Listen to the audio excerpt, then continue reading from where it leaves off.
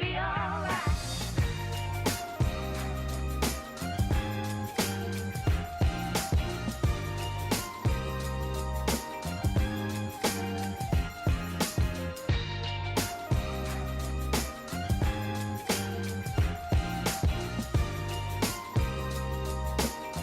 Give it up, it's gonna be alright.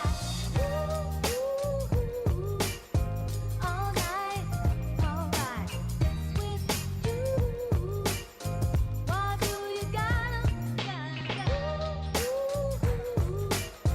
all night, alright. So slow. Give it up, it's gonna be alright.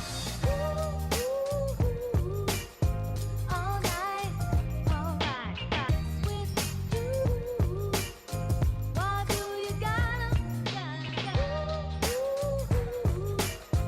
all night, alright. So slow.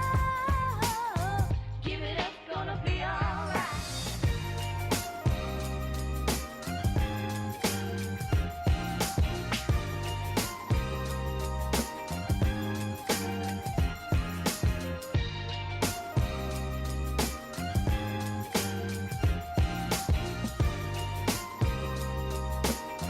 Give it up, it's gonna be alright.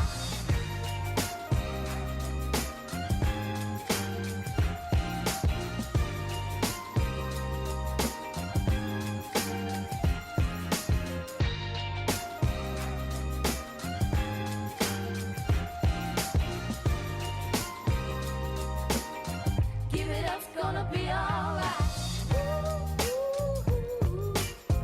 All night, alright.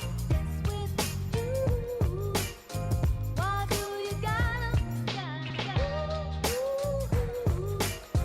all night, alright. With slow. Give it up, it's gonna be alright. All night, alright.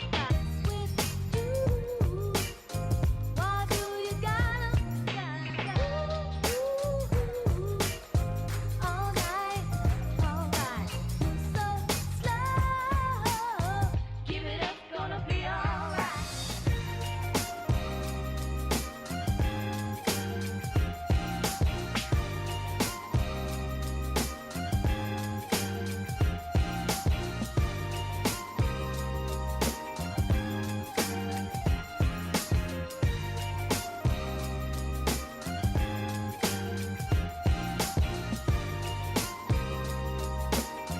Give it up, it's gonna be alright.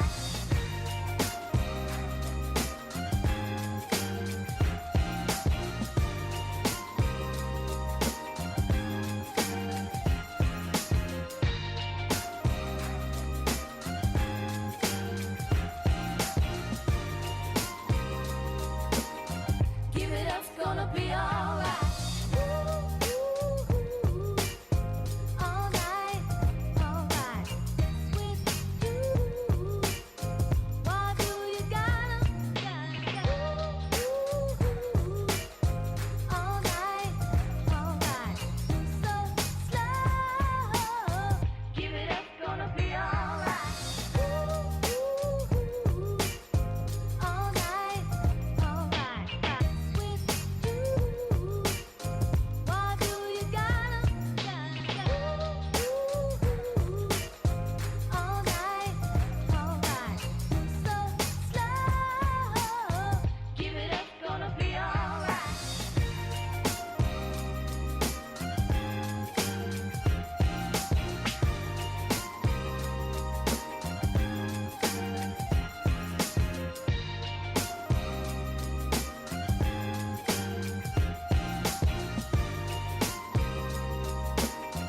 Give it up, it's gonna be alright.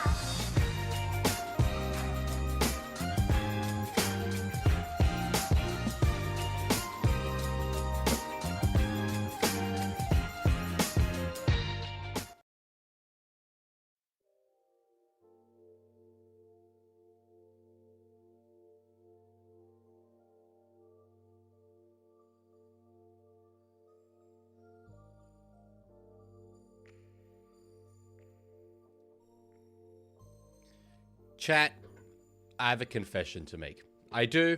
I'm sorry. I'm not happy about this, but I do unfortunately have a confession to make. Last night, I did something, and I'm not proud of it, and I'm not happy about it, and I feel very much the need to own up to it and just clear the air. Some of you may know, others might not be across it, but I thought we'd just deal with it at the start of today's stream and then be able to move on. Here at the ANU, we had something called Big Night Out yesterday. Big Night Out is a sort of battle of the bands.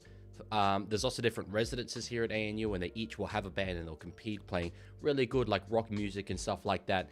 And I actually, since it is my last year here at this lovely university, I decided to go and attend Big Night Out instead of watching the Bulldogs season burn and fall and shatter yesterday. And I am truly disappointed that happened. I would have loved to have been sitting here in front of all of you guys commentating the demise of a club that you just love to see. You just love to see losing rugby league football matches. But I chose the music. I'm so sorry. I'm so sorry. But we are here today, and we are in the red, white, and blue colors because it is the Sydney Roosters versus the Gold Coast Titans. A match where if I supported anyone else, I would just loathe the prospect of this match. So I don't know why any of you are here, respectfully. This is just... It's not a poo slinger, because a poo slinger between two terrible teams can actually be kind of entertaining. This is one where a good team is expected to win. It's a proper danger game for us, and I am, as always, nervous as hell, but I'll take it. I'll take it. I'm happy to be seeing these two teams. We'll very quickly get into the sides. They haven't kicked off yet on my screen, although the Titans have run out onto the field. A few debuts for the Titans. Jensen Taumopeu starting on the wing, as well as Zane Harrison in at halfback. For the Sydney Roosters, no Lindsay Collins, no Nwangani Tuwase. We saw that last week. However, Angus Crichton, who was injured in last week's game, does line up and play, which surprises me. I didn't expect that would happen. Aside from that, Reece Foley and Junior Ponga come onto the bench for the Roosters. That's the only change to the sides named on Tuesday. Very curious to see whether Jalen de Groot, my Dutch king, will get on. And Sammy Verrills, I love him as a former Sydney Rooster. As the Chookies run out onto that field there in beautiful Gosford. It is a very, very nice little stadium up there. I've had the pleasure of going on a number of occasions. But I'll tell you what, it's not a Friday 6 p.m. It's not a Friday 6 p.m. time slot. It just shouldn't be. Central Coast games should always be on a weekend afternoon. The idea is you go up from Sydney or whatever, or, you know, obviously being from the Central Coast, you can just stay, go to the Leagues Club, hang around, go to an early afternoon game, and then head back. This is an absolute war crime of a time slot for this game, in my humble opinion. All right, I'll let you know exactly when they kick off on my screen if you would like to sync up with me, and we'll be ready to go in just a moment. It is exciting times. It is exciting times. We will, of course, be calling my dad at halftime and full-time. That's always a very popular segment when the Roosters do play. There's the kickoff if you want to sync up with me, and god damn, there is no one there. Wow. Jesus. There's absolutely no one there. Lorenzo says the people of the Leaguie Empire are angry at the state of the monarchy and have started an army and revolution against you. How could you think of the people? Yeah, but the music last night was very, very good, so I was happy to be there. Robson out of dummy half to find Siwa Wong, quickly turning into one of the most solid back rowers in the competition, in my completely unbiased opinion. Curious to see Spencer Leniu starting out there today. He's a guy who, obviously, we normally see will come off the bench, but with State of Origin coming up, there's a spot for him there. There's a spot for him that he's going to be competing for. So we finished their set on the halfway line. DCE with a kick from the 50 mark. Underneath it will be Phil Sami. That's interesting. I thought we'd kick towards the debutant more in this game. But anyway, it might just be early days. Danny asked me what my thoughts on the Spencer Leniu situation are. I don't really have that many. Oh, we're getting away a penalty. That doesn't shock me that much. To get into what I mean by that with Spencer, I think having a guy like him is a luxury. I think having like an impact forward off the bench, he's not a fundamental part of the side and necessarily the way that we play. When you're a side you know, with as much quality through our roster as the Roosters, you're going to lose players. And I don't mind us losing luxury players rather than the fundamental players. So, Hey, Leaguie, someone just redeemed a thing. Silas Kinski just redeemed change the background color. Can we get brown for my poodle who has coccidia? Crying face emoji. I don't know what that disease is, but it doesn't sound good. So brown it is. Sounds like a bit of a brown kind of situation. I don't think I've ever done brown. That's gonna be a challenge. It's gonna be kind of orangey. Oh, by the way, I just woke up. Just wanted to mention that because I'd stayed up all night after the concert. All right, up on the 30, the Gold Coast Titans. They reached the last tackle here in the hands of Zane Harrison, who will kick across field. Daniel Tupou is going to be the Rooster underneath it. Solid take there from the Tongan winger. And no, I thought he drew a penalty, but it will be Gold Coast Titans. Look at that. I'm not actually sure what this one was for. But Titans, they're getting everything their way early. Oh, it's Hugo Savala. It's not the worst escort I've ever seen, but I'm happy to call it an escort.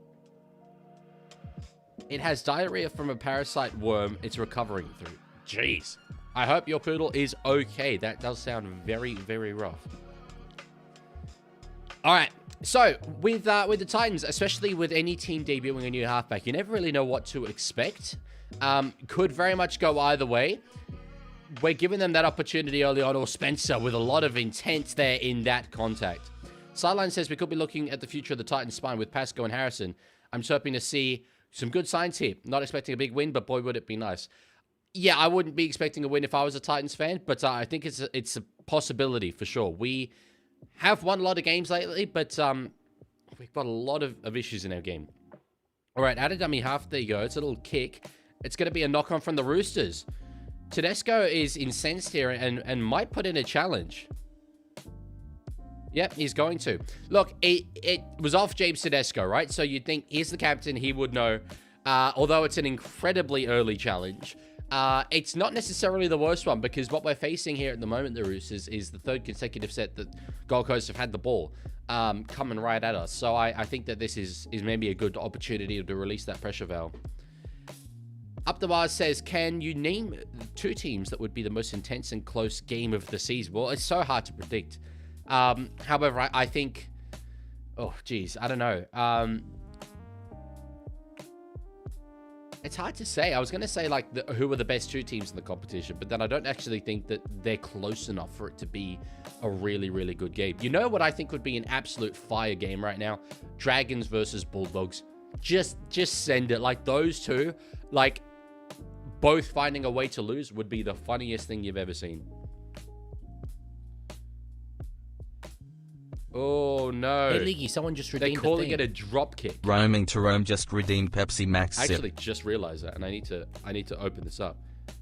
Jeez. It was Billy Slater that Greg Alexander's talking about. The drop kick that occurred.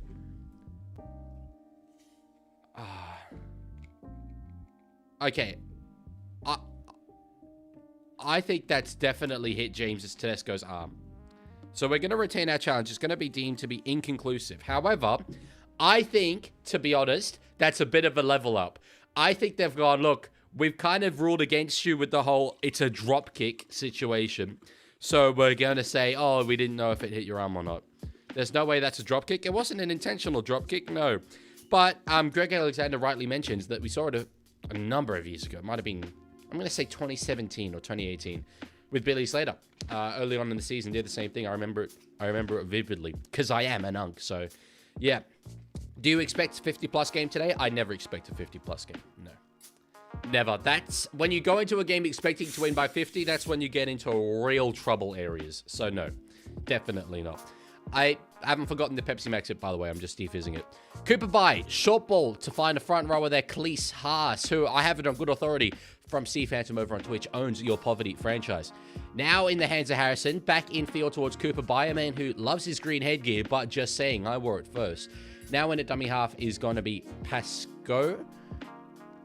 Through... Oh, short ball from Zane Harrison, but I think it was both forward and knocked on, unfortunately. So, we survived there. No advantage, Roosters. Okay, cool. Let's go. That was a very, very good little defensive, I guess, period. The discipline is not good, and we saw that being the thing that let the Broncos into the game last week. But the best Rooster sides of the modern era have made a heap of errors and given away a lot of penalties. Looking at you, Jared Royer-Hargreaves. But we've been able to defend those. So that was a good little sign there. Good sign. Damn, Sea Phantom reference in the wild. I know. Absolute drive-by there. Absolute drive-by. I think I've been watching too much Rugby League because I was playing FIFA a few days ago and the opposition AI found my player and my first thought was that was a 10 in the bin.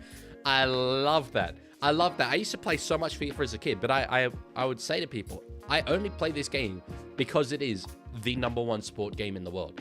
If it was a Rugby League game, my God, I would actually never get off my console. So you could tell how excited I was for Rugby League 26. Anyway.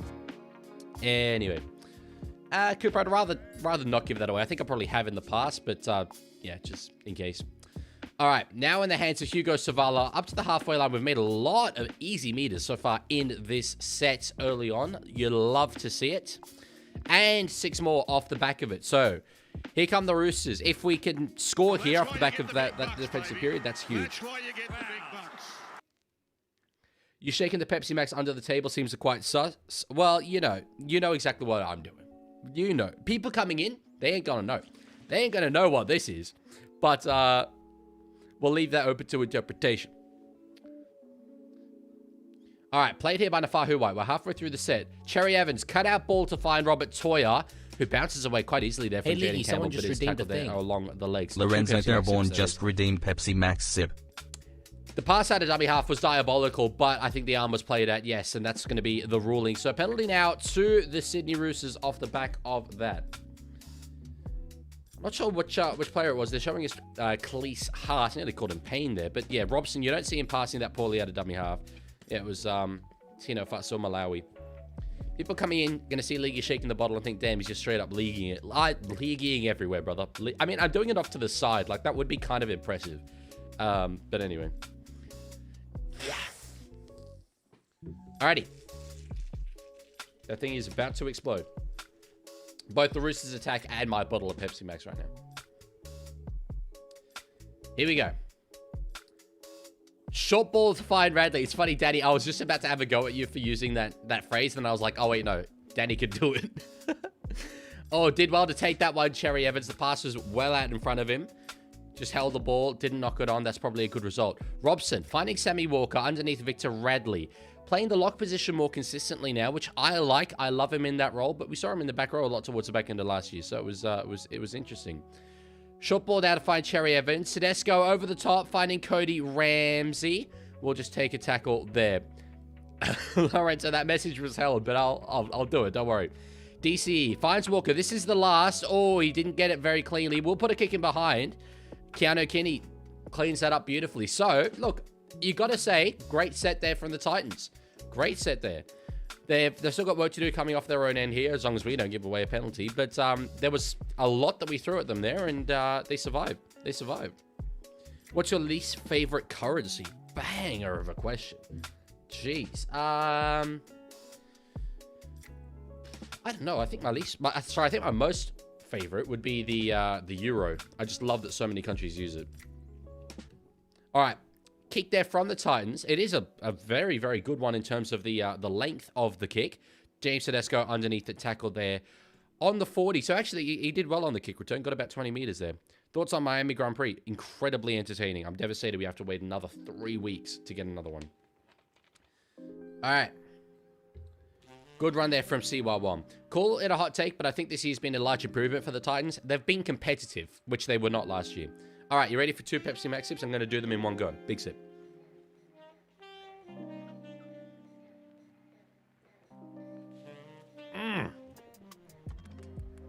Great. Roosters got 6 again, then gave it to Chrissy Randall. And as much as I'm a Chrissy Randall enthusiast, I'm not as much of a Chrissy Randall enthusiast as to want my team to give away the ball to him, just like that.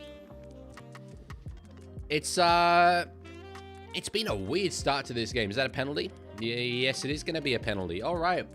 Really not happy with our discipline early on. You got to say Hey, that Leaguie, someone just redeemed the defensive thing. period was good. Lorenzo Terrebonne just redeemed Pepsi Max sip. That defensive period was good where we repelled the Titans, but Aside from that, our attack has not been great. And then Victor Radley giving away high contact there. There's going to be a lot of eyes on that after last week. If you think about it, the Pepsi logo is red, white, and blue. What I'm saying is Pepsi should sponsor the Roosters. I would actually think that that would be the greatest thing of all time. Like the crossover event, 2 extremes of my life. Oh, my days. Oh, my days.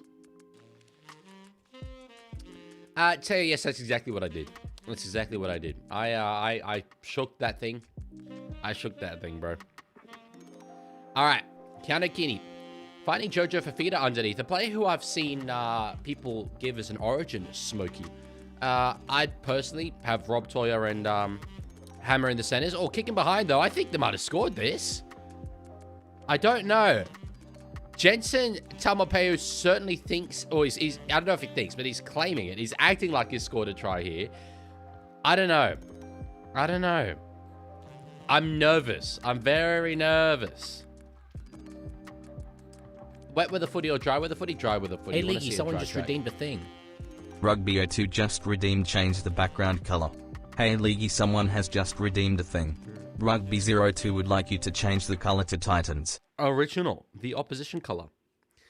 All right, let's see here, Jensen. It's him versus, I think, James Tedesco in the end. I think he beat Daniel Tupou, all ends up.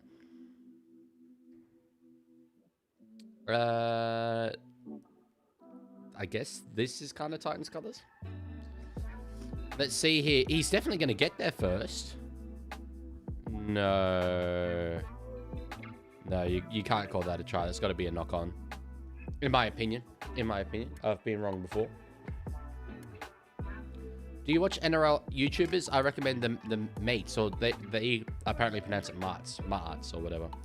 I do see clips of them, for sure. I don't really watch a heap of NRL YouTube, though. I watch a lot of YouTube, but when I'm, not doing my own content, I like doing stuff outside the NRL.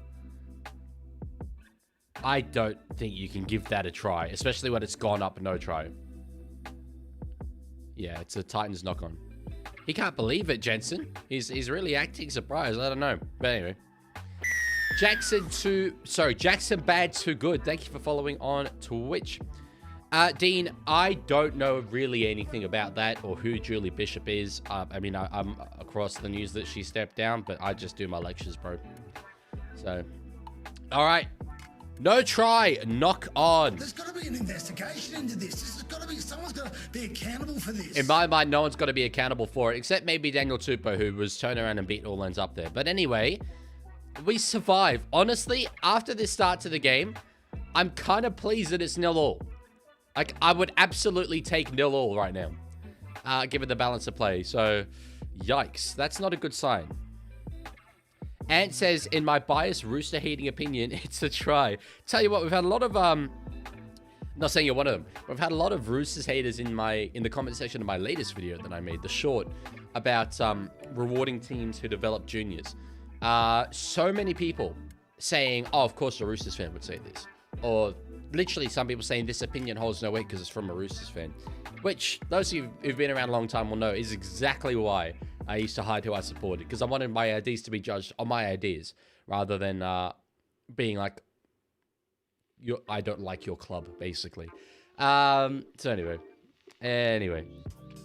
Up over the 40 now. Spencer Leniu. That's a good run. There's been a lot of talk about Spencer. A lot. He's come out with a point to prove. Walker gets it to Angus Crichton. Solid 10-meter run from him.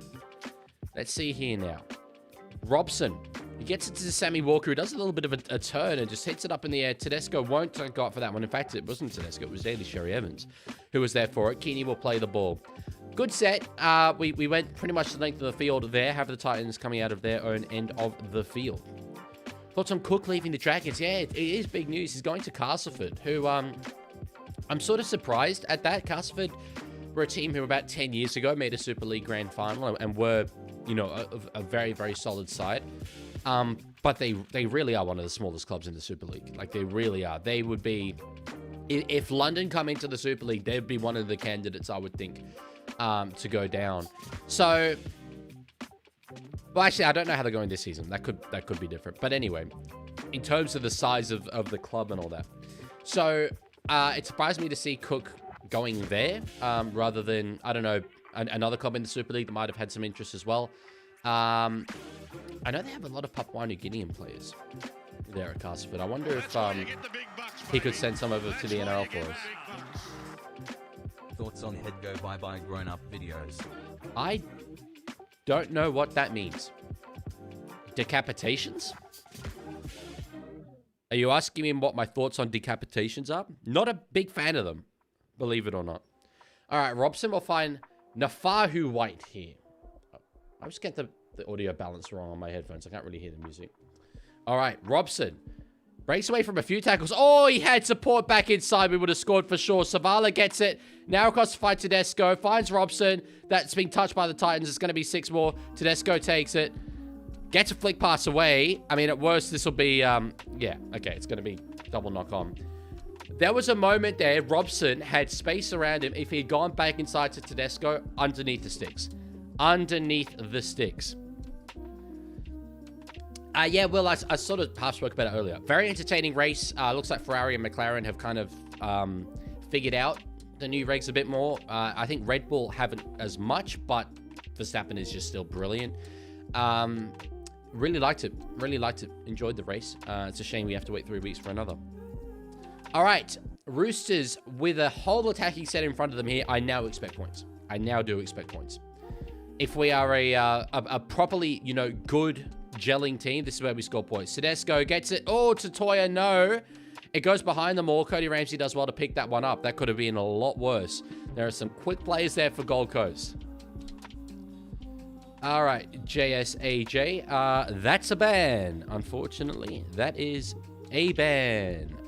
Goodbye.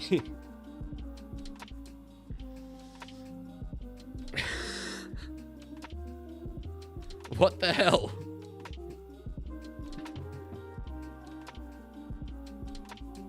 All right, Roosters on the attack.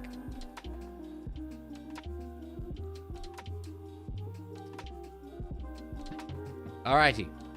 Played here by Daly Cherry Evans. Reece Robson gets a short ball towards Nafahu White. We'll take a tackle there. Oh, it's actually very close. It's about 2 meters away. But this will be the last in the set. Robson gets it to Cherry Evans. Will he put a kick behind? He will. It's played out by the Titans. Trapped. And Jaden Campbell gets it. They survive again. Gold Coast are here to play in this game. I'll tell you what. They really, really are. I cannot fault them, really. And we give away a penalty. And we give away a penalty.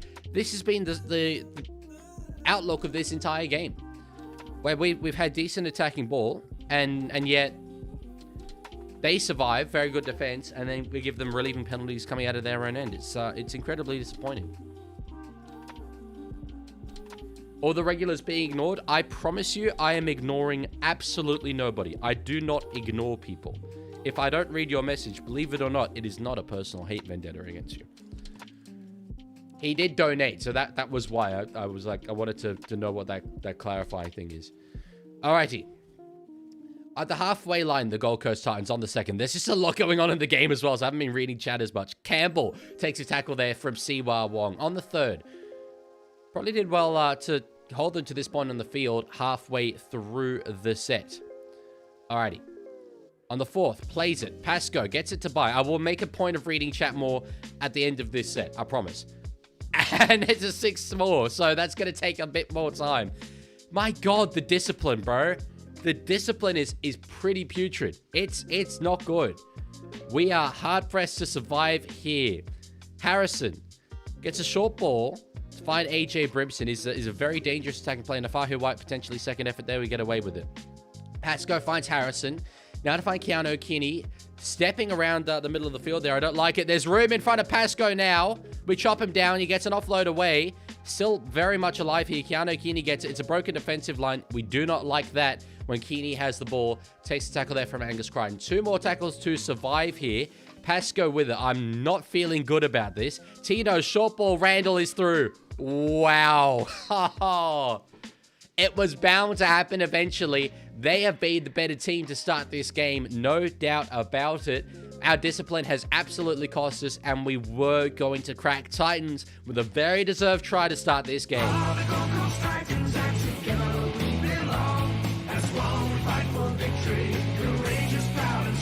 You You can't deny it. You can't deny it. I think that the Roosters have absolutely cost themselves in the start of this period.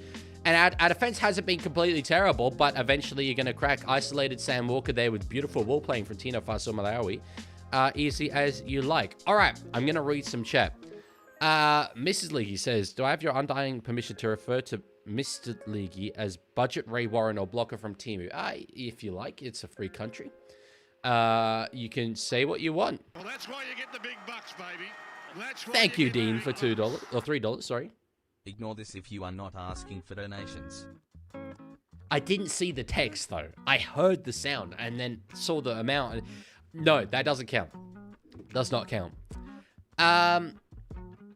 If Titans win, will you swear? Said @DidLeague swear. They are tipped by 1% of people on the official app. At the moment, that is not a commitment I am making. Not a chance. No way. Not in the world. We can't devalue the swear. We gotta keep that in mind.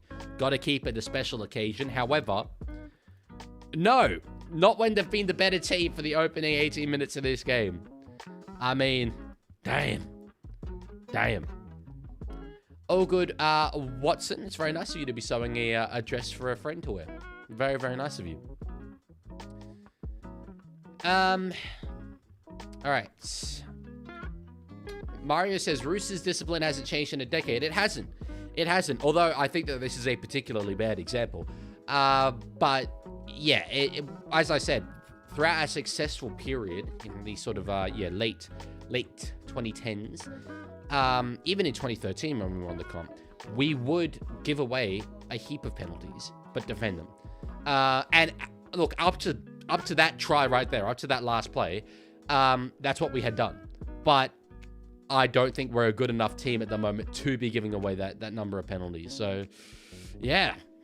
Thoughts on Jaden Campbell playing 6? He's not a traditional 7, so I don't mind it. I think he's capable of playing... I think probably fullback or 6 is his best position. And then he can be a halfback if you want to play a very, very loose style. Didn't know Mulatalo was back next week. That's great. He's a real character of the game. You love to see him. You love to see him. So George Dragons fan, I've just noticed your profile picture. That is an absolute disgrace. All right. Good take there from Daniel Tupou in his iconic Faluro boots that has been wearing a fair bit lately. Sammy Walker will be in at dummy half. Zane Harrison's done very well. I have to say on debut so far, it's not the biggest occasion. You know, it's a game up in the Central Coast in front of what looks like about 5,000 people. Honestly, there's no one at their ground. I think no one has made the trip from Sydney, and understandably so. However...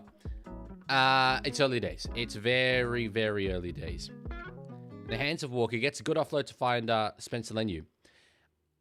This is yet another reason why this should be a weekend slot. Central Coast always should be a weekend slot because you get the Sydney crowd. Actually, the crowd's a little bigger than I thought it was.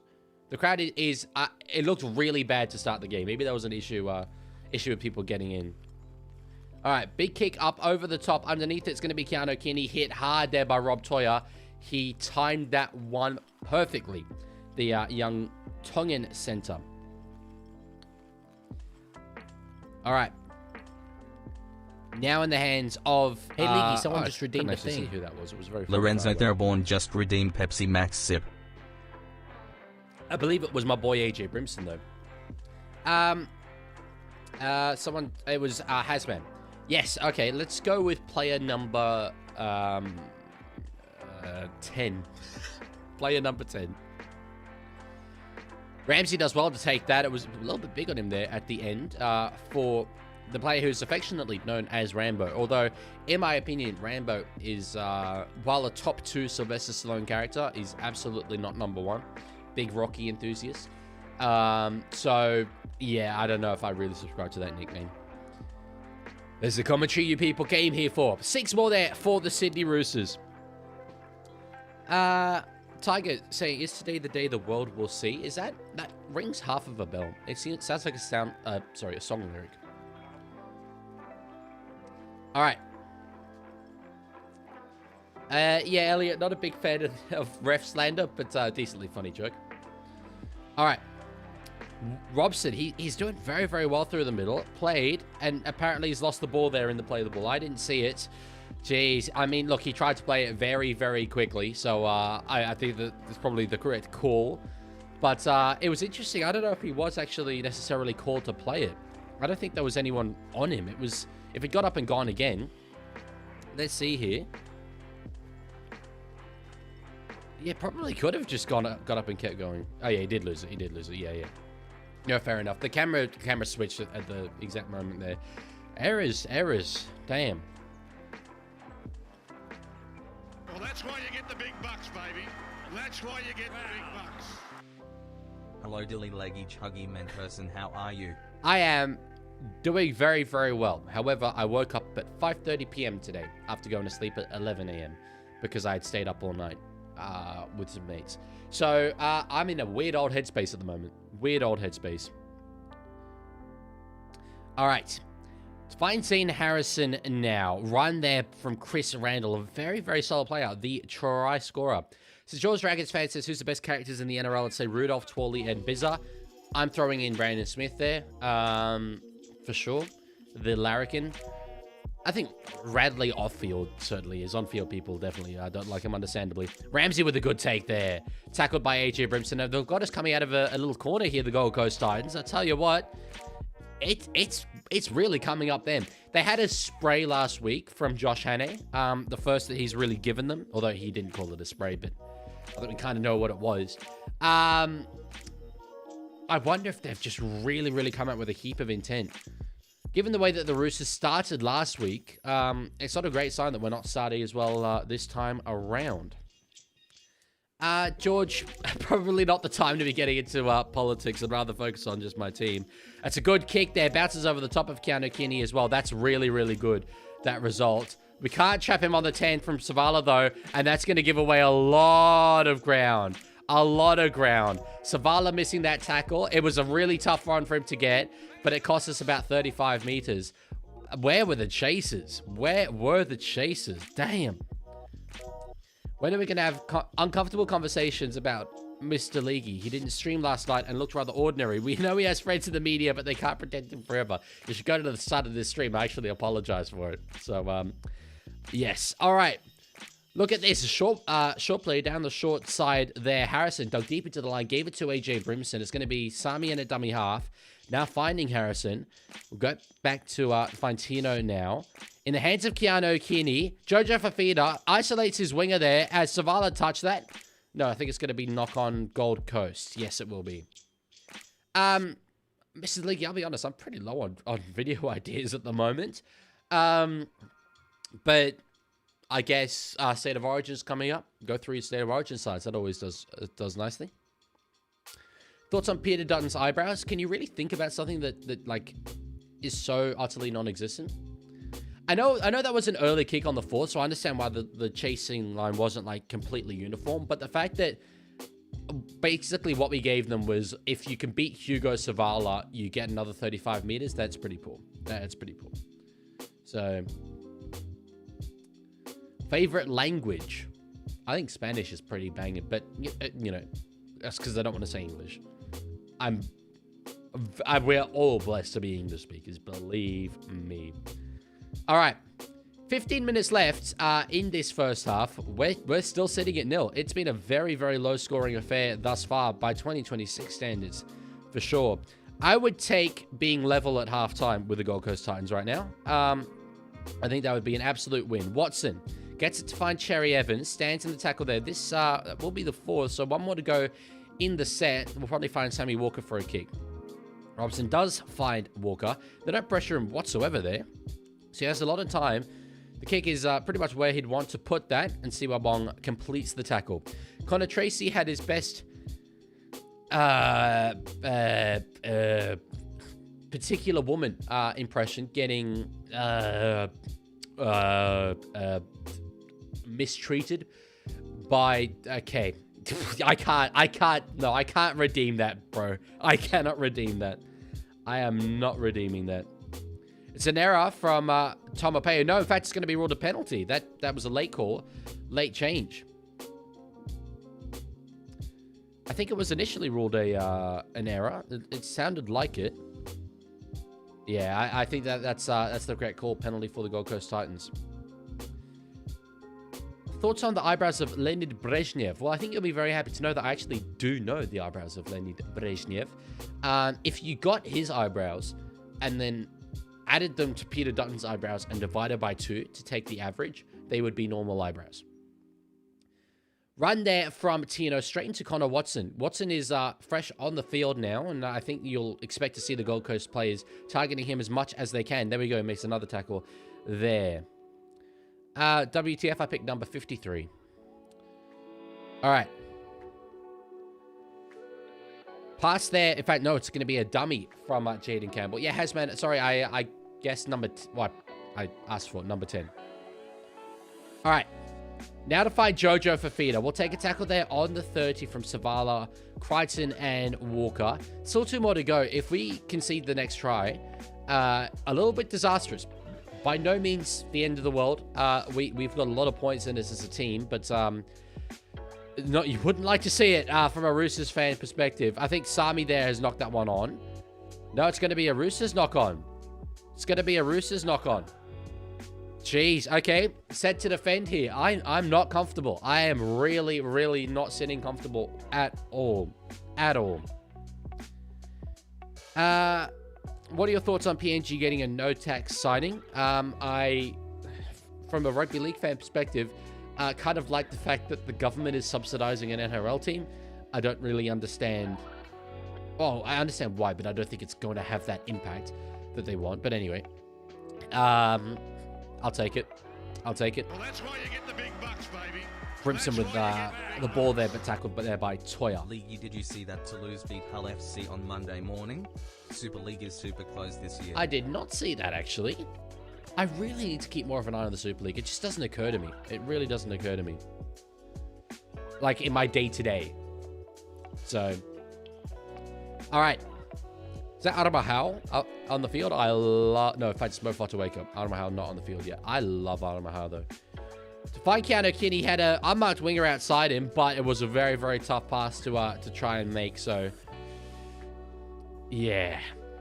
Yeah, number 10. Number 10. Oh, knock on and play the ball. Knock on in to play the ball. We survive again. Okay. I'll take it. I'll take it. 11 minutes 42 left. We have not looked at all like scoring in this game. I take 6 all at halftime every day of the week. Holy. Holy. If you wanted my thoughts on Dolce de Leche ice cream, I would say it tastes good for a quarter of a pint and then tastes like crap. Well, you're not really meant to eat it in big bulk quantities. It's a very, very rich flavor, but it is a good flavor. All right. Are you guys getting me to pick numbers for any reason, or do you just want me saying digits? Like, are you just being like, do you know what? We don't want to hear about rugby league. We would much rather hear what your favorite number between 1 and 22 is. Is there a rhyme and a reason here? Thank you, Cynthia. I'm glad you voted Titans to piss me off. That's very flattering. We draw a penalty there. Okay. Points? Maybe. Like, it's a rogue shout. Very rogue idea. Novel concept. 100%. However, the normal, typical objective of a team in the National Rugby League, and indeed any rugby league competition, is to score points. And so far, we spent about half an hour not doing that. Would be great if perchance, if it wouldn't be too much of an inconvenience, if we could just like grab one. Just one. One.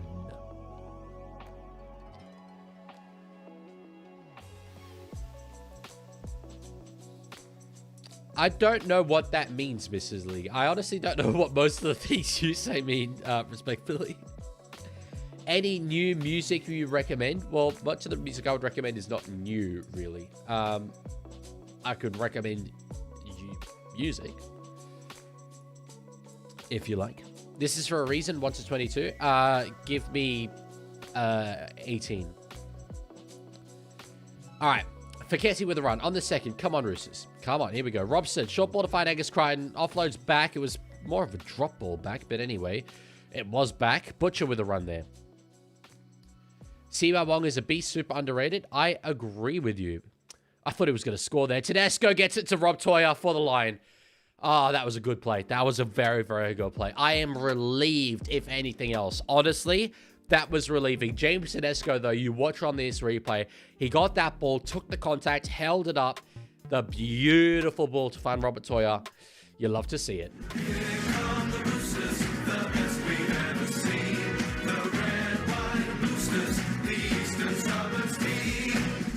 Okay. Woo! Damn. We'll take that. We will absolutely take that. Logistic says, I need new music, even if it's old, but no Beatles, please. Well, I think the greatest solo artist of all time is Billy Joel. So, oh, we've dropped it. We've dropped it, I think. I think we've dropped it. I think we've dropped it. I think Rob Toya might have dropped this ball, which would be the most this first half thing for the Roosters. He was there. That angle actually looks okay. Maybe this one will tell us something we don't know. I think you have to give that a try, actually. I think on the 3 angles that we've seen, I might be biased. On the 3 angles we've seen, I think one of them would say no try. But the other 2, given that it went up as a try, I don't know if you can conclusively say that he didn't ground it with his forearm. But this could really go either way, and I would understand the call completely. This is the angle that looks bad. The one that they're showing now on the replay. This one looks terrible for us.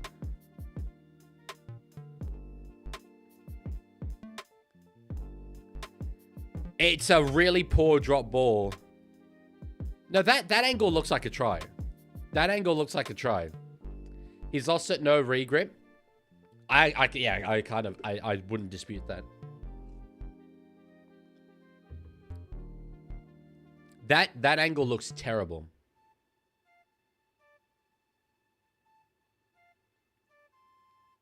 I'm really not sure. I think it's probably more a no try than a try, but I think the fact that it went up as a try should probably see it given a try. However, either way, I'm taking this call because yeah, it's a really poor error to make regardless, and we maybe don't deserve a try there. Try confirmed. I feel a bit redeemed about that it wasn't just my own bias there. Although there's a lot of people who are going to say that it was. If it had gone up no try, it's a no try. I believe that firmly. I believe that firmly. Tiger says that shouldn't be a try. Lashishi says, wow, I'm shocked. Cynthia says, brah. WTF says, boo. Okay, but all you people saying that, do you agree that... Oh, as Walker misses the kick.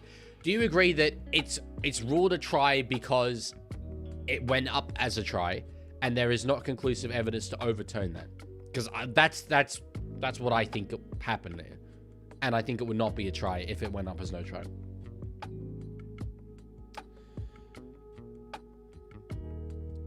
The angle on the right they're showing here looks good. The angle on the left they're showing here looks bad.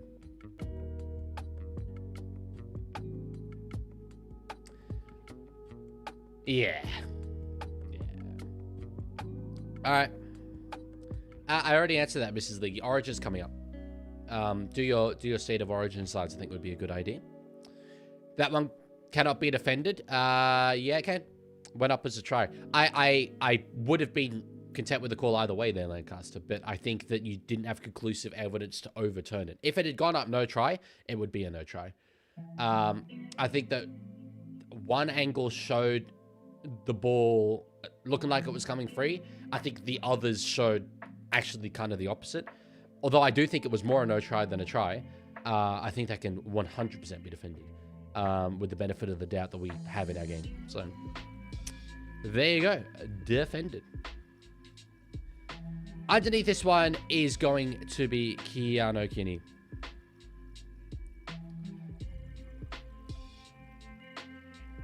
All right.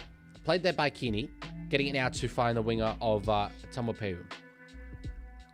So you're saying OJ did it then? Am I? I'm not. 100% familiar with that case, but wouldn't benefit of the doubt be the other way? Or... You want me to read that out, Mrs. League? I'm gonna be real. I don't really want to just read out people, like sound bites for people on stream. I can do that privately if you like. All right. Kick there from the Gold Coast Titans, close to the halfway line. They still lead 6 points to 4, but I said at 6-0 down, I would take being level at halftime, and I would essentially count this as that. I would take 4-6 at halftime with the way that this first half has gone. Leaguie got Benchy Ball himself. 257 games for Tigers, 54 for Dragons, 22 for Rabbitohs, and 13 for Broncos. And not including interim coaches, he's the youngest coach in 2026. Fosball and Benchy Ball, they're in full swing. And it's making me feel old, let me tell you, because they were part of the NRL that I followed growing up. So it's weird. It's very, very weird. But anyway. All right.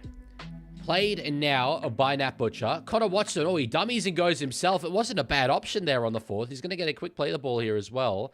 Robson getting it to find Sammy Walker. Back in field for Tedesco. He has support. Ball finds the ground. Watson will just soccer it on here. It's going to end up with Jaden Campbell. Jeez, did very well. Watson was there. Rob Toyer was there. But Jaden Campbell, not for the first time in this game, cleans up beautifully. The task of the Roosters here now is don't give away a penalty. And we should be able to get more decent attacking ball towards the back end of this set. Connor Watson will smash through anything. That's why I love him. He's the Energizer Bunny. Energizer Bunny. Yeah, Chico, actually, I saw your DM. I don't know if I responded to it or not. But Chico was very annoyed that the Roosters had given South Sydney Latrell, who's injury depleted. I'm like, you still blaming us, really? Anyway.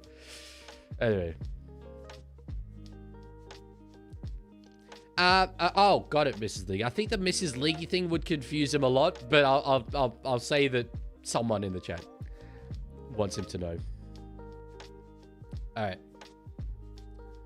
That was so close to being an incredible try. Felt like such a Roosters try, but it didn't happen. Yeah, it was. It was a couple of moments away, but Jaden Campbell's work to sweep around the pack, absolutely brilliant. Absolutely brilliant. Where would Yo and Murray be in the team who's 15 and... Oh, hang on, what? Who's 15th and 13th? I don't really know what you mean by that. All right, run now from Celeste Fiketti. What's going on with Lenu? He's rumored to be a bit on the outer at the club. I don't completely believe it, but I do think that he's a player that PNG would be pursuing, and I think it would make sense for him to go there. Savala with it now. Tackled there on the fourth. So Daniel Tupou will be in at dummy half. You think we'll kick across field here through Sammy Walker. The pass is not ideal. In fact, we're going to go back towards the short side here. Tupou's going to go up for it. Taps it back. Tedesco, bang. Yes. Oh, no, it's going to be ruled no try, actually. Interesting. I wonder if it could be potentially that Tupou was offside here. Okay. Confirming an obstruction here. It was a weird old put down for James Tedesco. He did an old starfish near the line, but let's see. I suspect that this one will be taken off us because normally when you see an obstruction called, they go with that. It's tapped back by Daniel Tupou there. Oh, and is the ruling going to be that Keeney couldn't get across to Tedesco because Tupou was in the way? I don't think it is the Gutherino rule. I don't think it is. I think they said something on Count O'Kearney.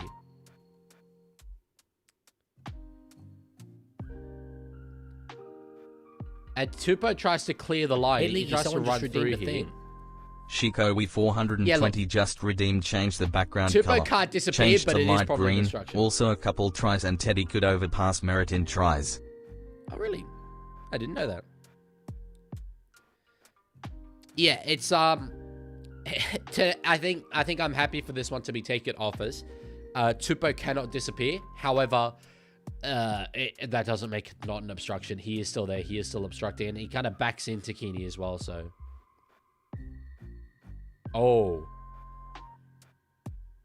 they're gonna go. Jesus, they're gonna go with the he can't disappear. We've got very lucky twice. We've got very lucky twice. Wow. I agreed with the last call. I do not agree with that one.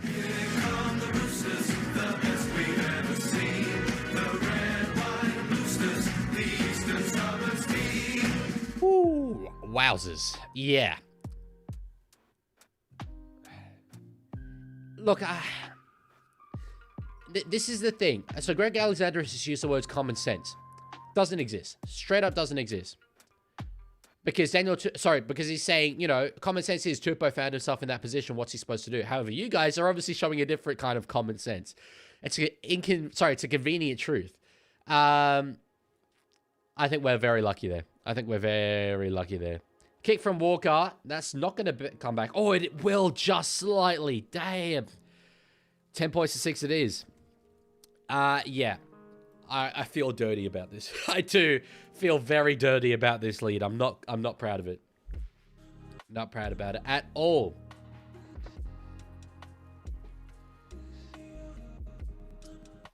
Random Benji Marshall fact 2. He played 1 year of Q Cup at Redcliffe in 2017, playing 2 games at fullback and 1 at halfback. He scored 2 tries and 1 every game he played. Why, if you're a Q Cup team,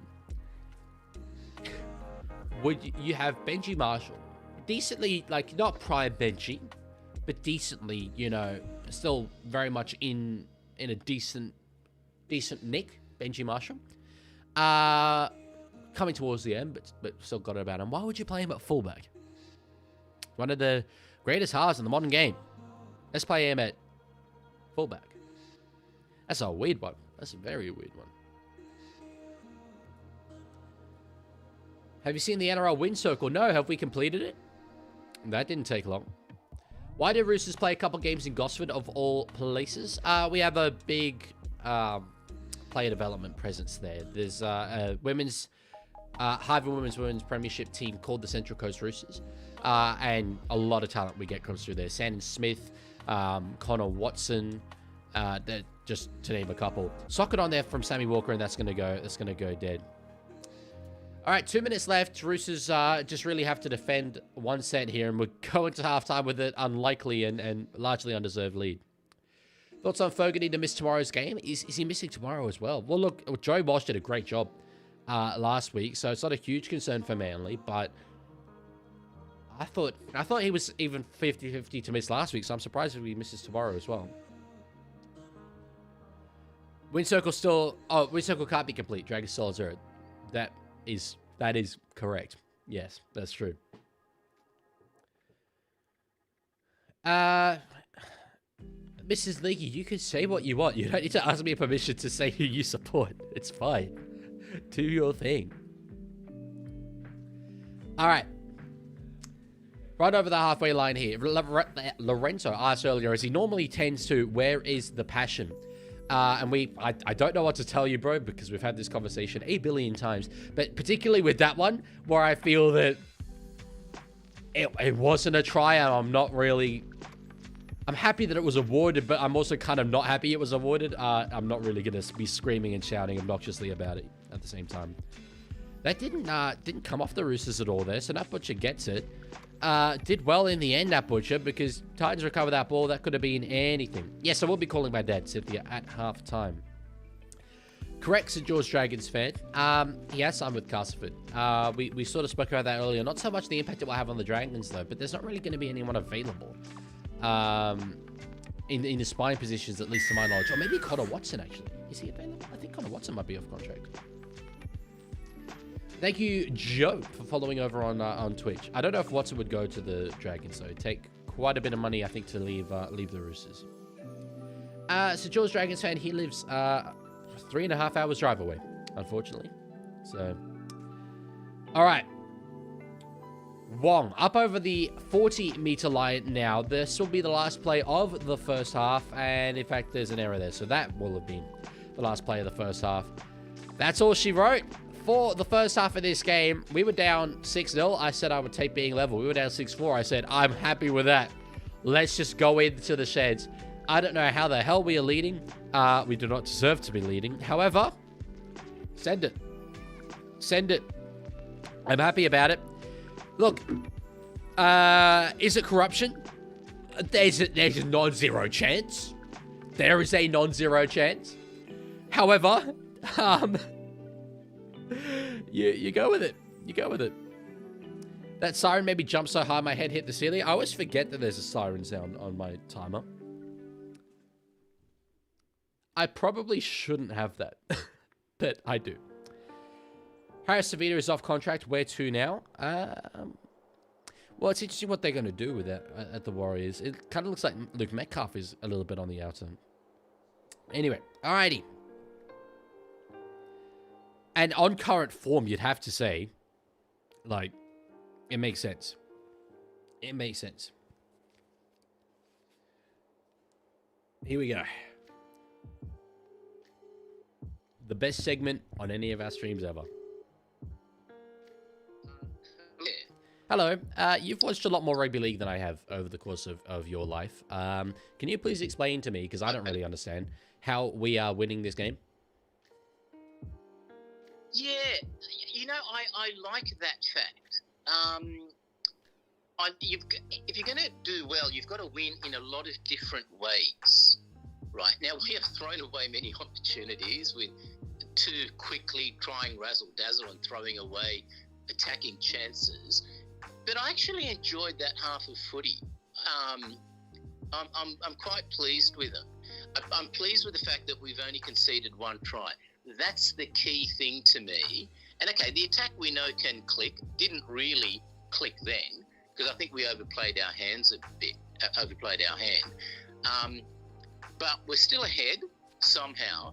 And what I'm hoping now, what I would really love, is say we score, I don't know, 2-3 tries in the second half. Don't need more than that, but limit them to just one.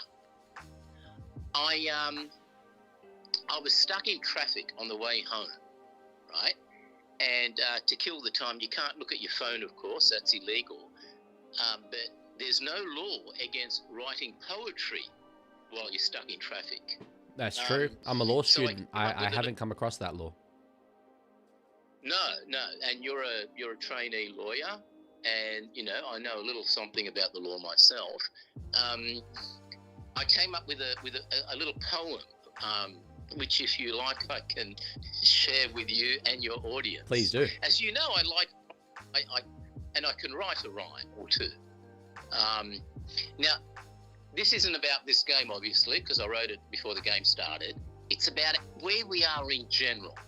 Okay, you ready? Yep. Would you like me to read it poetry style or rap style? Rap style, please. Rap style. All right, here it goes. In attack, things are humming. We're looking just fine. A strong mobile pack and an awesome back line. But if we're not careful, we might pay a high price. So listen closely to this old man's advice. We'll win a few games with a 50-point romp, but find our defence and we can win the comp.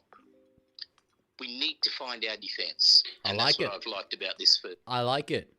Look, if had the traffic not cleared at that point, there might be an extra, few lines there.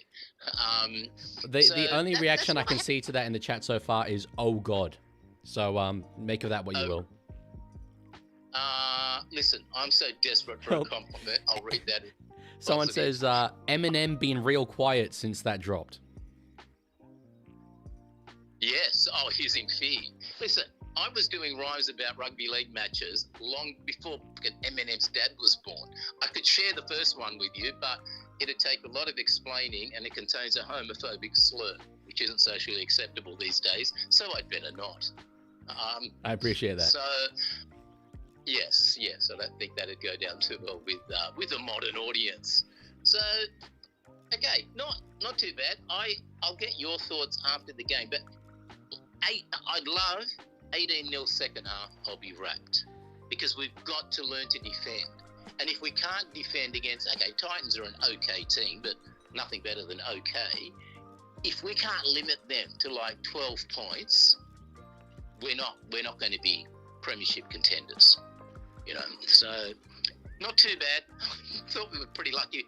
Your thoughts on that first try? The first try, I think, was a try because of benefit of the doubt. One angle showed that the ball was coming free, but I think the others showed that it wasn't quite as much. Contact. Yes. If it had gone up as no try, we wouldn't have been given that try. However, the second one, I really don't get that. Of course, Tupou can't disappear, but he did obstruct the fullback, in my opinion.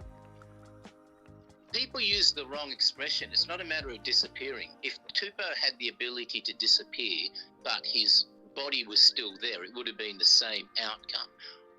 They're mistaking the word disappear for dematerialise. Oh, sorry. What he can't do is okay, and suddenly turn into atoms that go everywhere. Even if he could disappear, he could still be nabbed for that. So, yeah, I'm just glad it was a try. A couple of things gone our way, admittedly. But let's say, crucial second half.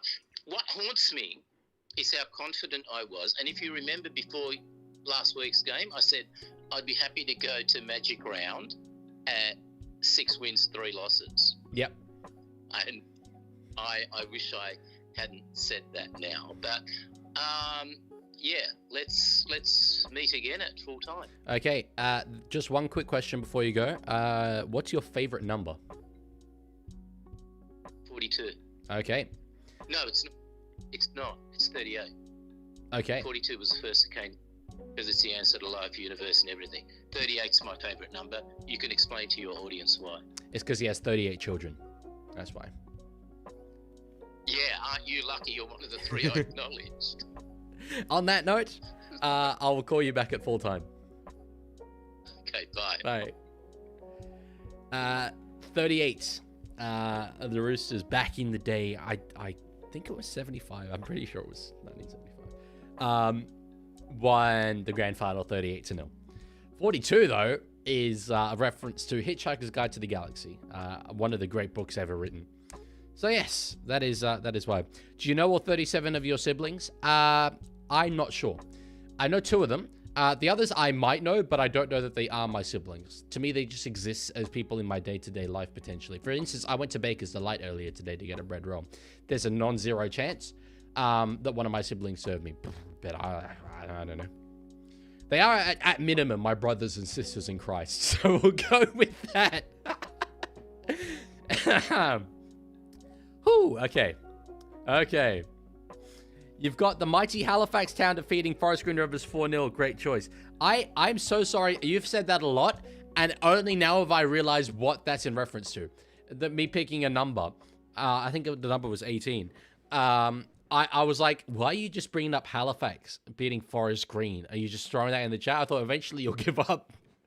But no, my bad. My bad. I get it now. All right. Hang on. So we've just had a bit of a law drop there for Mrs. Leaguie, saying at the Leaguie it's because he adopted us, remember? I was already suspect about someone cosplaying as my wife, but someone cosplaying as my wife while also being a sibling? Oh no. Oh no, sir. Oh no. That's yikes. Would you even go as far as to consider themselves as Usos? I don't feel that that's a claim I can make. I don't think I have the natural born right to be making that claim. The exact same would go for them being Matokos, right? It's you have to respect that. Their culture is not our costume. However, if that were to be bestowed upon me, I would absolutely wear it with pride. Wear it with pride. Are you from Wollongong?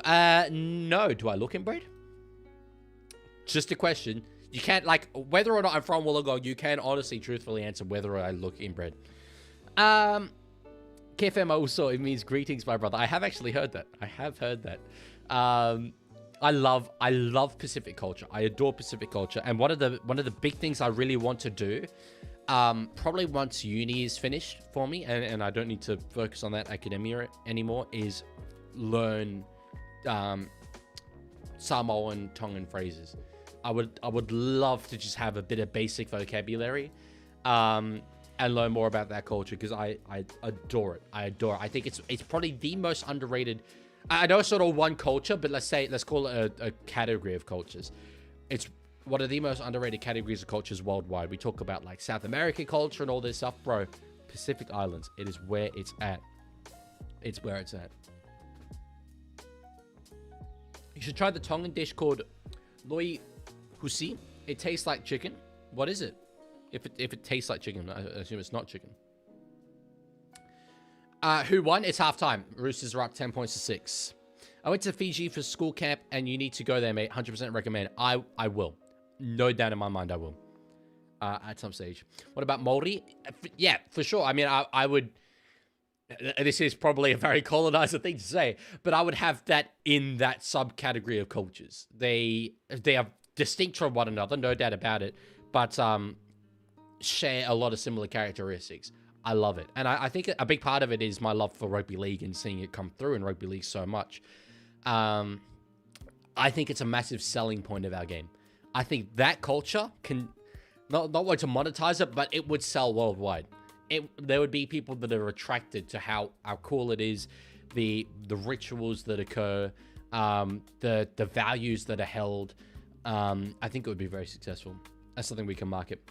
Can we please do an NRL player grid? We will during this stream. Not this halftime break, because there's not a heap of time left.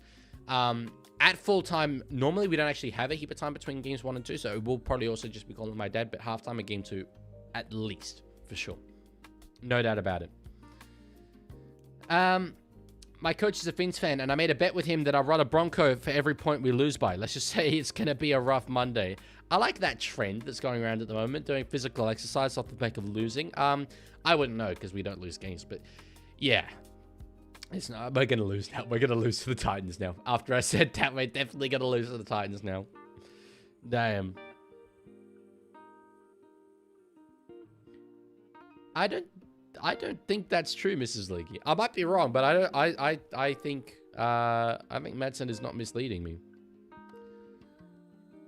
That's interesting. Lorenzo says I'm attracted to you in a green hoodie for some Hey, Leaguie, reason. someone just redeemed a thing.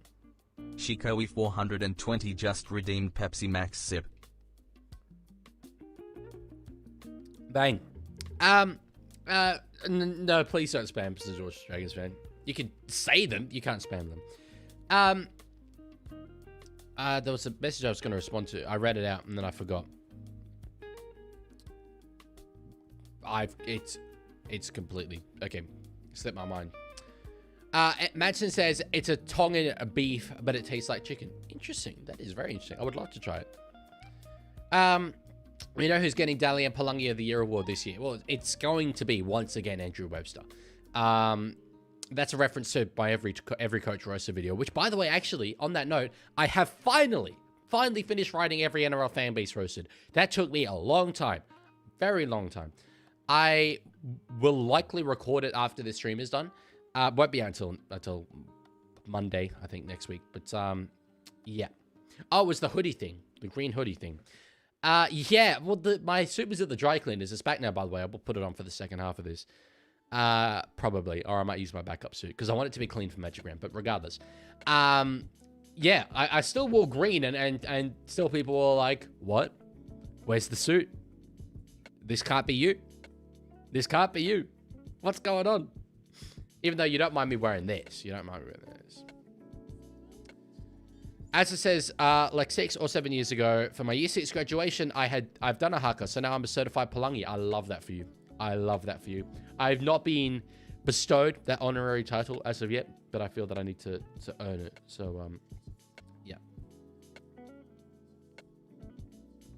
Leaguie, you have a red, green, and blue suit. Where's yellow? I have sand colored. I have maroon. I have navy blue. I have black.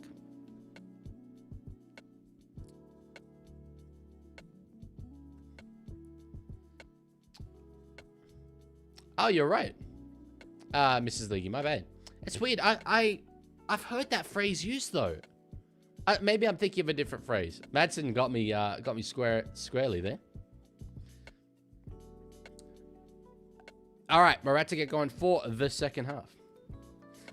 I hope you got to have a bit of a laugh out of that, Madsen. That is pretty funny because I swear in the bloke in the bar comment sections they call him Cafe Kemp and he thinks that it's an endearing name. I swear that's the case. I was like, yeah, that makes sense. Maybe I've just been misreading that. Second time, yeah, there we go. You got me squarely, Madsen. You did. League, I crunched the numbers and found out the Prem Rugby in England only have 10 clubs in the competition, while Super League's thinking about adding clubs to 15. Weird times for Union. Leaguie, I crunched the numbers Oh. and found out the Prem Rugby in England, Union, only have 10 clubs in their competition while Super League is thinking about adding clubs to 15. Weird times for Union. That's something I wish I just said. So George Dragons fan, you are getting timed out for quite a long time because this is not the first time you have spammed. And you asked me if you could spam, and I said no, and you did it anyway. And that's incredibly disrespectful to me. So, all right. That is interesting. However, I'd argue that the strength of the clubs in the English Rugby Union Premiership are a lot stronger than Hey, the Leaguie, average someone strength of just the Super redeemed a League thing. clubs. So it's not exactly Rome and comparable. Jerome just redeemed Pepsi Max Sip. That is too loud. I'm going to turn it down. Which commentator am I hearing in the background?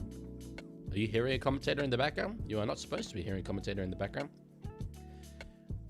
Cuba, you sat quite a bit. Just please avoid the spam. Why did you first start live streaming, and what pushed you to keep going at the start of your journey? It's a very good question. I don't really know what pushed me to start streaming. I was just like, I had an idea, and I put out a poll on YouTube, and I was like, would you guys watch if I streamed? And people said yes. So I did. My first stream was terrible. Really, really bad. It's funny, when you go back and watch it, you can see the elements that have come through to today, but my God, so many things have changed, and I think my charisma on the camera, without wanting to compliment myself too much, is a big part of that. It's really developed. I was quite awkward on camera when I first started out, but it was one of the great content decisions I've ever made. This has changed things, and I almost nowadays, with the rate at which I'm making videos is quite slow. I consider myself primarily probably a live streamer. It's all right, Cooper. All good. Clubs are likely to go under if they become too aggressive in England. Yeah. I mean, I do trust the governance there. That might be a misplaced trust, but I trust them to do what's best for that competition. Tedesco with a bit of a half break there, tackled though by I think that was Furmore and Jojo Fafita. How do you think Cody Ramsey's been going? He's been fine. Solid, hasn't come up with... I think he might have had one error earlier on in the game. Someone said Zane Harrison had been quiet in the first half. I don't know if they meant that as a compliment or a criticism. Probably a criticism. But as we get 6 again, that is a massive compliment for a halfback on debut. A huge compliment. Because if you're a halfback on debut, you want to be invisible. You want to avoid being visible for the wrong reasons, really, is the key thing. So if you're just getting through your work, being solid, and people don't notice you there, great. Absolute pass mark. 100% pass mark. All right. Pass back infield there from Walker. Did Leaguie swear I actually will be at Origin next week in Sydney? I wasn't going to be. Oh, sorry. Not Origin. No, that's Magic. Since you won't be there in time for Origin next week, will you be streaming? Women's Origin? Yes, I will be streaming it. Robson, finding Walker, kicking behind. Crichton's there. Keeney's got across to it. Is he going to escape the in-goal? He's looking good to escape the in-goal here. Butcher gets him, though. No, he does. Jeez, I thought we had him there. Keanu Keeney, take a bow, son. You have just absolutely nailed that. You looked absolutely gone a few moments there, but look how well he does. When Butcher got him here, I thought, okay, yeah, we'll be able to get him over. But he just kind of goes underneath a lot of them. That's brilliant. That's brilliant. I'm sorry, Mrs. League. I check my emails like every day. When did you send it? Nearly every day, anyway. Look behind you, says Roosters. Luckily, I don't have to because I can actually see on my screen what you guys are seeing, so I can see behind me, and I can see that you are not there or nothing really of note is there. I don't really know about the Queensland rail strikes in League, so it doesn't concern me. No. All right. Run from Rob Toya now on the second after a very good tackle on Cody Ramsey earlier on in that set from Phil Sami. The Gold Coast Titans, I said this in the first half, and it's certainly ringing true to start the second half, up for the contest physically. They continue to play like this to the end of the game. The one thing you cannot say about them is that they weren't competitive, because they 100% were. Savala there. I thought he might try a rogue flick pass. I don't know. I just saw that ball flapping around, but it's just his big old long arms. Walker with a kick up in the air. Tedesco's going to go through and try and contest it. No, again, I keep calling him Tedesco. It's Cherry Evans. Tedesco's normally the one in that position running through, so I'm like, okay, that's obviously Tedesco. Where's CC? Cooper buys one solid lock. Always start in there. With a player of his age, I'm not of the mind to be like always play him in there, especially when he's a forward. But he is very solid, and it might be the best thing for his development. Kinney there does get an offload back to find Harrison. There's a bit of room out there. Jojo Fafita gets away from Tupou. Can't quite beat Sam Walker, but it's a solid 15-meter play off that offload. What coach should be the best at dummy half? Are there coaches currently that play this dummy halves? I'm trying to think. Currently probably Kieran Foran. I think you'd have to say, yeah. He played it for the Kiwis. All right, kick up in the air. Tedesco's going to be underneath this one. They haven't peppered Cody Ramsey as consistently as I might have expected them to.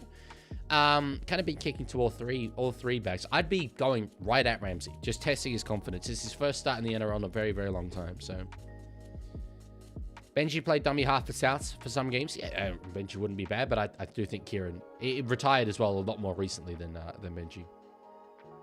It might have gone to my spam folder there, Mrs. Leaguie, because I'm confident that I haven't seen it. Did you send it to the leaguie@gmail.com? Anyway, can we deal with these things privately? I am trying to do a stream here. Anyway, Watson now, up over the halfway line. If Roosters win, it will be with the help of the bunker. Something smells fishy. On the second try, I certainly agree with you. Although, yeah, no, I would. Although, if we win by 20 points, it's hard to make that argument. But something doesn't smell fishy in my mind. I don't think you can really make that claim. If someone does red super chat, the Leaguie will give you 911 Robux. That is a Judge Jack's Films reference, and no, I do not endorse it whatsoever. Did you see Benji's brother return? Yes, and he looked outstanding. Outstanding against his former club, the Doggies. Jeremy Marshall King, his reception out of dummy half is really, really good. Really, really good. I do have a Discord, Lishinsky. You're on Twitch, so do !Discord and you get the link. All right, played here by the Titans. Oh, we've got a whistle here. No, it's just going to be called back to play it. I was worried that was going to be a penalty, so I was kind of terrified there, I'll be honest. I will be honest. Now, it's in the hands of Jaden Campbell. Hoisted up in the air. This one will find Cody Ramsey, but not really many Titans around him there, so the take is actually quite easy. Titans are doing well to manage this game at the moment in terms of field position and possession.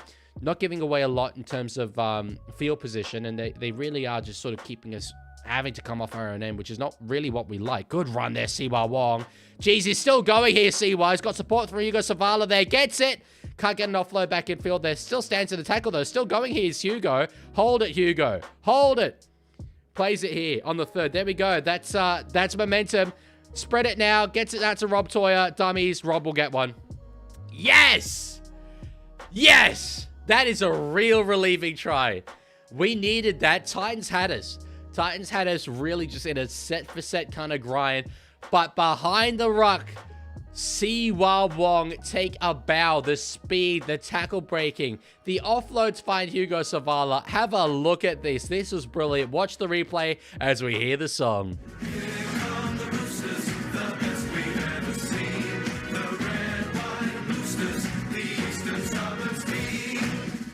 That is one of the best plays Siwa Wong has ever made. And I know that that's a really, really big claim, but a back rower making that run in behind, then doing the try assist at the end of it. He's had a short career so far, but that's what we came to expect from Siwa Wong when he first came into first grade.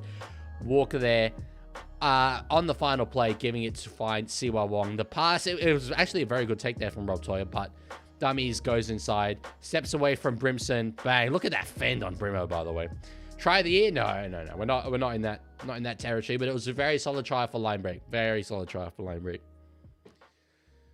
Toby Couchman or Tom McKaylee for Supercoach? I think McKaylee's a chance of origin. So if you want to go from that perspective, maybe Couchman is a safer bet. But without being a Supercoach player or knowing their average scores, I think McKaylee's in great form right now. Great form right now. Lorenzo celebrating over teams because Storm are not good. Other teams. Well, yes. However, don't need to have a go at his club. You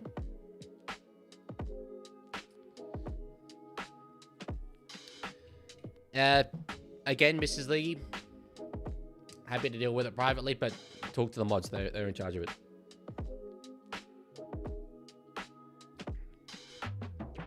Oh, good Dogs of War. I do not know anything about Supercoach. There are many more qualified people to comment on it. Walker's kicking has been off tonight. 14-6 it remains. So don't just go with what I said. Don't just go with what I said.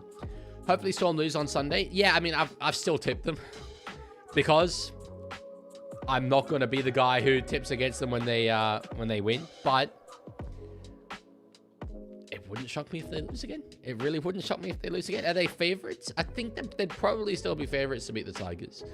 Yeah, they are by $1, but yeah. It's so weird to see what's going on there still. Crowds are looking low, says NRL Head. Well, this is a Friday 6 p.m. It's the worst time slot for crowds, and it's up in the Central Coast. But yeah, I've said this. This is now the third time I mentioned it. This should always be a weekend time slot. Always. League, you remember you signed with the Storm. How's Bellyache's brains? I don't remember doing that, and I don't know about Bellyache's brains, but I wish him all the best. What you doing for Mother's Day? Is Mother's Day coming up? I always kind of forget it, I'll be honest. Not forget it. I don't realize it's happening. Hello, Ninja. Good to see you. Central Coast might be getting too many games. Other regional centers are relatively starved of first grade. Well, I mean, there's sort of a reason for it. It's a strategic play by two clubs in Roosters and then nowadays more South as well. But isn't it still only just 2 games a year? And then the odd NRLW game. Oh, good take there for Jay Tedesco. Stands to the tackle. Is he going to get there? No, he won't quite. He tried to break the tackles himself and really should have just tried to get a pass away. Not a bad place to turn the ball over, but Tedesco, I reckon if he'd passed, we might have been in for 20 there. What's the best time for an NRL game? Well, it's never the best teams playing. If you want the best teams, it's the Thursday time slot. That produces the best footy. However, Sunday 2 p.m. Give me Sunday 2 p.m. Flat track, dry, hot. Give me Sunday 2 p.m. Crowd is also low because Roosters and Titans both have double-digit numbers of fans. There definitely wouldn't be many traveling Titans fans. However, we've had this conversation before. Won't take the rage bait about the Roosters fans. Although, in my every fan base roasted video, I do kind of lean into that a little bit. So 6 more there for the Gold Coast Titans. I don't mind that purely because it's the first, well, it might not be the first, but at least in a while, it's the first infringement we've given away when Titans are coming out of their own end. That's a big fix from the first half. Do you think Joey Walsh should replace Luke Brooks? I'm not going to say that after 1 game. However, it looks very, very good. It looked very good. Mother's Day is this Sunday. Well, I will give a call to my mother. I tend to anyway. Like I call her a lot. So yeah. Sunday 2 p.m. isn't even a time anymore. I am fairly confident that we have a Sunday 2 p.m. game today. Not today, this week. Yes, we do. It's Storm and Tigers. Bremo has just butchered a try there. He has absolutely butchered a try, and he knows it. I was too busy looking at the Sunday 2 p.m. time slot, and I hear AJ Brimson drop that ball. Let's see what happened here. It was Fotuaker found St. Harrison. Short ball, oh, it was beautiful. He was in for all money, AJ Brimson. Just left the ball behind him. Lorenzo, I'll be at the Raiders game on Sunday. That's why. I'm doing well, Hayden. I'm doing very well. For those that missed me saying this earlier, so we had ANU Battle of the Bands last night. Set up very, very late with some mates afterwards. Then got to a point where, because I had an 8 a.m. meeting today, I got to a point where I was like, I can go to sleep for like an hour or 2. But what's the point? I'll just stay up. So then went to the meeting at 8, picked up my suit from the dry cleaners, came back here, went to sleep at about 11:30, and woke up 20 minutes before I had to start streaming. So, yeah, a little sleep deprived, but I feel fine. Not very happy to see Arsenal in the UCL Finals WTF. I do not want them winning anything, but, hey, it will be deserved if they do, certainly. Very deserved. I wish he paid me Liam Murphy, then I'd actually have some net wealth. Kick over the top from Sammy Walker. Pass goes there. Back doing the work. Dean, thank you. Should I go to a hockey game next weekend? Assuming you mean ice hockey, absolutely. It is so intense. However, if you can go, because it is so fun. It's the craziest sport I think I've watched in person. So insane. Did League swear I'm a piano player? All right. Run there from Phil Sami, the future St. George Illawarra Dragon. Do you think you need to change your 2026 data prediction? No, I don't think I need to change it because it is what it is. But yeah, if I did it today, there's a lot that I'd predict differently for sure. I'm pretty happy with it though. A lot of the core parts of it are correct. I am Tiger. I am, of course. Although I'm not. So I'm definitely going to be watching some games at the ground for those who were keen to meet me at Magic Round. But I think I'll be in and around the precinct a bit more. I don't think I'll be watching every game from Suncorp Stadium, being in the Caxton and stuff. But if you go into like events, like podcasts stuff, definitely good opportunities. Sunday morning, 10 a.m. as well. I think it is at Caxton Street Brewing. There's me and a lot of other podcasters. We're all appearing there. That's probably going to be the best spot. I don't really know how that works, Cynthia, unfortunately. I've heard of the concept, but I don't know what it is. All right. So the ball's going to be played here by Sammy Walker. Robson gets it to find DC. Puts a bomb up from about 30 out of the Titans line. We lead by 8 here, the Roosters. Toya, that's back off him. The Fahu White knocks it on. He had the line not quite begging. He would have had a lot of work to do, but there was a chance there, but the ball was very, very low. I don't mind an 8-point lead. It's one of my favorite leads to have in the game. But would love another try. Would really, really love another try. I'd be feeling infinitely more comfortable. I think I might almost go as far as to say there's more so for Roosters score next, but I think there's a case for next try wins, honestly. I think there's a really strong case for that. Do you do fantasy? If you do, what's your team? I do set and forget, though. So I had a team preseason. I might make a video at the back end of the year. I don't actually really know who's in my team. I often, forget, as is the principle. But I might check at the back end of the year and then review those players. Oh, beautiful pass there. Bo Fermore's through. He's got support through Keanu Keeney. They find him. Ramsey with a try-saving tackle. Try-saving tackle. That's a huge play from Cody Ramsey. They're going to go to his edge, though. Cut out pass, finding Brimson. Cherry Evans there with a tackle. Great cover defense there from the veteran. On the last, Harrison will put a bomb across field. It's going to be Savala going up for it. Savala, beautiful take. I really, really like that from the Roosters. I really like that. The pass to Bo Fermore was stunning, and he is such a good line running back rower. And we used to see a few years ago at the Titans, it'd be him on one side and Dave Fafita on the other, and he would be the better back rower, 100%. Saw him get, roles in the Origin squad as well. But for Ramsey to complete the tackle there off the back of the pass to AJ Brimson, then they go to that edge and we still cover it off. That's really, really resilient stuff. I love that. I love that. Thoughts on Leeds losing FA Cup semis? Was it to Chelsea that they lost it to? Kick, it's going to go over the sideline there. Oh, that touched Keeney. That touched Keeney. That's come off Keanu Keeney. Yes. Challenge it all you want. That came off you, Keanu. That came off you, Keanu. Damn. Ramsey glazed 2 games in. Chico, respectfully, that's... What? You realize you can compliment a player without glazing? That was a good play.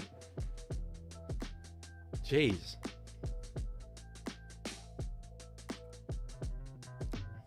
At what point can we investigate MG? It's funny, you used to think he was like the best ref in the comp in 2023. Oh no, yeah, that has such a line. I got that completely wrong. They'll win that challenge. Although that was Adam G making that call. Do you want to investigate him for it? Because that looks like the right call to me. WTF, we answered that earlier. I think Kieran Foran. If you're picking them right now, for sure. Thoughts on Ponga or Mam at 14 for Queensland? I'd probably be more tempted to go with Ponga. He's done that job before for them. And then an outside back. But when I go through my Queensland team, the bench is very small. It's very, very small. And that is a bit of a concern for me. Keeney's not stupid enough for that, surely. I don't know if it would have been a matter of stupidity or just a bit of carelessness. But anyway, he did well with the challenge. He did very well. And we give away a penalty there. All right. I wonder if that challenge could be a bit of a turning point. Could be a bit of a turning point. They won that challenge there. The Gold Coast Titans now get a penalty off the back of it. 21 minutes left. 8 points is the margin. Although I'm kind of sitting decently comfortable as a Roosters fan, I do not mind this at all. While still starting fullback for Queensland, yes, absolutely. Do you think Ford will play Origin and start? Yes and yes. I would absolutely have him playing Origin and starting. I don't think I can find space for Twirl in my squad, unfortunately. And it sucks for him because he's so good, and I'd love to have him in there. And I think there's going to be a lot of upset Tigers fans. However, there's just a lot of other players that you kind of need to have there. So I think Jackson Ford it's really between him and Twirl. All right, cut-out pass. They get it to the wing now. It's going to be Phil Sami. I don't know if that was a cut-out pass, actually, but it was very good passing. They spread it to that edge very, very quickly. Jojo Fafita finding Keanu Kearney. Now in the hands of Campbell, finding Randall. Looks like he's transitioned to a bit of that 13 role, which you do tend to see him play. Often be named to start there. Tino, giving it now to find Campbell. Kearney into the line. Deep. Hey, Leaguie, And they've come up with an error. X3 Ninja 7767 just redeemed Pepsi Max Sip. Love it. Lorenzo, I have been to Mauritius. I wouldn't call it the best trip I've ever done because I once did 2 months by myself in Europe, which was the most amazing thing ever. And I went into it as a uni student and rugby league fan, and I left it as the Leaguie. So that was a pretty transformational trip. However, Mauritius was something that changed the way I perceive myself as a person. Gave me something to attribute to my heritage and national identity. And if any of you do have, mixed heritage, are mixed race, and you haven't been back to the motherland, I'd recommend it massively. All right, Tedesco can't be the tackle there of Tino. I look at Tino in every single press conference after the Titans lose a game, and I'm like, why are you doing this to yourself? Why did you resign? You could have left. You could have gone to a big club and had success and all that stuff, and yet you choose this. It's incredible loyalty. Walker there, nearly beating Pascoe in the tackle, gets an offload to find Spencer Leniu. That's not really the way it's supposed to be happening. The little halfback breaking tackles and then getting an offload to find the front rower. Anyway, whatever. Now in the hands of Walker. We'll put a bomb up. Daniel Tupou's going to be the man going up for it. Daniel Tupou's going to be the man coming down with it. Oh, yeah. I don't know why we don't do this more often, because you can't defend it. You just can't defend Big Daddy Tupou.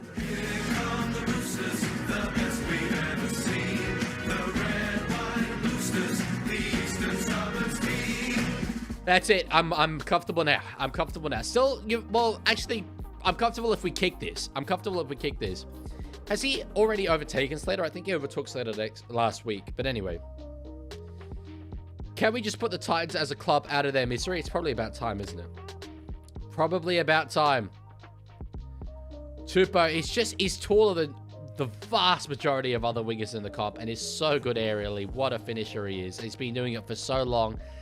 And while I've moved away from having Dylan Edwards on the wing instead of Origin, it was a rogue shout even in the first place. But anyway, no, there we go. He's now overtaken Slater. All outright third top try scorer ever. Yeah, I would be considering Tupou. I would. I think if you want someone who's going to do you a solid job, I think he's the guy. Adokar would probably be my pick. Wouldn't mind Tolu Kola, although he hasn't really played on the wing too much. Wouldn't mind Campbell Graham. Wouldn't mind... who's the other one? Alex Johnson, even. Wouldn't mind. But I think I'd go Tupou over Johnson. I think... I'm biased, but I think Tupou is a better winger than Alex Johnson, even though he hasn't scored as many tries. Anyway. How many countries have you been to? I've lost count, which is kind of a flex. It'll be in the 30s. I would have to sit down and properly count them. Yeah, but was he able to disappear while batting back the ball? No, Walker kicks it off again. His radar is incredibly off. He's a really good goal kicker these days, but... All right. So it's still 2-score game. Wasn't able to disappear, but as my dad rightly pointed out at halftime, dematerialize is the word we're looking for, technically. So we'll go with that. You got Big Les to agree with you on Edwards' wing and then dipped? That's not fair. I defended it for quite a while, but no, I got them all kind of to agree on the Edwards on the wing thing, but I suggested it on that podcast as like here's a really rogue shout that I don't think we're actually going to go with, but I'm just going to suggest it. And then they all really liked it. I was incredibly surprised that we ended up going that way. But I was happy. I wore it, but I changed my mind, I think. Johnson won a comp in his debut year. Okay, that doesn't make him better than Daniel Tupou. Tupou played, I think, 2 games in 2012 and then won a comp in 2013. So also essentially won a comp in his debut year. Okay. All right. Robson now. Tupou's won 3 premierships. If you want to compare premiership success between Tupou and Johnson, I don't know if I'd go down that path. But anyway. How do you feel about Luai and Johnson playing for PNG Chiefs? Both banging signings. Johnson I absolutely expected. Luai I did not. Brilliant signing. Brilliant signing, Luai to the Chiefs. I think it will age brilliantly. About to enter the Cowboys game. Enjoy. I do expect your Cowboys, I'm assuming you're a Cowboys fan, will get the win. Tedesco, they're trying to run at AJ Brimson. Brimo completes the tackle there on the Roosters captain. Daly Evans with a kick there on the last. It's being chased through by a lot of Roosters. It's going to be tapped down, I think, there by the Titans. Is that going to be the ruling? No. It's going to be, I think, forward off the Roosters. So, Gold Coast recover it. Oh, yeah, you're a Roosters fan? Name every Rooster. No.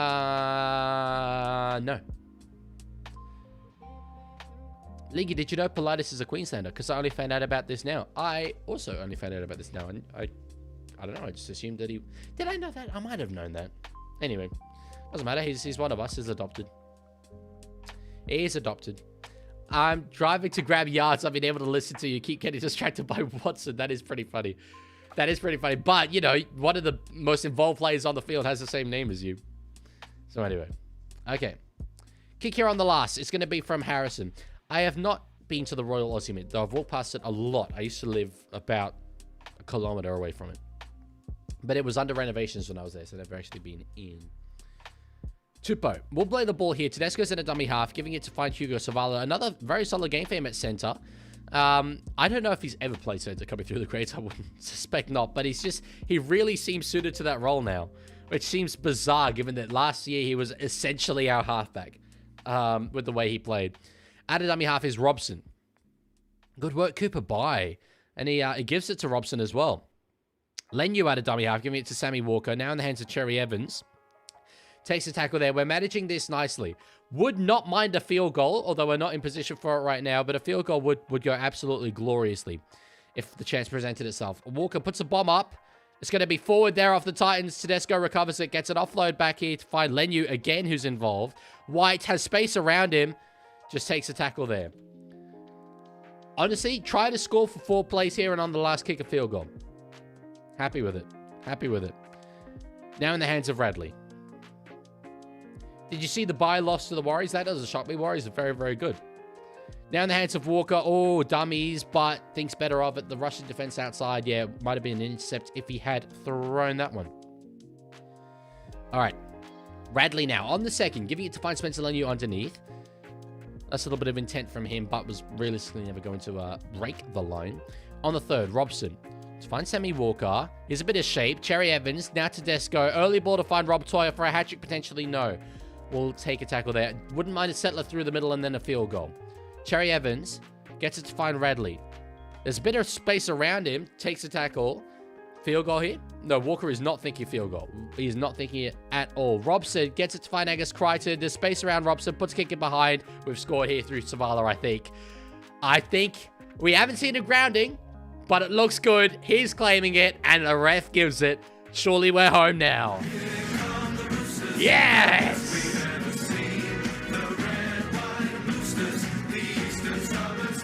Beautiful. Beautiful. 22-6.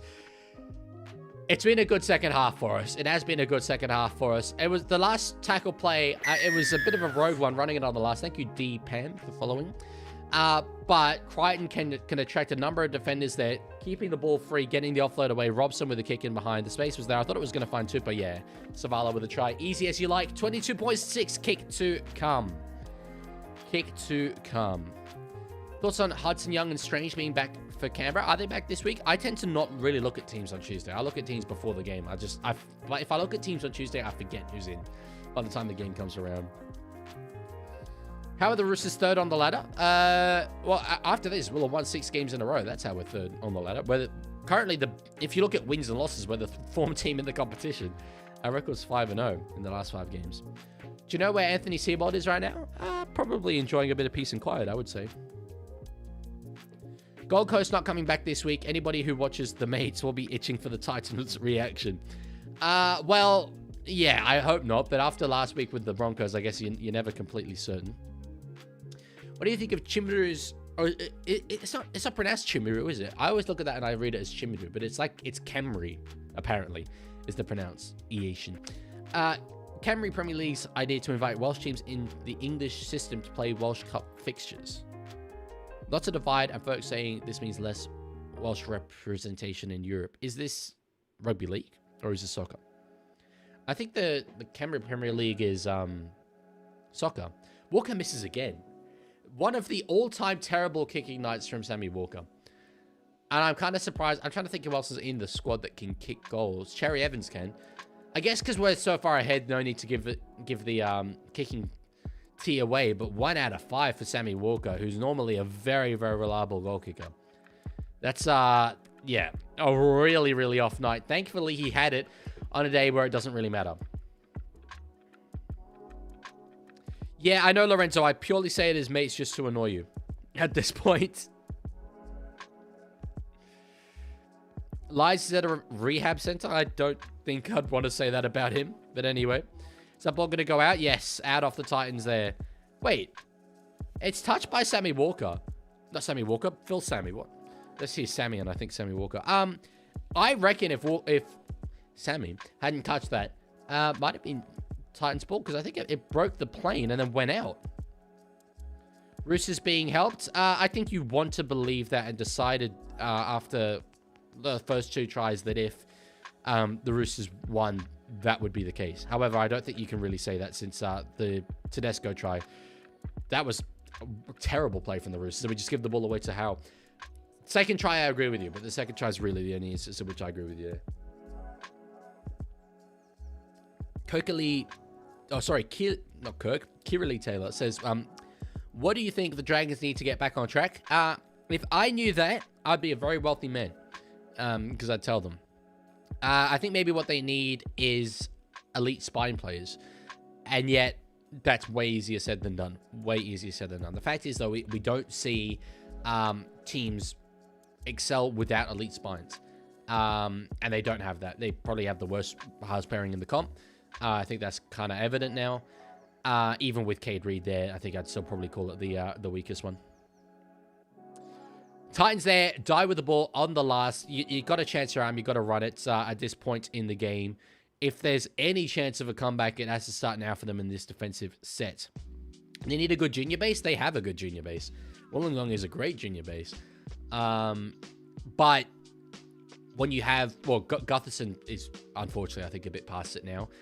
Damien Cook's best is behind him, but I think he's still probably the best spine player that they have. But his guy's going to the cusp for Tigers for next season. You know, it's not exactly setting the house on fire. You need a quality player. Like, you know, the Ben Hunts that they had back in the day. I'm not saying re-sign Ben Hunt, but a player of that standard. Just redeemed a thing. Roaming to Rome just redeemed Pepsi Max Sip. That you'll get. Steve Phantom says, GT presented Tamalolo with his 295th game jersey. I'm not crying. Someone's just cutting onions in my dorm room. Is that to be the most capped Cowboy ever? I've completely missed that narrative, if so. Which is kind of shocking for me. Camry Premier League is indeed soccer, so it could mean things like Wrexham and Swansea playing Europa Conference over the new Saints of Haverford County. Got it.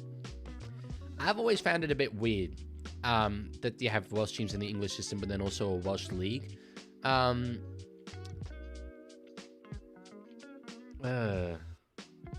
I think I'd say I don't like it. However, kind of feel that they should commit to one or the other. Commit to, are you part of the English system or are you not part of the English system? But anyway. Kick up over the top there from the Titans on the last towards Cody Ramsey. Good catch. Very, very good catch. And with 8.5 minutes left in this game, that's got a catch that can win you this game of footy. What about Fosball? What about Fosball? What would you like me to say about Fosball? Remember when they had Duffy, Widdop, Hunt, and McInnes in their spine? Yeah.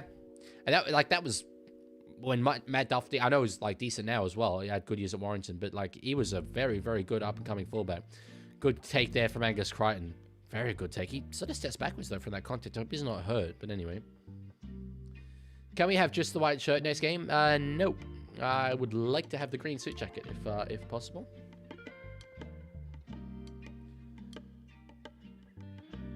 Leadership is perfectly... Oh, so it's the George Dragons fan. It's perfectly fine for Saints. But the juniors are voluntarily standing up from what... Oh, no juniors are voluntarily standing up. Either way. I don't think the leadership is really fine for the Saints. Well, they're off-field, Gutherson and Cook, yeah, for sure. However, you need on-field leadership, and I don't think they can lead from the front anymore. Fogarty, is that tomorrow? Is he? Did Leaguie swear? Walsh starts and Docman on the bench. I was like, who's Dockman? But Docker Clay. Hunt will start for Brisbane with Duffy on the bench and Rogers out. I think Duffy's unlucky not to start there, to be honest. Duffy's been great. All right. 7 minutes left in this one. Roosters just kind of managing it to the end. Far from our best game. Very, very far from our best game. But I do think the Titans deserve credit. They've been up for this match, and they've been a difficult team to beat. I'm very, very happy to get away from this with a 13+ win. I'm very happy to get away with a comfortable victory, at least as it stands at the moment. Harrison getting it to Keeney. Now Jojo Fafita finds Sami there on the wing. We'll put a kick in behind, and that will go well dead. Well dead. Cooper Cronk gives a high-profile analysis of Florence coaching technique. Kevin Walters is just like, yeah, I effing love Fosball. Is that a Reddit copy pasta? But yes, it's that is pretty much it. That is pretty much it. I prefer the Cooper Cronk style, to say the least. So much of what Kevin Walters says, less so nowadays than back in the day, to be honest. I think him coaching the Broncos helped, but pre-Broncos coach days, he would say stuff in commentary, and I'd be like, that is not true. What you've just said, like, you know a lot about rugby league, and you can play it way better than I've ever been able to, even now when you're, like, in your 60s. However, that's not correct, what you've just said there. And, yeah.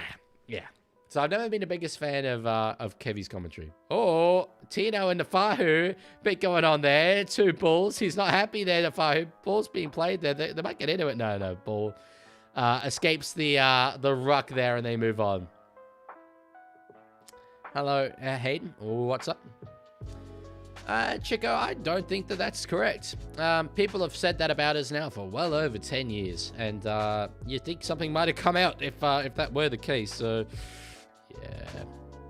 Hayden, I would love to go to Matt Smart. Oh, thank you, Mario. Leaguie, how do Para avoid the Cowboys shootout?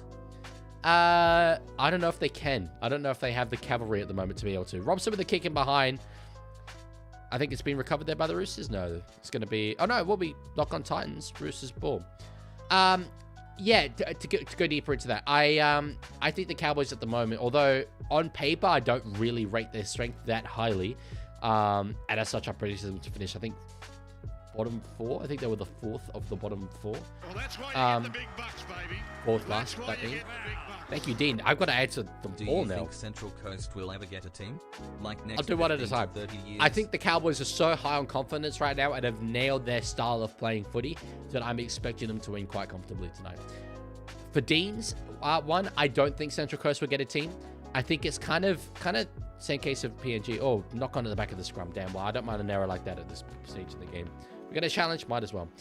Yeah, I think it's like with PNG. Although, that's maybe not a great example because PNG did get a team, but that's for geopolitical reasons. It's the same logic as to why I didn't want a team in PNG initially, because we have that area captured. They're rugby league people. And you could say, yeah, reward them, whatever, but I'm not in the business of rewarding fans. I'm in the business of getting fans, gaining fans. Yeah, it's not a knock on. We're going to win that challenge. Nice. Yeah, so I don't see the need for it over, say, second team in New Zealand, over a team in, say, maybe Ipswich to capitalize on that growth nursery, but less so because you can apply that same logic there. Adelaide wouldn't mind. So there's a number of other options that are more ambitious that I would like more. Tedesco stepping close to the line, bang. He's that good. He's so good. Yeah, apparently, you picked Dylan Edwards instead of Origin, though.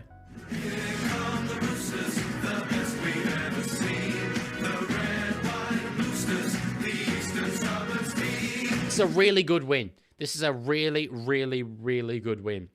You look at this scoreline at the end of it, given the way that the Gold Coast Titans have played, for us to manage this to a 20-point victory at least, with Sammy Walker as well missing 4 conversions. It would have been 28 points. It would have been a lot more.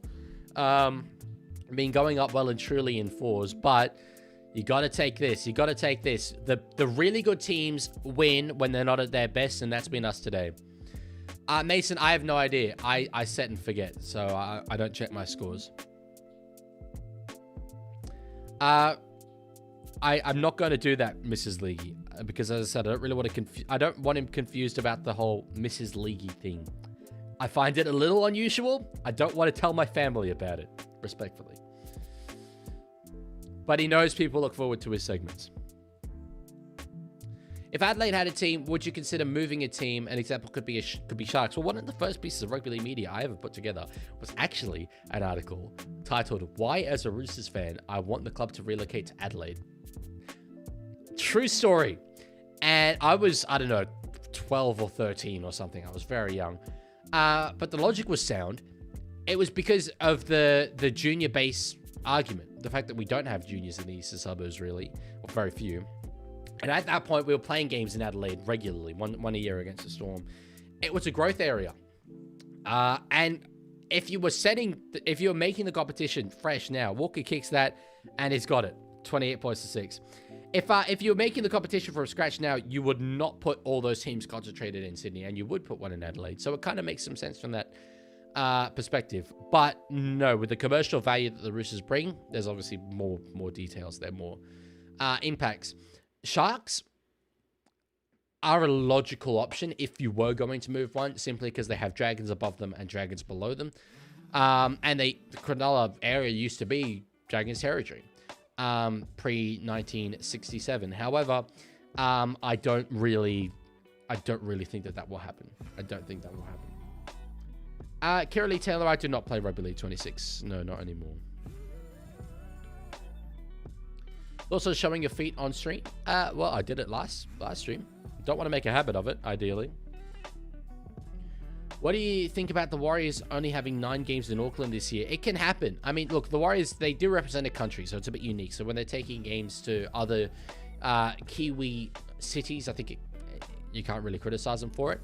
But is that the case because they're also at home at Magic Round? I think that's annoying, but it's going to happen to half of the teams in the comp.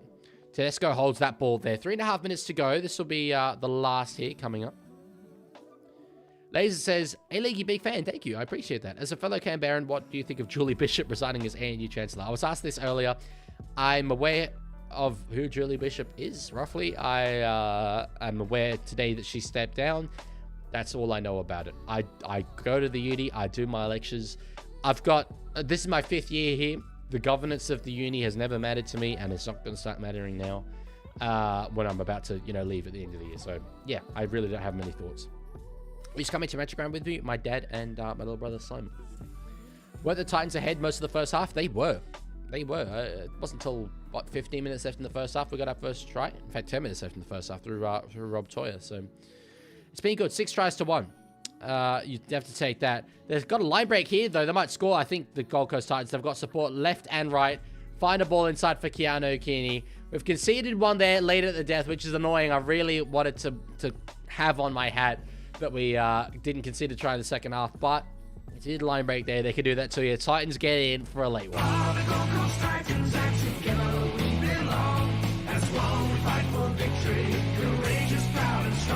Last try win, says Sea Phantom. Well, I've raised that argument before for England over Australia, but no, that's only international rules. That doesn't apply in the NRL.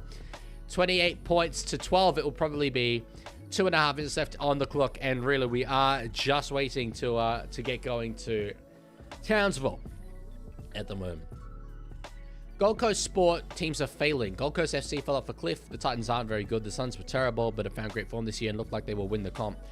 That is a demographic reasoning. That's why there's teams on the Gold Coast. Excuse me. It's a population center. It's a growing area, to my knowledge, as they kick that goal. And it's a massive junior nursery for talent. It is. I don't believe you have to have a first grade team in an area to maximize on junior talent. I think you can have pathways.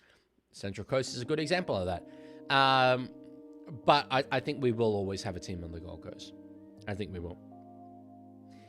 Maybe not always. That's a big word. But if you were getting rid of teams, if you had to cull 3 teams on the comp, the Titans probably would be one. But yeah, you can't deny how unsuccessful they've been for a very long time. There's a big school of thought about, you know, you're on the Gold Coast, you live in that beach lifestyle, like maybe it's just not a hard-working area, and so it's not a hard-working club. And while it's hard to deny the results, we've seen, I believe, the Las Vegas Raiders win the Super Bowl. Did we recently? Because there was a Super Bowl in Vegas, so we must have. So if a team can win from Las Vegas, I think a team can win from the Gold Coast. I don't think that's an actual Mao Zedong quote, is it? It might be. So George Dragons fan says, I wrote a comment on this, but the Roosters had Ipswich before the Titans brought it out. Yes, I did see your comment. That will grow the Titans' long-term depth. It will, and it should. And we got Sammy Walker from that Ipswich link. So they're breaking the line at ease here. Furmore can't get past Tedesco. Gets an offload back in field, though. Sammy Walker dives on it. And that will probably be the end of the Gold Coast Titans' attacking opportunities of this game. Do you think Victoria will get another team? I would sooner do that than put one on the Central Coast. It'd be... I know the Melbourne market is quite saturated with clubs. And the Melbourne Storm would be a tough adversary for any incoming Melbourne team. But to have one game of NRL, much like the logic was Brisbane, to have one game of NRL in Melbourne every week would be great. Would be great, rather than one every 2 weeks in the case of the Storm at the moment. But would you have it be a team that plays out of Amy Park as well? Would you try and find another rectangular venue in that city? I don't know. Geelong? Maybe. Oh, it's your wallpaper. There you go. Well, maybe I won't deny that then. That's an interesting one. All right. Cherry Evans will just take a tackle there on the last. There's only 20 seconds left. 28-12. It is. I'm very happy. I'm very, very happy. This was a danger game, and we've got through it. I said pre-game I was chatting with Hainsey, and I said I just want to get through this game, like comfortable win, unscathed. That's what I asked for, and that's exactly what we've done. Hey Leaguie, someone just redeemed a thing. Silas Kinski just redeemed. Change the background color. Blau. Blau it will be. That's a nice and easy one for me to do. As the full-time whistle blows, the ball's caught there by James Tedesco.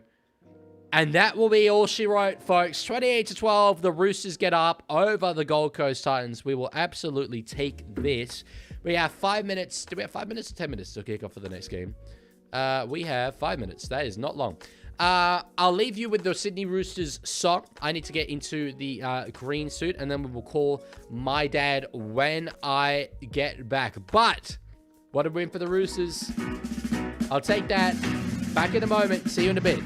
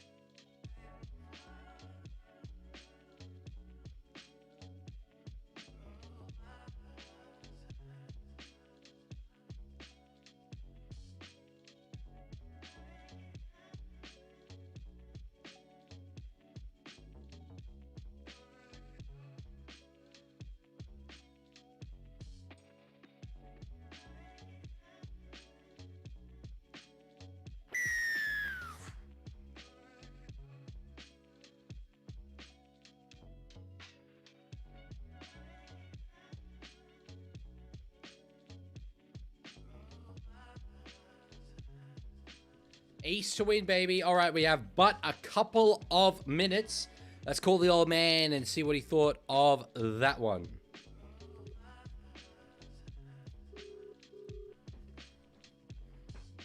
Hi, Tiger. Hello. Although that's going to confuse the chat. Tiger. He calls me Tiger, even though we are Roosters fans, believe it or not. Oh, yeah. Jesus. That's been since you were a little boy. It I don't has know been, why. yeah. Hey, Leaguie, someone just redeemed yes. the thing.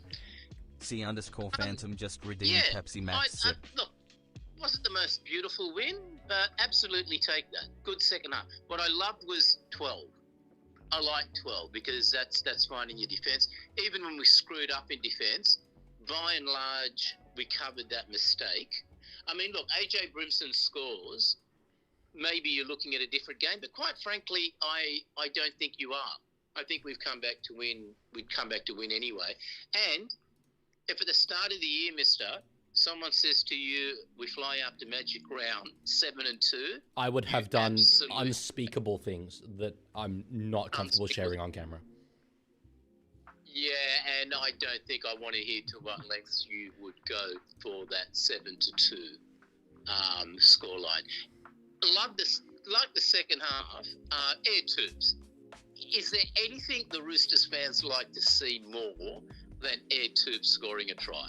You can't defend it. He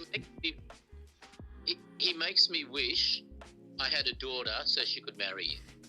It would just be a beautiful thing. So yeah, absolutely take that. Not our prettiest win. No, I wouldn't say winning ugly. A fun fact, which actually is not so much fun, and I don't know whether you covered this because, I don't actually listen to you. But had Walker kicked one more goal, you know what it would have been? No, not off the top of my head. Right. It would have been the first time in our 116-year history, which covered some of the greatest sides the Rugby League has ever seen, the first time that we ever went 6 games in a row scoring 30 points or more. Ah, there we go. And what's he do? Kick 2 from 6. Well, 2 from 6. I will have to leave it there. They're getting kicked off for the next game, but thank you for your contributions, as always. No, I've really got to go, Mr. Sheen, the record player now anyway. So enjoy, and I'll talk to you again All right. soon. See ya. What timing? There's the kickoff if you want to sync up with Hey, me. Leaguie, We are someone just professional here at redeemed a League thing. Industries. It's Leaguey just redeemed timeout self. If that would please you. Sure thing. All right. We are underway for this, the second game of our Friday night footy here over on the Leaguie channel. The timer is not, in fact, 80 minutes and 20 seconds. It will sort itself out in just a moment. I'll put up a new poll on YouTube. I expect that this one might be a bit more even than the last game, although I think a lot of you voted Titans just to annoy me. Tom did, and with a knock on there early on in this game, I'm kind of expecting Cowboys to just get through their work here, to be honest. I'm tipping them quite comfortably. But not a great start to this game for them.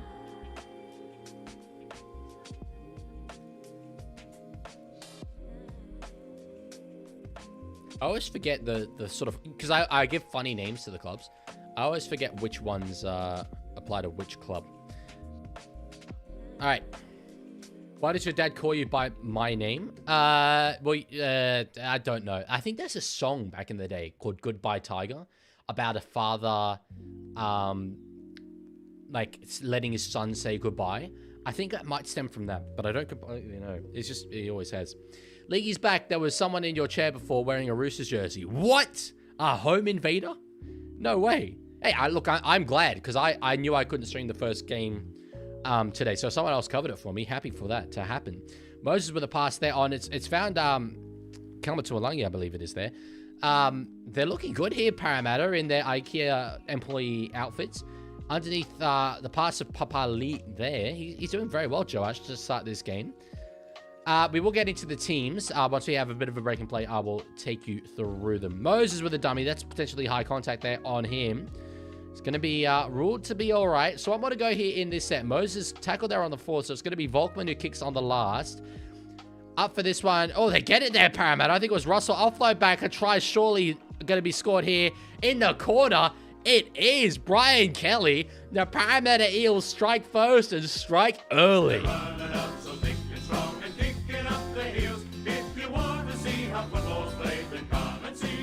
That's what you want to see if you're a Parramatta enthusiast, and my God, it really didn't take them much opportunity at all. Moses being tackled there on the 4th, you tend to think, all right, this last tackle play might not be the best thing they've ever come up with because Volkman's going to be the one doing the kicking. It's easy to then target him, but he has the time to put away a perfect kick.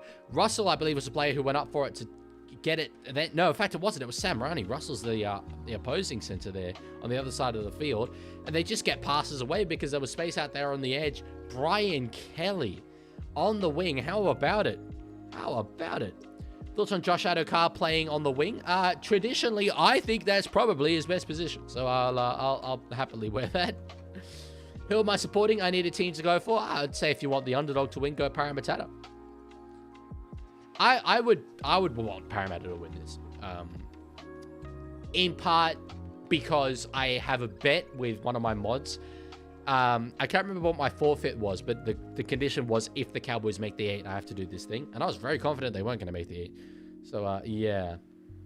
That'll be why. Hello, Matt Galaxy. I got this one dude at work who's a massive Bulldogs fan, but seems to have it out for the Cowboys, so I hope Cowboys win this one.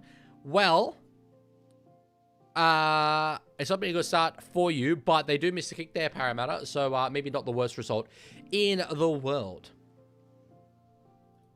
Belinda with a big smile on the touchline, lol. Oh, we talking corruption? We talking corruption? No, obviously not. All right. Thoughts on the Eels having a logo of an eel? Well, look, as much as I would like to say that that's obvious, the Cowboys do not have a cowboy in their logo, so I cannot really comment.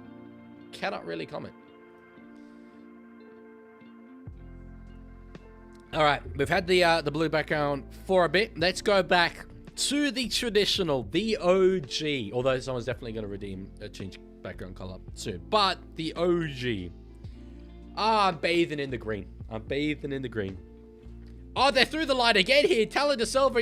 Moses is running with him outside, but has to slow down a lot and can't quite do it. They just couldn't go with him there. Gets it offload away. Sam Rani's got it. It's all Parramatta. What the damn hell's going on here? No, I know you're not saying it. I know you're not saying it, Watson. I know you're not saying it. I'm just making a bit of fun. I tip Parra. This is a masterstroke for me. Oi, we are less than 5 minutes into this game, Daniel. Chill yourself. See, Phantom says, I hate my footy. I can't imagine why. DeBellum with a run through the middle on the 3rd. Takes a tackle there from Marnie and McKaylee. Redeemed a thing. There we go. Inigo Montoya just redeemed, change the background color. Orange and black for you, Tiger. Black doesn't really work. It's just going to be orange. But anyway. The pass from Moses, unfortunately, it was sort of across the face. Didn't work out well at all. They're just going to, give away the ball there to the North Queensland Cowboys. Look at that from Talon De Silva. He has no business breaking the line like that. No business. Who's your player of the game for Roosters versus Titans? Who stood out? Loved what Siwa Wong did. Really, really liked it.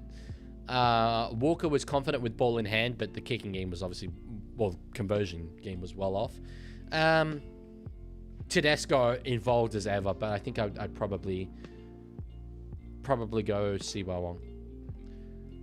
That's back off Drinkwater. I think it is. It's still going to be ruled to be the last here. Cowboys, a very broken attacking line, but an even more broken Parra defensive line here. They're going to get it now to find Scotty Drinkwater. He's the man capable of coming up with points in a situation like this. Puts a chip over the top for himself. De Silva gets it.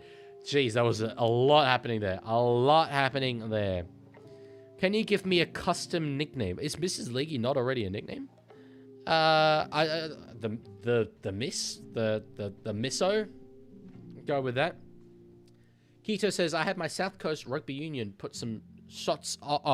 I had my South Coast Rugby Union put some shots on and stole some balls. Why some kids like 6 foot, I swear. Anyway, I made it for number 8 and flanker. And yes, hello. I don't really know number 8 and flanker what those positions are because I don't know Rugby Union positions. Is flanker like winger? Anyway, I'm glad that you got into all that work. That's good stuff. Yeah, at the young ages, there's a lot of discrepancies in the sizes of the kids, but you just gotta, as long as it's safe, you just got to enjoy it. You want a treat? Of course I want a treat. course I want a treat. Well, Matt, he's Mrs. League is none of them. However, I think claims to be the wife. If they're bigger, then you run harder. Well, yeah, I mean, as long as it's safe. Cheston out. I've really, really liked him this season. I say it every time I commentate a Cowboys game, but I have. Does well there. Hell of a lot of post-contact meters. Tamalolo with not a run there. He actually will elect to pass.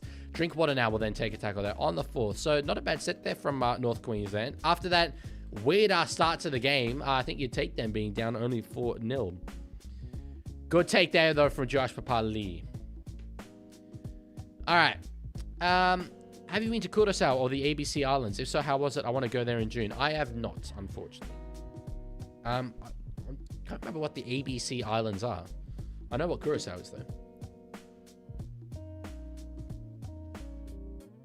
Matt, the marriage is news to me, and I do not consent to it, because I have it on very good authority that Mrs. Lee is both a male and a minor.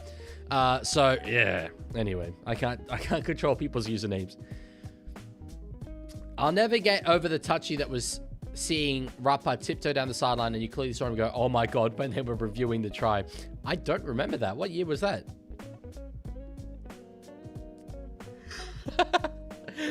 Matt is not overly thrilled at that information. Neither am I, sir. Neither am I.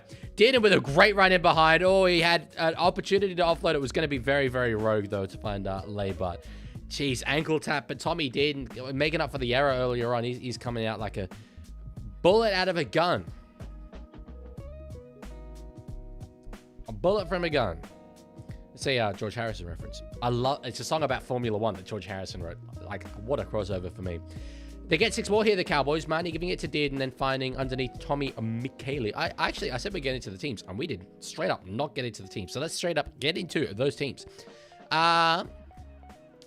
Looking for the changes. None in the backs. In the forwards, Charlie Guyman comes in to start in the front row for Parramatta, as well as Tom Michele coming in to start for the Cowboys. That kind of makes sense, because I was like, why is Michele out there that early? That causes some changes on the bench, with the starting players moving onto the interchange. Robert Derby, Kai O'Donnell come onto the interchange as well for the North Queensland Cowboys. They've still got 2 tackles left, the Cowboys. Marnie giving it to find Dearden. Gets an offload back to the Michele, but it's read very, very well there by Russell. They're going to go short side here. Yes, Dearden gets it. Short ball. Oh, that's stunning. That's stunning. Tom Dearden, sometimes he looks like he has the ball on a string. And that was one of those occasions on the short side, giving it to his back rower. I think that'll be a Queensland combination. Cowboys are in for their first. Come on, the Cowboys. Come on. Come on, the Cowboys. Come on. The home side finally striking back. I say finally, it's still been less than 10 minutes, but it's sort of, I guess, been waiting for it. They've wrestled back a lot of momentum there. Getting attacking ball on the short side. I love that option there. Short ball to find Lukey. You love to see it. He ran it back towards the post as well. Took a little bit of a risk. The dead ball line was there. Jake Clifford was calling for that one, but Dearden overcalled him. Beautiful work there. Beautiful work. Then he says, I'm retiring from tipping. You were celebrating after 4.5 minutes, bro. Yeah, not many thoughts on that, Panthers fan. Again, though, it would be the same as I said before. Katzen says, if I didn't have an ad... Hang on. If I didn't have an ad block, I'd be eating KFC every week. Oh, because of the KFC ads you get. Well, not sure if you know my thoughts on ad blockers, but I actually kind of made a video about them a couple months ago. Yeah. But, yeah. That's a whole debate, which I'd be very happy to have, but I don't know if people want to hear it. Steve Hatter says, I've never hated my footy once. Your faith has been absolutely unchanged, unchallenged whatsoever. You've been there, unwavering, despite the wins of the Parramatta Eels. Can you go through every game's team list right now? I'll go through them before the kickoffs of the games tomorrow, because tomorrow we're streaming all the games.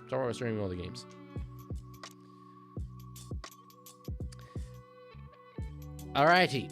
So 6 points to 4. North Queensland do have the lead of this game after 10 minutes. It's been a frantic opening. I think from their perspective, they'll just want to see the game settle a little bit now. Say, game starting here. We'll just get into our work. That'll probably be the mentality for them, being the favorites coming into this game.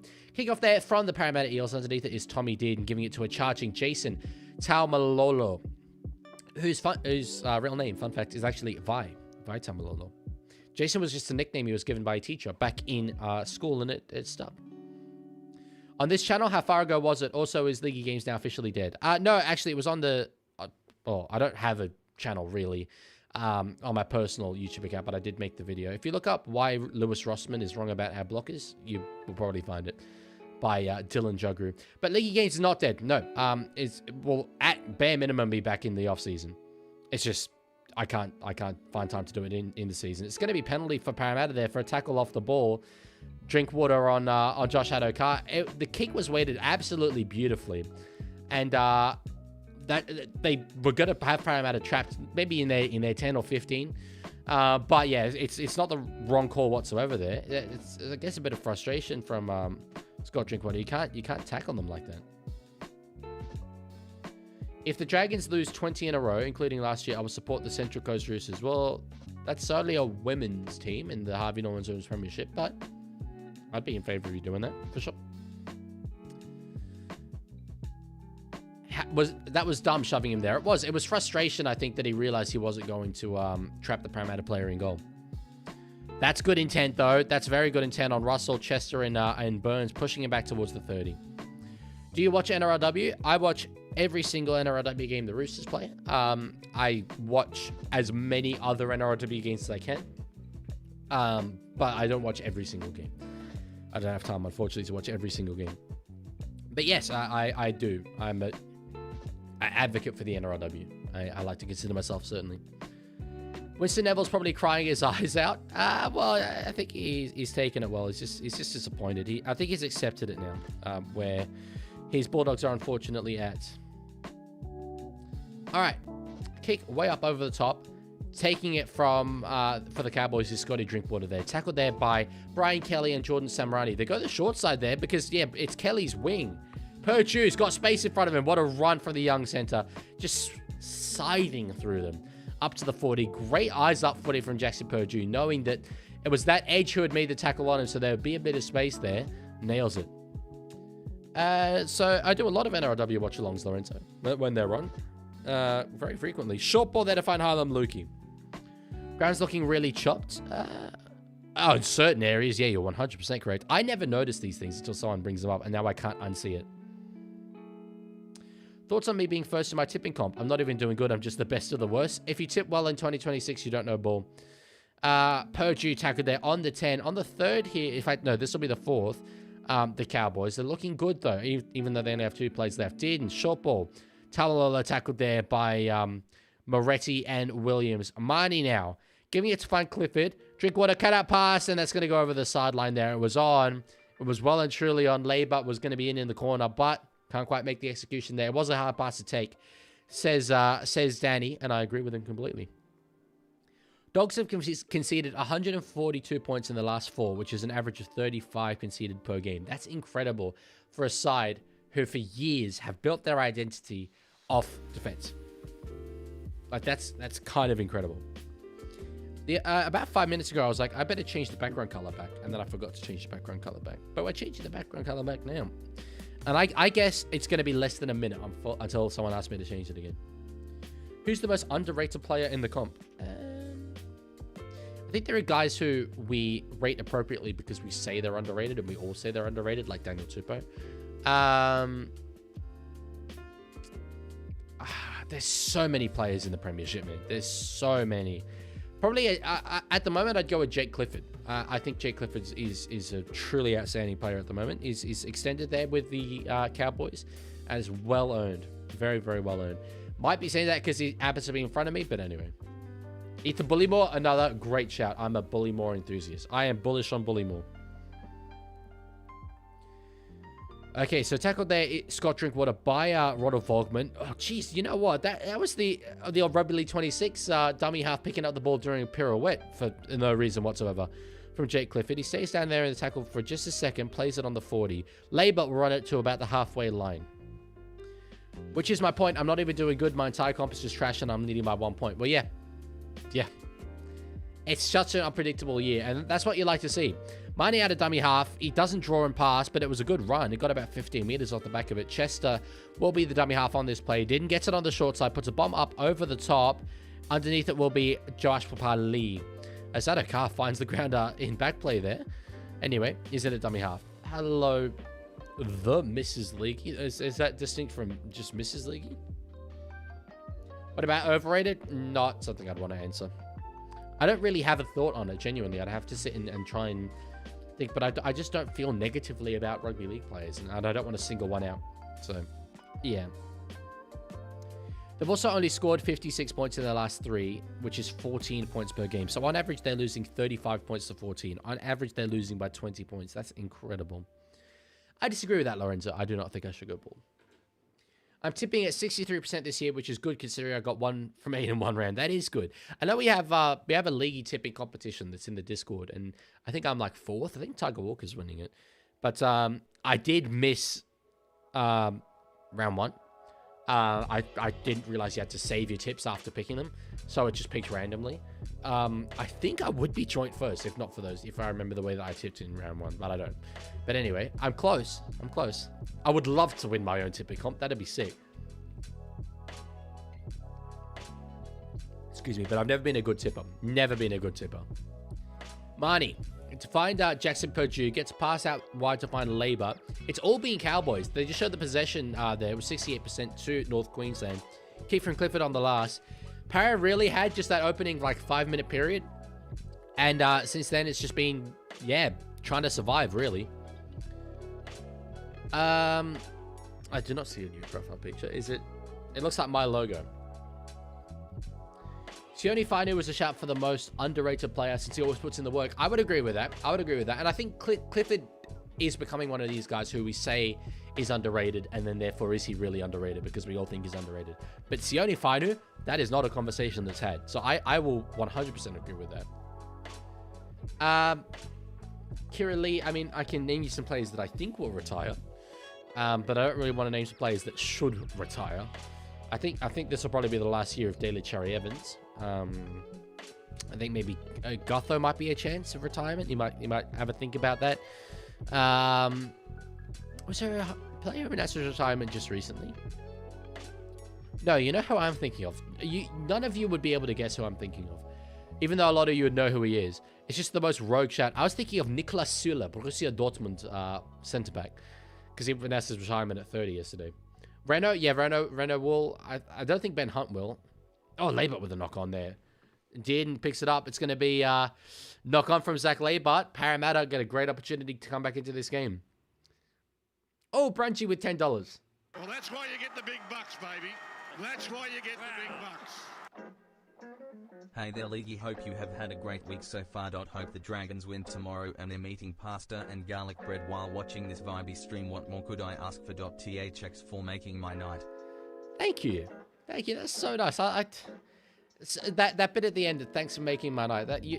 This makes my night. That's the thing. The chance to do this, the opportunity to, makes my night. So I'm incredibly flattered and humbled that it makes yours. I'm glad. Pasta and garlic bread is outstanding. I had a butter chicken pizza and garlic bread yesterday, and it hit like absolute crack. So I know where you're coming from for sure.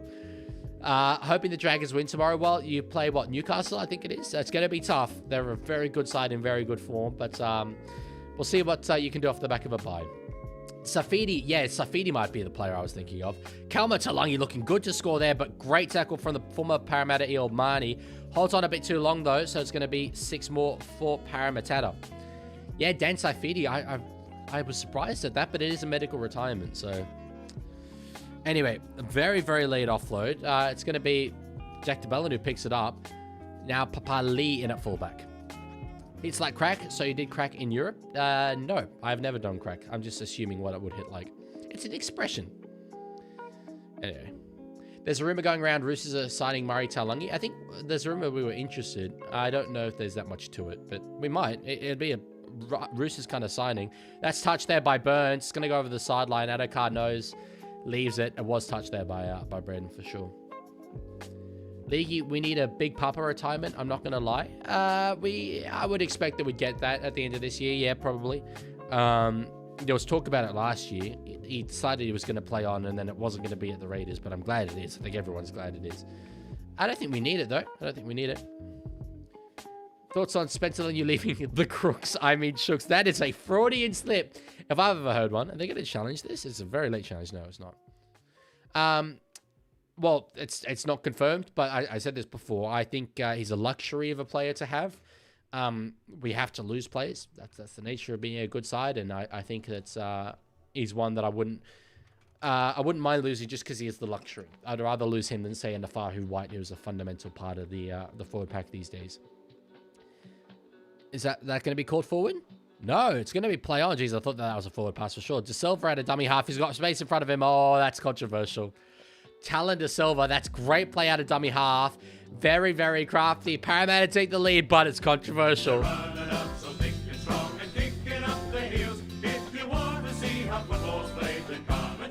I've always said this. This is the highest level of corruption. We see teams like Parramatta week in, week out.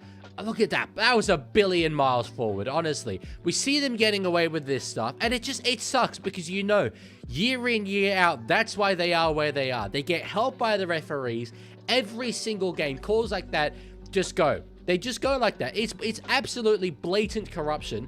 They're paying the referees so evidently, and I'm sick of seeing it. I really am sick of seeing it. It's what you guys would be saying if it was the Roosters who'd scored that try, frankly. But anyway, do you think Storm will still make the 8? Well, they keep losing games, but I'm 50-50. I'm 50-50, probably still yes, but I'm 50-50. That's not very nice, Leaguie. We're trying our very best. Hey, wait. I'll wait till the ending. Yeah, no, I don't sincerely mean that. Kick from Moses, bang, easy as you like. 10 points to 6, it is. Talon De Silva must have Soviet heritage with those eyebrows. Well, because of the Brezhnev flick. He is Portuguese, I believe it is. Portuguese, so I think that it's more kind of Bruno Fernandes or Bruno Fernandes, if you're that way inclined, kind of eyebrows. Breaking news out of the Dragons camp tonight. Cook is ending his career after this season. Sad to see him go, but he had a decent career. Not correct, unfortunately, Brunji. He is ending his NRL career, but he's not retiring. He's expected to play on in the Super League. I don't like the fact that it has, and I understand why you've said he's ending his career. It's been framed as a retirement, and it annoys me when it's framed as a retirement. When you see a player, for instance, leave the Premier League and sign for AS Monaco in France, does anyone say he's retiring? Retiring from the Premier League? No, you don't. But anyway, yeah, is what it is. Yeah, De Silva's Portuguese and also part Spanish. I didn't know about the Spanish heritage. I knew Portuguese though. That's bait, Lorenzo. That's bait. That is bait. All right, so speaking of De Silva, the eyebrows himself was in the dummy half there with a pass out to find Jordan Samrani. I'm interested to see the fact that Samrani's playing center and Kelly's playing wing. I think that I very much view Kelly as a center and Samrani as a versatile outside back. But I think Kelly's just he's able to not have to make as many defensive decisions out there on the wing, and defensively is probably his biggest flaw in terms of that center spot. So yeah. What are Para's thoughts on Jack Madden? I don't know, bro. Ask him. Ask the Parramatta Eel. Do you think the Dragons will come back next season with Drinkwater and Koloamatangi? Depends what you mean by come back. I wouldn't be tipping them to make the finals. However, they're two very good signings. And I said that the Dragons need an elite spine player. And I think Drinkwater kind of is that. To an extent. Ideally, you'd want it to be a half. But you take Drinkwater there. Hess is going to be called back to play it there.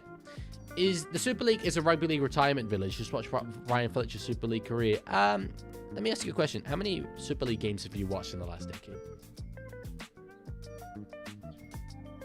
Just a question. You might have watched a lot, and that might be the opinion you've come to. However, I would suspect, because this is the case with the vast majority of people who would say something like that, They don't watch the Super League. And they just say it because it's a thing. And we like kind of, you know, crapping on the English. Super League have won the past few World Club challenges. So what does that say about League or about the NRL? Yeah, but you can't really deny that fact. So 5 last week. You watched 5 Super League games last week. All right. If you honestly watched 5 Super League games last week and came to that conclusion, that is your opinion. I cannot dispute it. However, I wouldn't agree with that.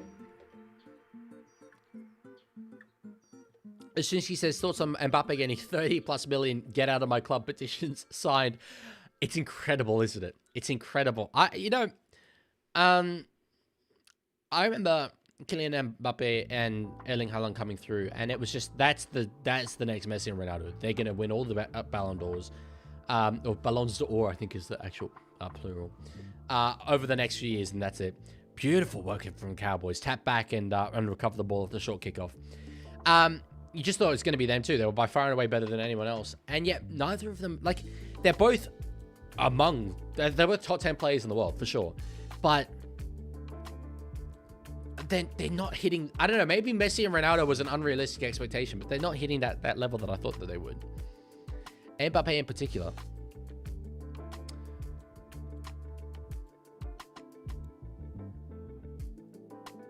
Leaguie, I tipped the Cowboys, says George.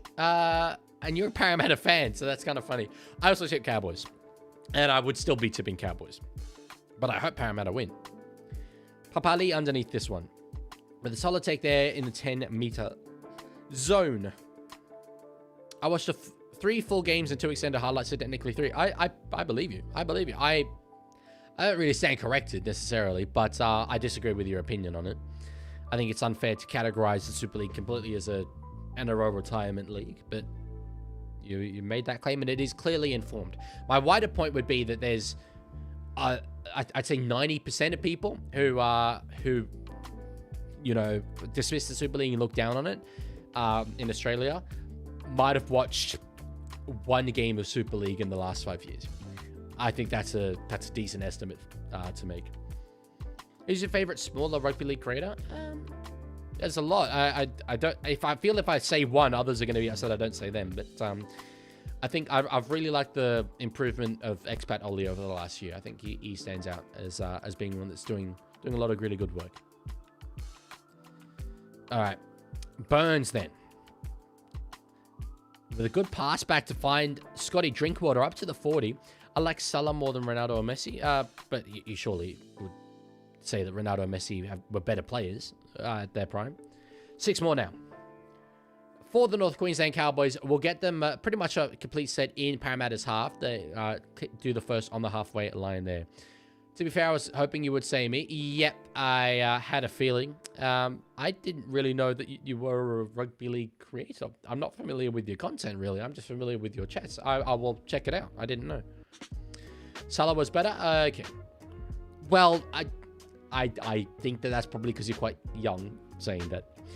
I don't know if you would have watched. I didn't watch the prime of Messi and Ronaldo, and I'm 23. So, Cowboys have scored. Cowboys have scored. Jakey Clifford goes bang. We're level, folks, and it's a kick to come. Come on the Cowboys. Come on the Cowboys. Bang, 10 points apiece. Now, kick to come. It was Jake Clifford there with a try. It was Marnie in a dummy half, giving it to find Tommy Dearden. And we spoke about him as one of the most underrated players in the comp. Beautiful line run. Neem did well not to obstruct any Parramatta defenders. And Jake Clifford is about to put them back into the lead. Well, I'm saying it's a slower pace competition. An example is Lewis Dodd, one of the biggest names in the Super League. It's one of the NRL's worst signings. And their thoughts on Nathan Durkin.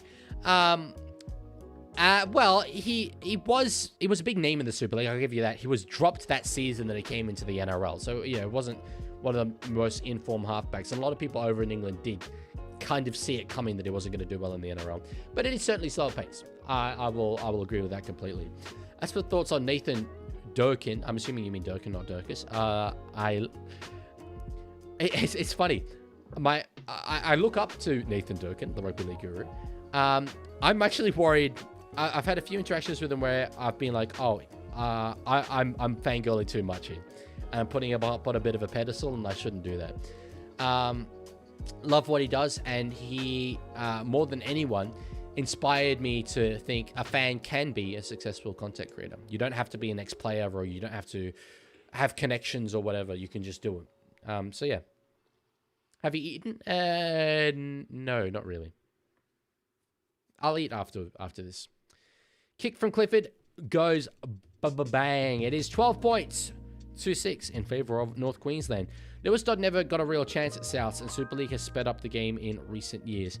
He got an okay chance. Like, he didn't get no chance. Maybe didn't get enough of a chance. But I know, I won't name names because I know specifically I don't want to be named. But I know of a group of ex-players who would go watch New South Wales Cup a lot and be in and around South training. And even at that level, Dodd was well behind the base. I have it on very good authority that was the case. So I think that's probably the reason why he wasn't given that opportunity. Yeah, it's true, Tiger. It's very true. As I say, I love the work Expert Ollie is doing. Thoughts of Roosters winning it all? Very happy thoughts. I wouldn't be tipping us for the comp right now, but my prediction coming into the season was a Panthers-Roosters grand final, and I'm sticking solid with that right now. Humphries has been in good form. I agree with that, but he's been dropped to the bench for this game. It's going to be Ashton Ward starting at halfback, barring a late change. They just haven't figured out what 7 they want between him, Humphries, Glover, and Ward, and I think they've got to sort that out sooner rather than later. What's more competitive, New South Wales Cup or Super League? I'd say it depends what you mean by competitive. If you mean what's more like even, probably New South Wales Cup. What's a higher standard? Definitely Super League. That reminds you who scored more goals. Salah scored more goals than Ronaldo or Messi, which would matter if scoring goals was all that mattered. But it doesn't. Is that even true? I don't know the stat off the top of my head, but I would kind of be surprised if Mo Salah in his career has more goals than Ronaldo or Messi. Didn't know Salah Togatuki was a goal kicker. That's a niche NRLW reference, but yes, love Togatuki. One of the great all-time post-game speeches was the 2021 grand final NRLW that the Roosters won. Lorenzo, I don't recall doing that. After the Roosters just beat the Titans and handling them yet another loss, do you think any coach that goes there has a poison chalice and can't save that club? I said this last year a lot. Looking at the way the Titans played, that they would need a hard-nosed coach to come in like Des Hasler and sort it out. And yet Des Hasler was the coach there at the time. And that really made me confused. I don't know what can save them. I don't. But I don't think it's impossible. Is Jillaroo really niche? I don't think she's a current Jillaroo, is she? Anyway, kick from Din on the last. Hoist it up in the air. Underneath it's going to be Josh Papali. Catches it on the 10. Gets about 15 meters out from his line there. So, if it stays like this for the next 7.5 or so minutes, we'll get yet another kind of low-scoring first half. I like it. Do you think Daniel Tupou is a winger? No. I think his best is yet to come when he transitions to being a ball-playing lock forward. Knock on there from Brian Kelly. He's baying for a challenge, but they're not gonna put it in. Parramatta having to defend a set here off the back of a Brian Kelly error. Leaguie, I make Instagram content, but if you knew that, you'd know who I am. I do have a couple of YouTube content ideas, but Instagram's my area. Okay. Then I might be familiar with your content. I don't know. I still don't know who you are. Like, I can't... I truly can't... I don't know where to start in guessing. Do you think Rabbitohs will still win against Sharks without Mitchell? I don't know if I tipped Rabbitohs anyway in that game. I think I probably tipped Cronulla. Given that they're without Latrell, who's coming to replace him? Is it Goring Taufa? You should make vids 2 times a week. I sure would love to do that. Believe me, I make content as quickly as I possibly can. I spend very little time just like resting. Latest video is written, but there's over the next couple of months, there's a lot of very, very high quality videos coming up. There really is. However, they're going to take time. And the live streams are very good in the meantime for that. Oh, Latrell Seagull will come in to replace that. So they're replacing a Latrell with a Latrell. That is very vibey. It's going to be a knock on there from the Cowboys. Parramatta with a chance to take the lead on the brink of halftime. They're going to put in a challenge, are they? No, they're not. I'll keep dropping little hints. I think you'll figure it out this year. Okay, keep dropping them. Keep dropping them. It's a very, very late challenge, but they are going to put it in.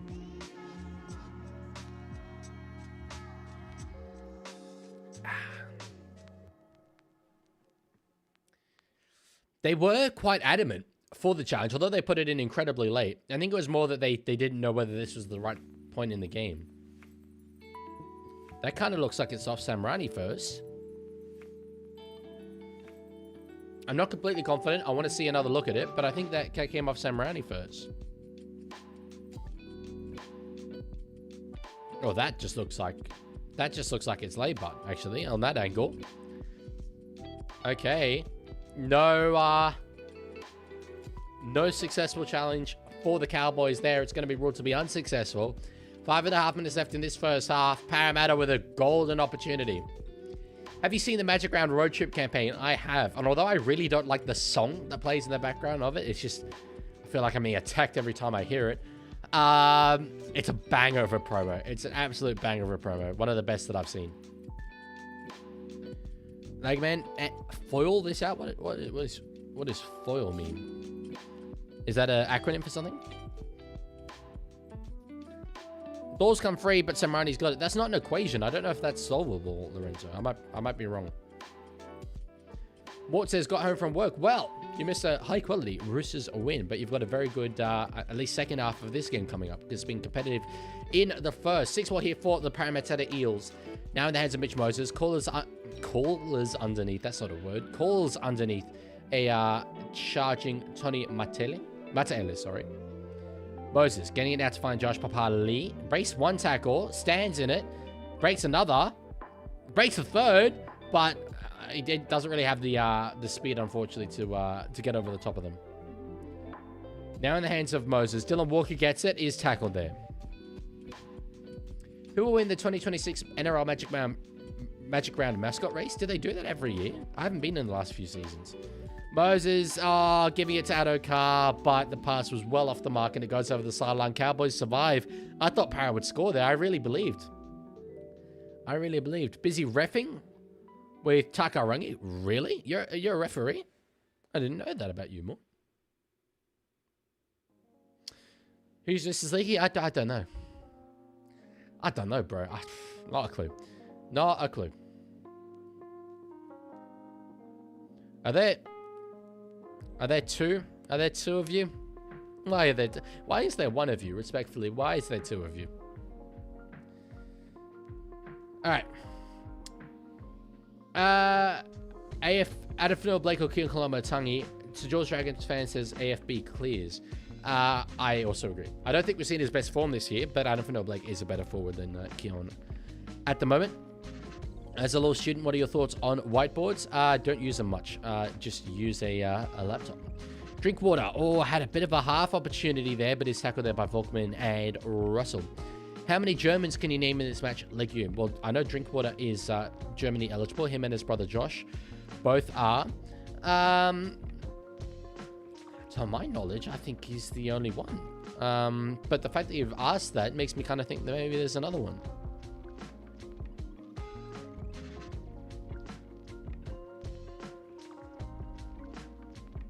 Is there another? I don't think there's another. I don't think Hess is Germany eligible.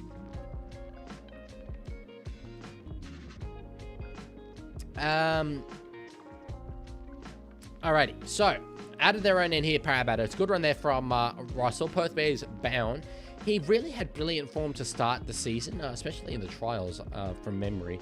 Hasn't really kept that up, nor I guess would he be expected to, but a very solid center, and I think he'll be good. There's at least 2 others, one on each side. Okay, so there's a Parramatta player who's eligible for Germany playing in this game.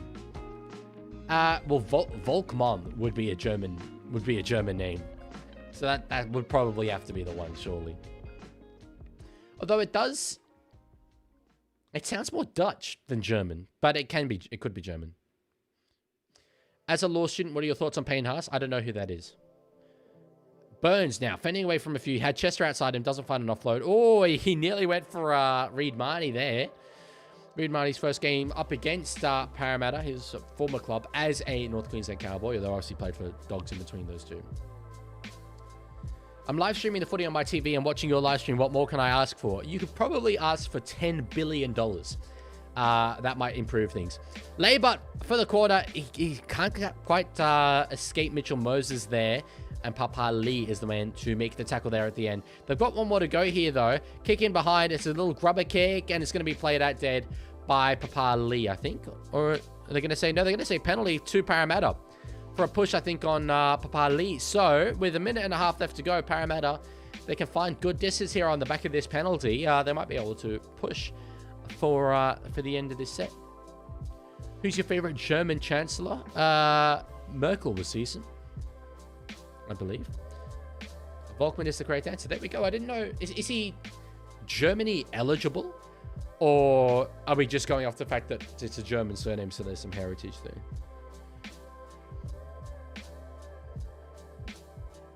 All right, they're going to kick for touch. They're going to kick for touch. Look at that. Half as many missed tackles as Parramatta, North Queensland Cowboys. And they do lead the game, but, you know, given that it's only by 2, you might have expected more, seeing as that stat is pretty comprehensive. According to He Can Play For, eligible. I do trust He Can Play For implicitly. I wonder if you are He Can Play For. That's interesting, because you did mention you do Instagram content, but not necessarily YouTube just yet. I would be remarkably humbled if the likes of He Can Play For was a regular viewer of mine. I respect the hell out of whoever runs that account, because they work remarkably hard. And I couldn't imagine doing that much work and being that dedicated to the international game. Moses, he sort of feigned a 2-point field goal. Kelmer gets it. Now in the hands of Russell. We'll just take that tackle there. Cows haven't been too dominant. They haven't. It's a quick play of the ball. They don't get it away in time. Moses will hit it. It was a great kick. But the ball's going to be full time. Damn. They would have got a 2-pointer there, but anyway, leveled it up. I'm not He Can Play For, but decent guess. I'm just a big fan of them. There we go. Okay. Kiralee, I have no idea. One person just in the chat said, hello, I am Mrs. League, and I was like, all right. If you say so. Did I say full time? If I said full time, that was a certified rugby league mistake from myself. Halftime is the stage of this game that we are currently at. Not full time. Alrighty, so we actually get a chance to do the NRL grid. How about it? International Rugby League is so good, extremely underrated. It is. More and more people are coming around to that realization, though. Hey, mate, congratulations on the win. Bye week for my boys. Yes, congratulations on beating the bye. No, I was very happy with the win. Very, very far from our best, but we did well. And that's the kind of win that you look back on when you finish top 4. I think that's, that's a day where we weren't quite there, but we still did well. NRL grid it is. Apparently, Tiger Walker has some very good ball knowledge predictions for this one. So, for those of you who are potentially new, we are looking for players in the NRL era, 1998 onwards, who fit these categories. So, for instance, I think you have a player who scored 100 plus points in the season and played in 2010 and is somewhat niche, the niche of the better. Say the name of the player and then center right, and I'll stick him in. Aaron Penne, Wise and Storm is a great call. Penny. That's a great call. Great call. Did he score a 2-point field goal? No, I believe he kicked it, but the clock had already expired before the play of the ball. Dean says, hello, I am the real Leaguie. I'm being held captive in Cessnock Correctional Centre with someone Dean knows. I don't think that's true. YouTube's having a connection. KO still working on my phone internet, but YouTube keeps stuttering and pausing. That's weird. I don't think it's an issue with my my stream, so it might be a YouTube issue. Kevin Locke was in 2010. Send it. That's always been a decently scoring one as well. Yeah, bang. Love it.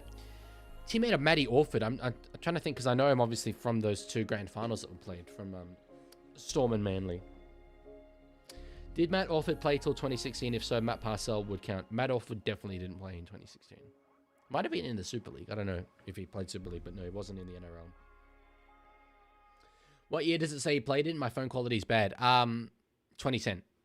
Played in 2010. Cam Smith would be correct. However, very high scoring, I would predict. Legman, why did you invade Switzerland? I was hungry.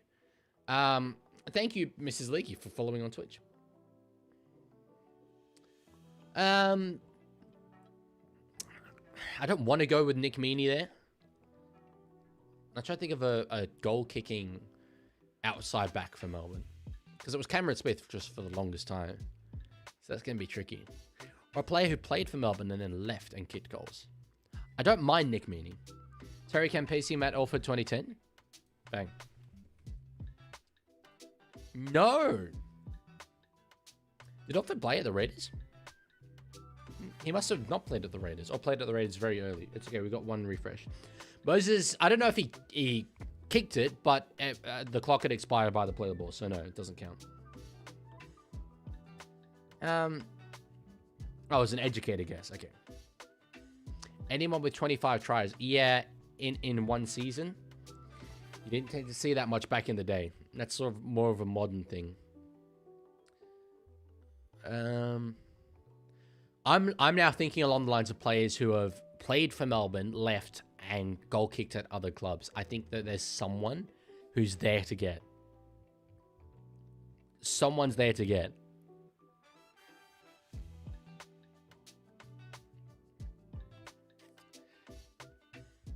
I don't know, though. Michael Witt, Warriors and Seagulls. Banger of a guess. Hines. Hines! Yes! Hines. Wow, that's a high score. But yes, that's exactly the kind of person I was looking for. Nigel Farage, I'm not confident he played first grade. Sing Midnight Swims. Give it up, gonna be alright. And then just that again, and again, and again. Roy Bull for where? I haven't heard of Roy Bull. All good, Dean. See you later. Okay, I'll try and think, because I've watched the grand finals that Matt Orford played in. Obviously, go with the Menzies for 2008. But that's the Steve Menzies game, so I want anyone else. Matai, I think, played in that one.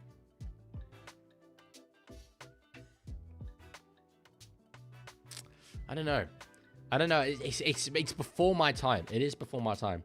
Dallas Johnson, Storm and Orford teammate. You would think so. You would think so. I might go with just safer ones. From here on out. 100+ point season played in 2010. No, we can do some decent ones there.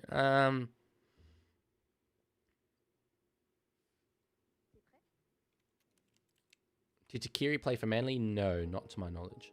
I'm very confident he didn't. Dark Viper said the Cameron Serrato word once. He actually said it twice. I was watching the live stream when he said it the second time. But you can understand why he said it. Obviously a high-scoring answer, but if we're stumped, Dylan Walker for Manly and 100+ points. Did he do that? Really? It's in one season.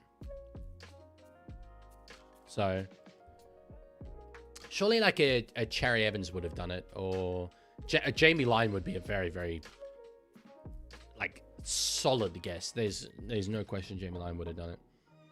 I just bombed Berlin. That's quirky. Nice. Good job. Brooks ever kicked goals? Fogarty kicked goals. I'm going to go with Jamal Fogarty. It's a bit of a risk, but I don't mind that. It's a decent score. Lions, I don't... So it's just NRL era. So Cliffy Lions, I don't think would have counted.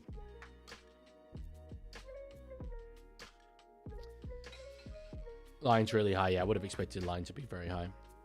100+ point season and played in 2010, though. This I can do. Who got kicked for the Roosters? Braithen Astor, I think. Could Anasta be a good call there? Any goal-kicking wingers? Al Masri will just be insanely high.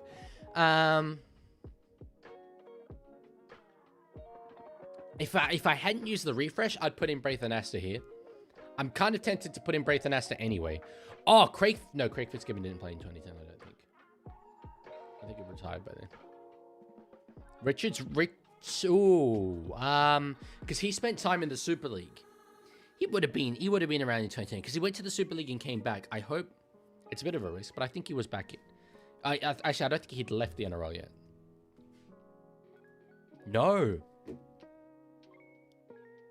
Maybe he didn't score 100+ points in a season. Let's have a look. Oh, was he away in 2010? No, look at that. 06-13 Wigan Warriors. Damn, he played the vast majority of his games for the Wigan Warriors. I didn't know that. Yeah, oops. Anyway. Petitions for premierships before the NRL era to not count? I don't agree with that. And I'm someone who... It would benefit my club having our 4 comps in the NRL era and letting South Sydney go down that ladder.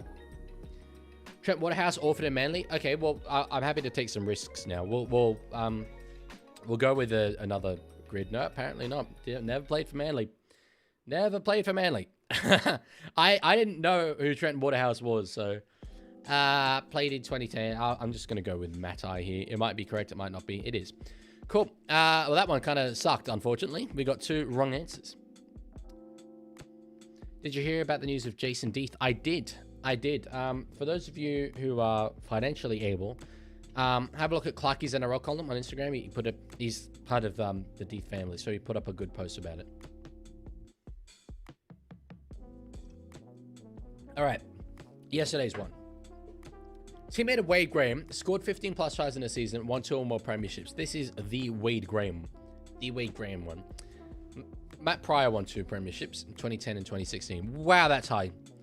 That's incredibly high scoring. Well, I'm going to refresh this one because I'll answer it again. Okay, I want to see if it was the highest scoring because Maloney surely, but I'll go with Pryor there. Leaguie just redeemed. Change the background color. Dark red. Let this color be a reminder to all that try to get in the way of me and Leaguie. Those who try shall perish in my fury. Leaguie is my man and that will remain till the end of time. Don't test me or I will find you. I really, really hope that said tongue-in-cheek. Because otherwise, that might be one of the worst things I've ever heard. C_Phantom just redeemed Pepsi Max sip. Alright. Holy guacamole. That was, You underestimate my power, if I've ever heard it. But if it said tongue-in-cheek, then that's different.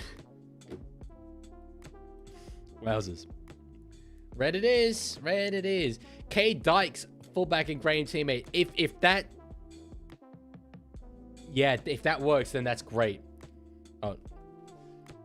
I think it will. Yeah, wow, that's brilliant. That's brilliant, because that was really late in Graham's career. Saitama, where? What square? Luke Lewis, Wade Graham, and played for Panthers. Would be correct. However, might be good to have someone who was Wade Graham's teammate back at the Panthers. Like I'm gonna say a Peter Wallace would have been. Maybe a Brent Kite. No, Brent Kite went afterwards. After Manly. I think Peter Wallace would maybe be a shout. He was around a long time. Long time. Magoulias for Sharks and Graham teammate. Yes. Magoulias. I love Magoulias. Tedesco fullback in premiership. Correct. I think it will be high scoring. Brett Stewart would have it as well. That would be maybe lower scoring. Minicello would also be lower scoring. However,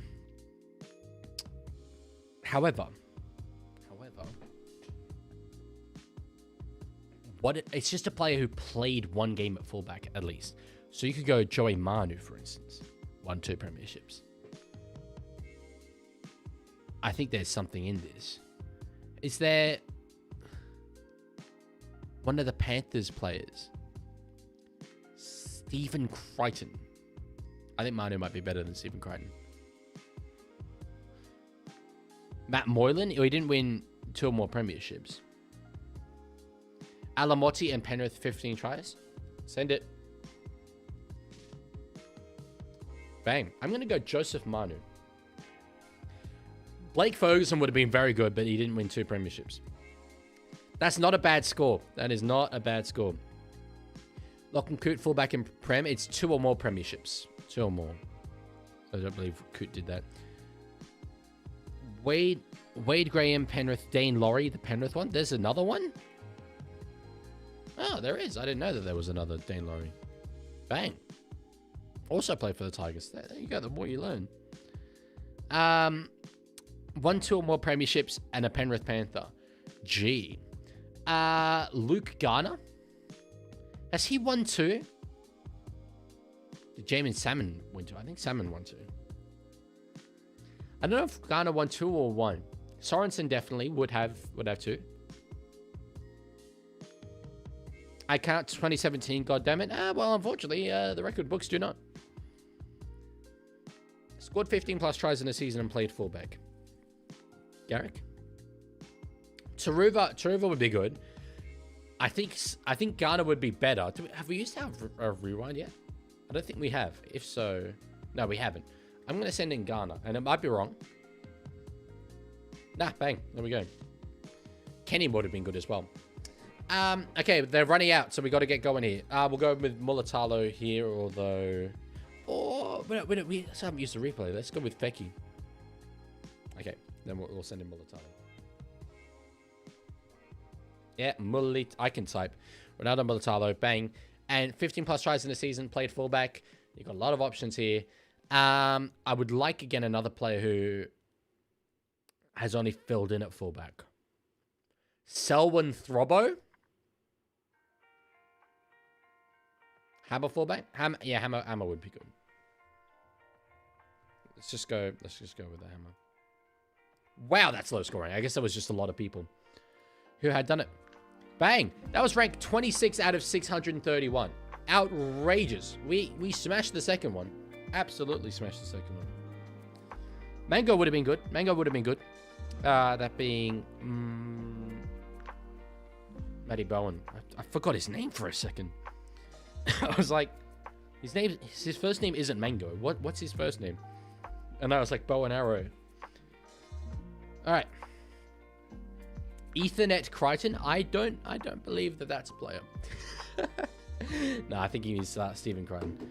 Oh, that whistle didn't really work exactly. Anyway, we're away for the second half of this one. Parramatta, I wonder what they'd take for that first half. Because, yes, they had the brilliant first 5-minute period. Got a try. Got another one off the back of an error later in that first half. But were dominated, frankly. Are they going to take confidence out of the fact that they only conceded 2 tries with Cowboys having a lot of field position and possession? Or are they going to think, we really need to step up, otherwise they're just going to walk over the top of us? That's an interesting first name there, Lorenzo. I'm not sure that's true. I carried you with Dykes and Magoulias. You did. I think I would have... I don't know if Magoulias would have occurred to me. I would have tried to think of like niche sharks, so maybe. But Dykes I would not have thought. Definitely not. Thoughts on 1364? One of the absolute best years in the 14th century. All right, now run here through Tommy Chester up to the 30. Tackled there by Adokar, Russell, and Dylan Walker. It is. I saw an interview James Graham did with Josh Schuster. Decent interview, by the way. Schuster in very, very good shape, looking to return to the NRL next year. Very excited about the prospect of doing so. didn't want to play in that Dylan Walker style role, though. Very much views himself as a 5'8". I think I look at Dylan Walker and what he's doing. I just think so many players can be so valuable in that kind of role. There are Parramatta Eels down left, right, and centre there around the ruck, but they don't try and spread it. I think they would have found a big overlap had they.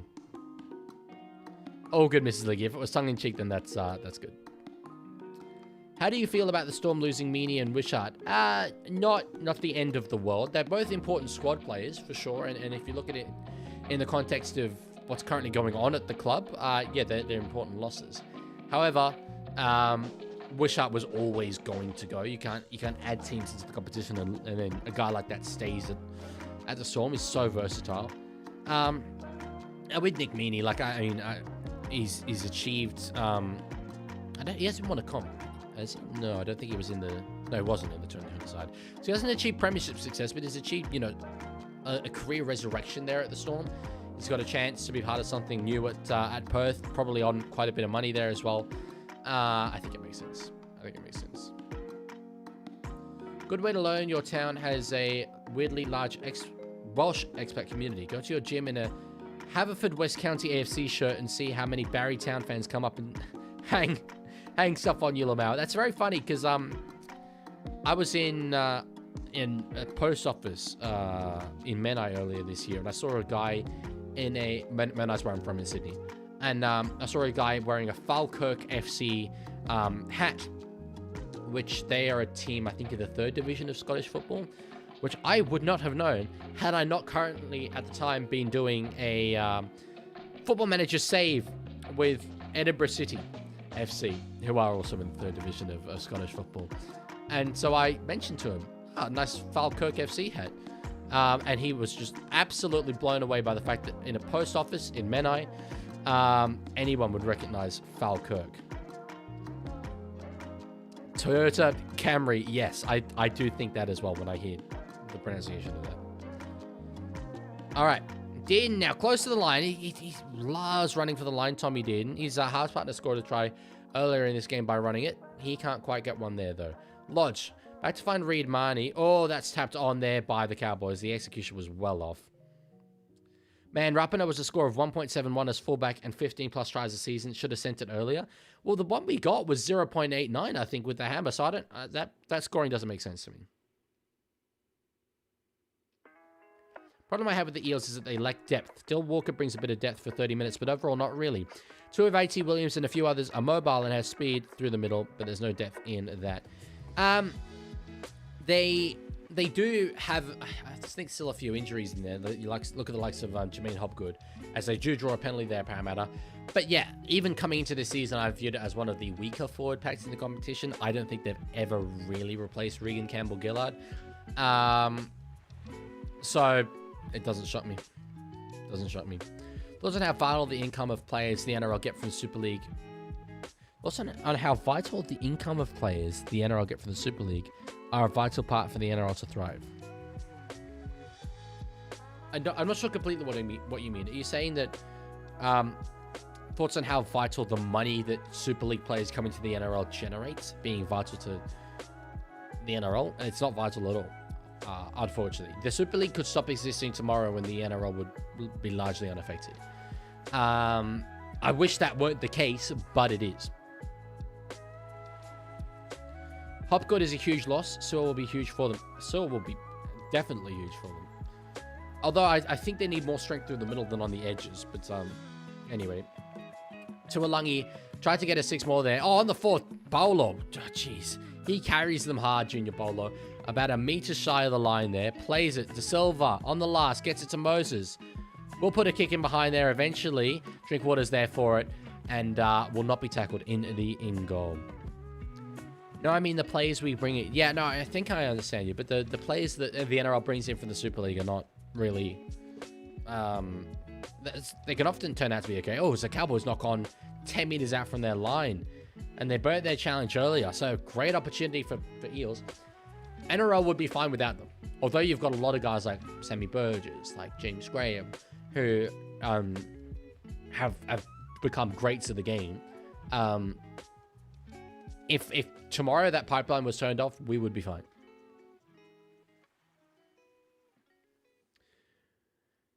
But if they were knowing the Super League, where would Canberra get their overrated English forwards from? Hey, if you criticize Morgan Knowles, it's the wrong Morgan. If you criticize Morgan Smithies one more time, I'm a sue your ass, and I mean that. Morgan Knowles, again, does not play for Canberra. Morgan Smithies does, and he is an absolute Pookie Bear. He works so hard. I love him. Did you see Sam Burgess sign with South Sydney? Oh, that dude from the Bradford Bulls. He's coming to the NRL. I don't know if he'll ever crack it here. Another 6 more here for the Parramatta Eels. They still trail by 2, but they've got a great attacking opportunity here. Moses. Back in field. Yeah, that one was always pretty telegraphed there to my telly. Anyway. Eels should score here. I agree, Tiger. Eels should score here.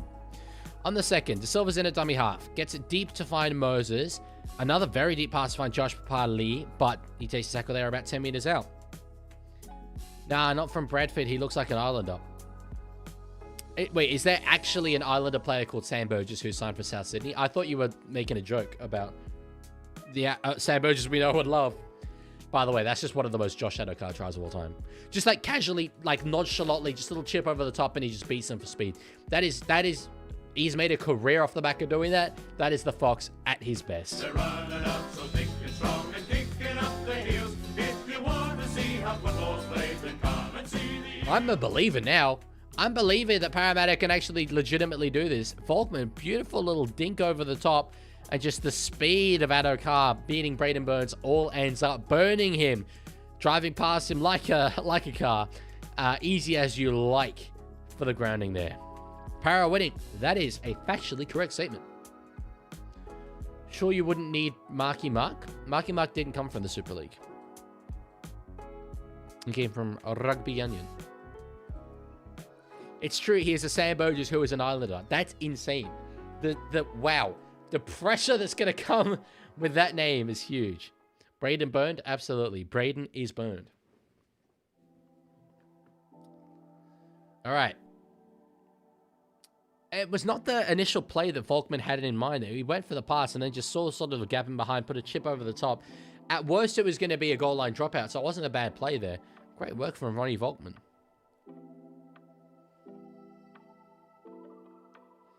Good play there. Try time Parramatta. All para early in the second half. Yes, and it was all para early in the first half as well. We'll see if they can, unlike the first half, sort of maintain that level of dominance. Here's a kick from Mitchell Moses. Oh, it hangs out very close to the right-hand post, but he gets it. They all count for the same. 16 points to 12. It is. Sack Pezzett for Volkman. Pezzett useless. He's been injured. Well, that is a decent excuse, to be fair, for him being useless on field. Being injured typically does tend to prohibit high-quality play. Will admit. With all due respect. Adokar for Origin, by the way. Cheeky Adokar for Origin. I wouldn't mind it. I would not mind it.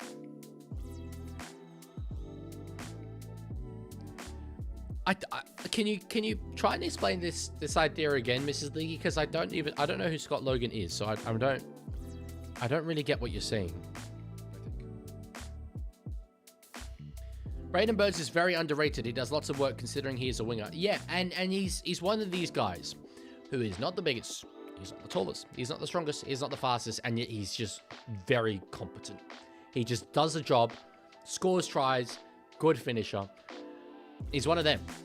He's one of them. I remember him coming through at South Sydney, and I was like, this is a really, really good player. Moved to Canterbury, and I thought they've got their hands on a very solid winger here. He'll get first grade, and it will work out for him.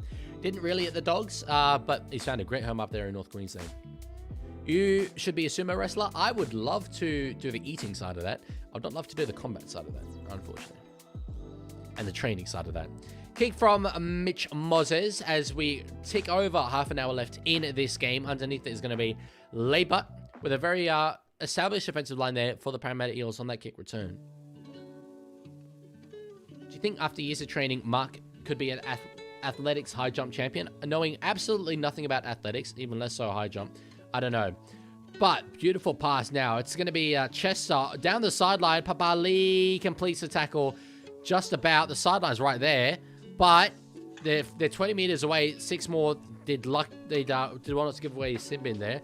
Short ball there from Dearden. There's so much space around them. Purdue surely scores here. Bang.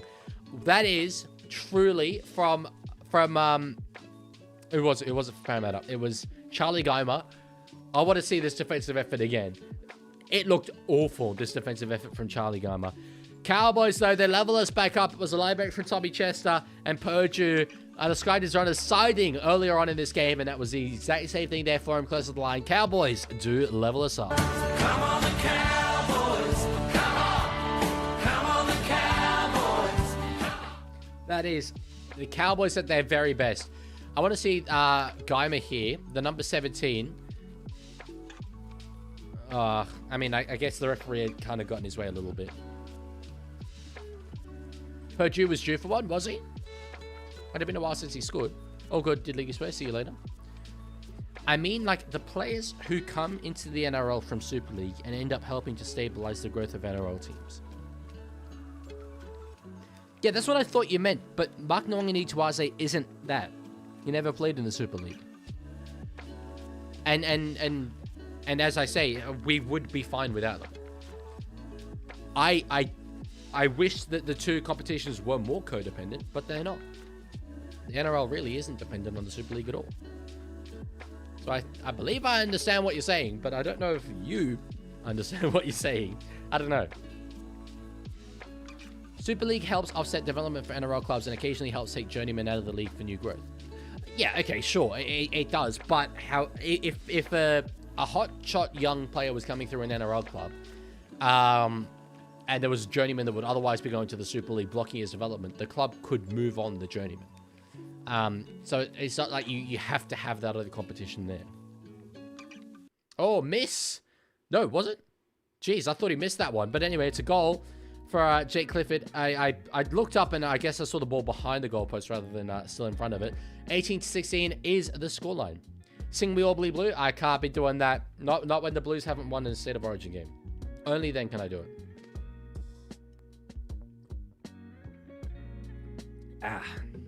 My throat is starting to hurt after doing the talking for this long. 3.5 hours already. Bang.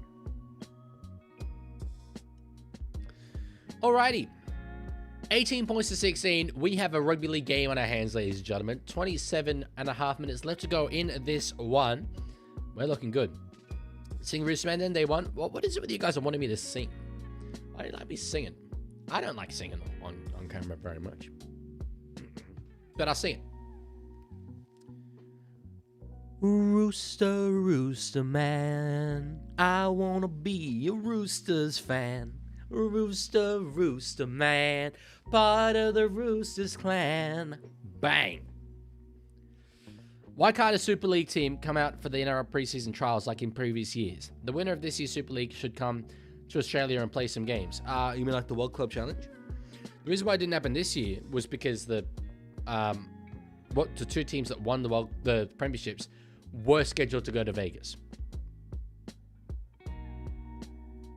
Sorry, that's not correct.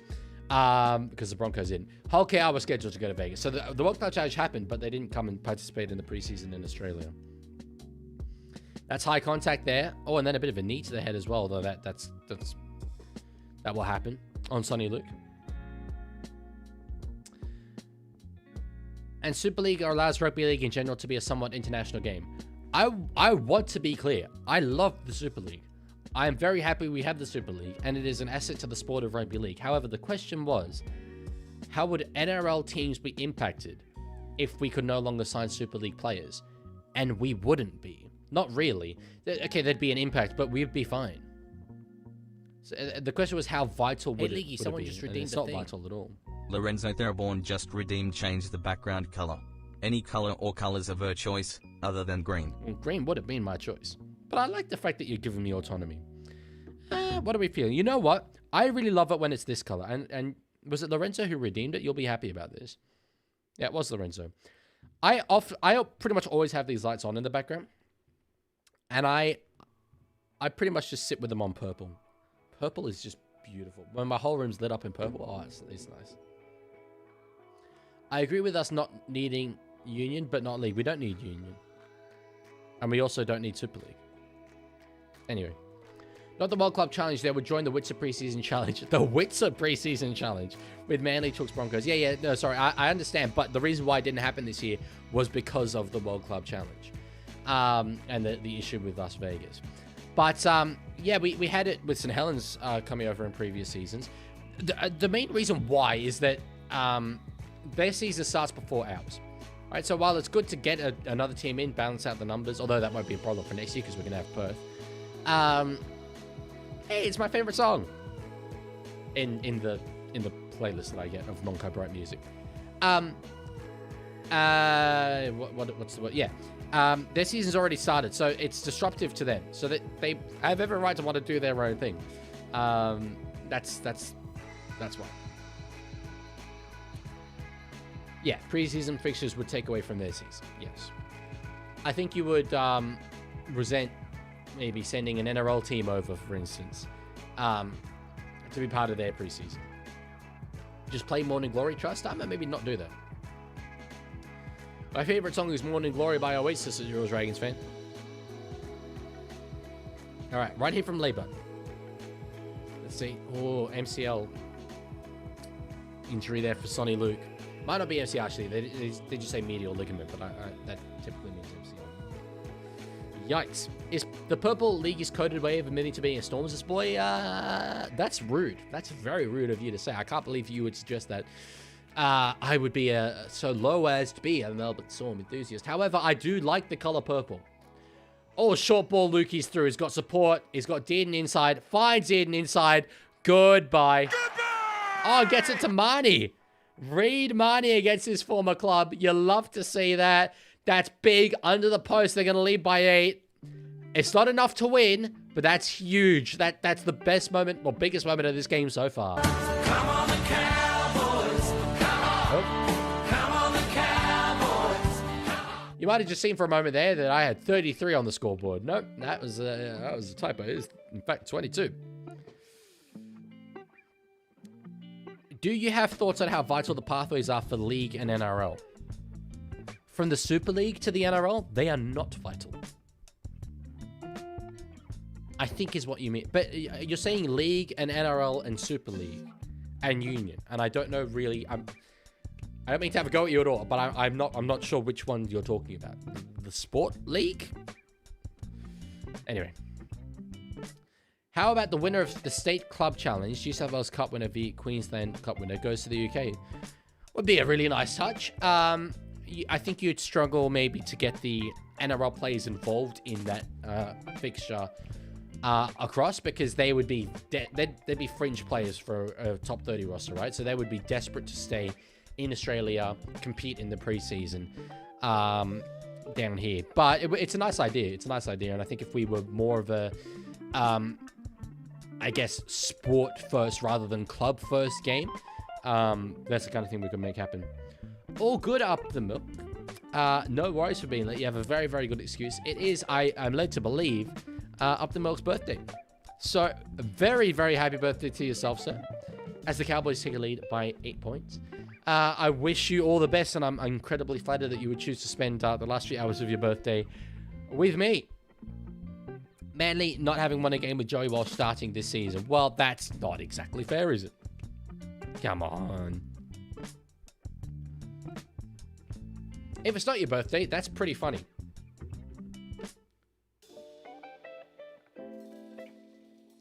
All right. Is this the biggest lead of the game so far? I would hazard a guess that it is. Definitely if North Queensland score next is curtains. But I think it might kind of be curtains already, to be honest.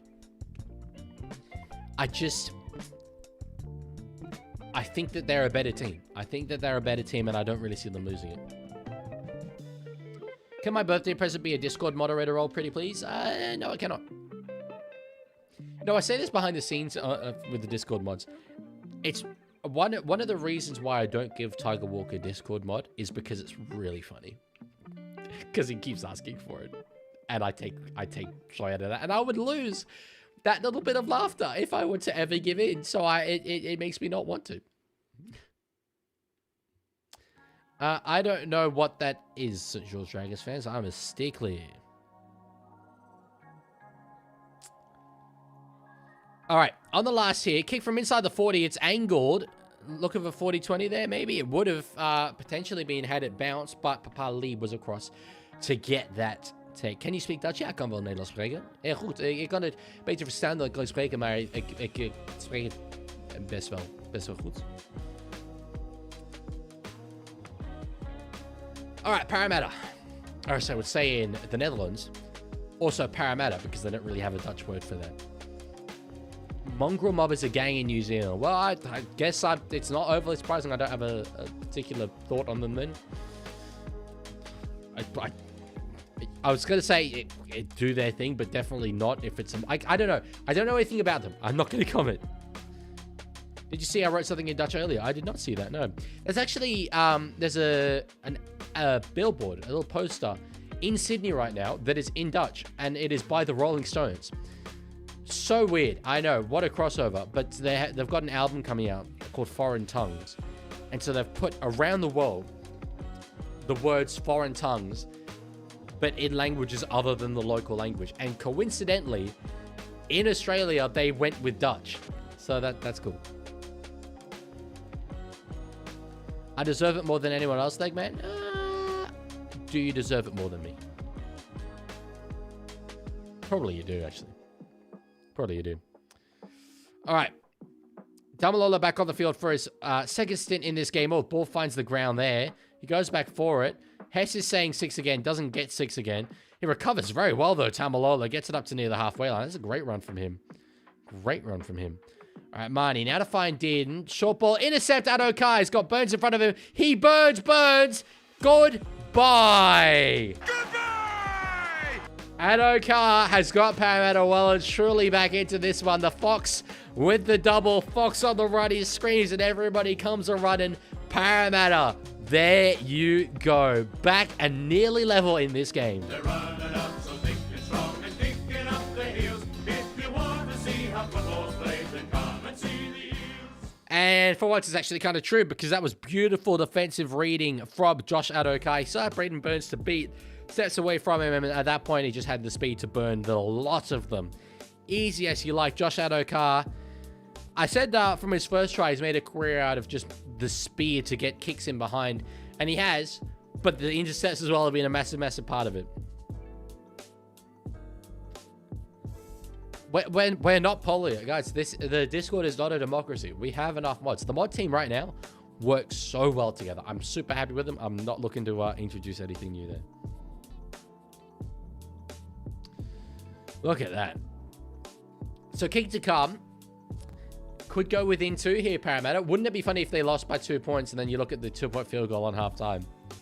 That'd be kind of funny. Yeah, the pass. I think Dearden kind of... He thought better of it initially. Held it because Adokar was there. But then threw the pass anyway.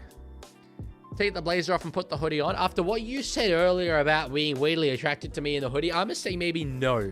Maybe not going to do that. If you don't mind. So George Dragons fan, what is your unhealthy obsession with Puff Diddy? You know he's a pedo. Like, he's a really, really, like bad pedophile. Like, he's... is it still allegedly? I don't know if the court case has happened yet. Maybe allegedly a pedo. But, like...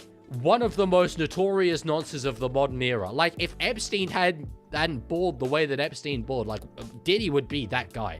Like, it's not good. Not a kind of guy to idolize. By any means. Or build a persona around. You're aware of this, yeah? Just checking. Just asking. Because... yeah. Anyway. I know you're joking. I know you're joking. I'm kind of joking as well. I know, obviously, you know that he's a nonce.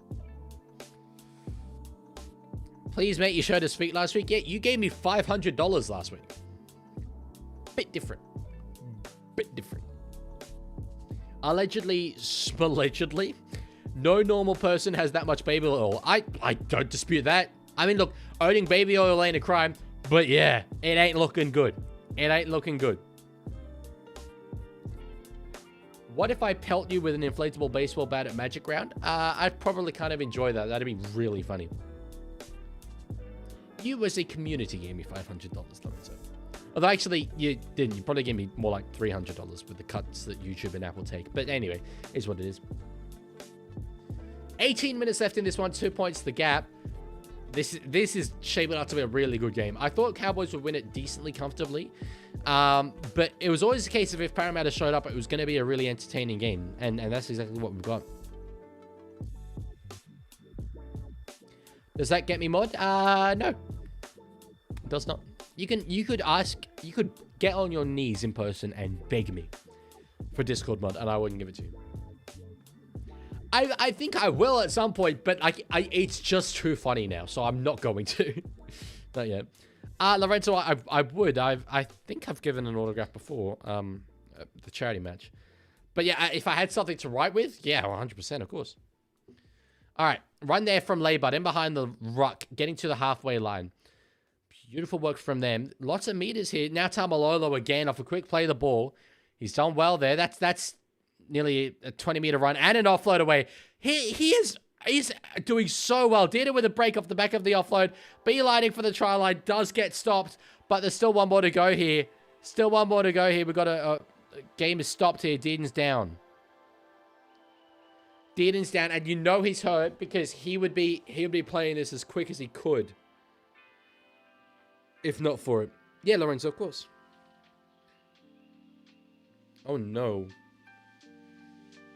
Tamalolo. Is it 2016? Sorry, like, is it? Because that's outrageous what he's just done. We've been talking about him as a player who's, like, been burnt out for so long. And this season has just come out incredibly.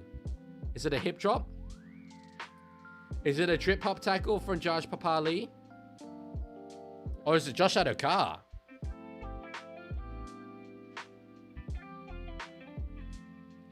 I mean, both kind of got involved, so it's not textbook. I don't know.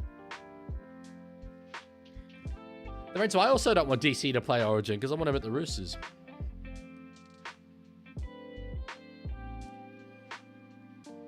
I don't know about this one for Tommy Dearden. He looks to be half walking it off. James Tedesco's leading the comp in tries. How about that? Love it.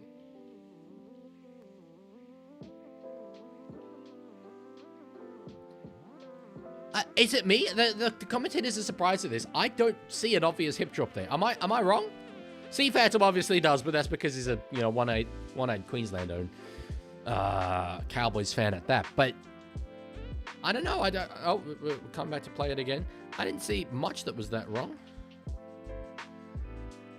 Lorenzo, again, Twitch held that message, but I'll allow it in the context. All right, now in the hands of Jet Clifford. There's so much space there. There's so much space. They get tackled with a ball. Wow, a try has gone begging there. Wow, a try has gone begging. Jesus. That would actually be kind of funny, Mrs. Leaguie. That's not a bad idea.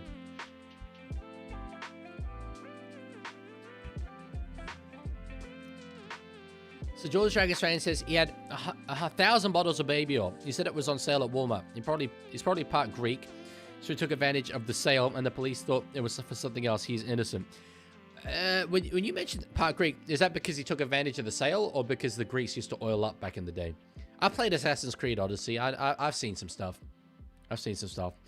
Volkman into the line. Oh, dummies, it is straight through. He's got Papali inside him. In fact, he's got Adokar there as well. The kick, it's been touched there by Drinkwater. Cowboys recover it. Wow.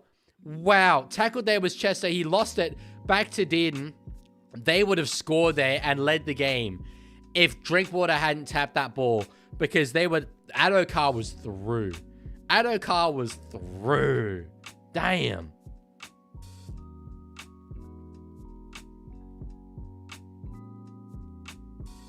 It's outrageous if Tedesco doesn't play Origin this year. I don't think that's true.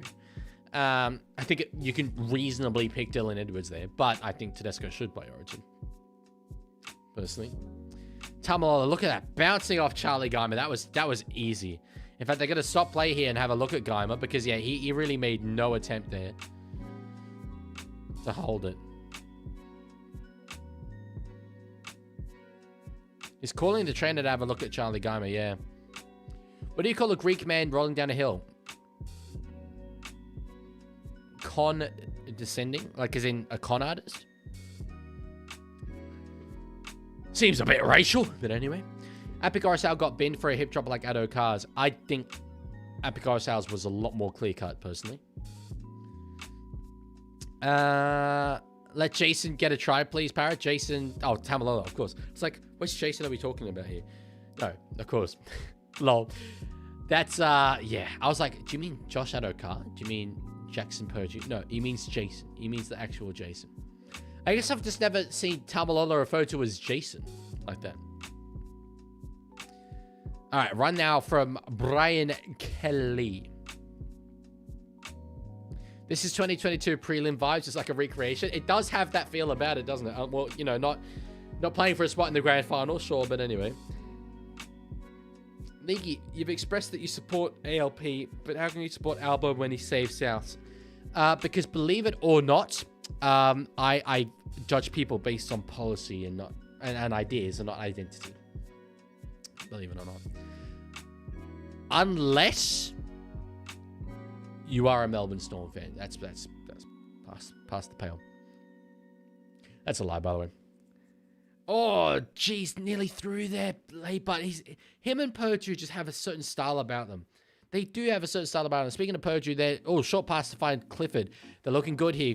They're looking very good here. No, obviously though, South fans are the scum of the earth. But no, I can say that every broken clock is right every now and then. Like, everyone knows the tale of Achilles and having his Achilles heel injured in the Battle of Troy. But there's a lesser-known injury where someone got an arrow to the nuts named Testicles. Shout out to Testicles, one of my all-time great Greek heroes. And KK and Cody Ramsey was good. I don't see a need to replace him necessarily. It was very solid. Marnie now to find Dearden. They got a short side. I think that's just knock on into the Parramatta Eels there. That's the ruling. 14 minutes left. 2 points is the margin. No, I'm just kind of chatting hog. I would 100%. I would be wearing so much purple that day. You would legitimately think I'm a Twitch employee. Like, that's the extent to which I would be going for the Melbourne Storm. Do you think Billy will retire at the end of the season? Yes, I do. He might not. And it's something only really he can know, but yeah, I do probably think he will. Is it true that you flipped off a South fan in a dodgy alleyway in Marrickville with junkies all around? I'm from the Shire, so I've never been to Marrickville. And I don't know what a junkie is. So no. Moses, that's a great defensive free to Winchester. He's claiming high contact, Mitch Moses, but doesn't get it. Volkman with a very, very fast kick there. Got it and immediately put boot to ball. What did the woman with no hands get for Christmas? No idea. She hasn't opened a present yet. Outstanding. Great stuff. Love it. Truly one of the jokes that's ever been said. Brilliant. 2-point field goal. Well, yeah, Moses can kick him. Moses can kick him. Is capable. Oh, they're through here. Clifford, that was way too easy. Has support through Chester. Finds Chester, who holds the ball out in front of him. He's still going here. What the hell? Papali'i couldn't complete the tackle. Out of nothing. It's given. They just gave up randomly. They just gave up. The Cowboys score a massive, massive try in the context of this game. Come on the Cowboys, come on. Come on the Cowboys, come on.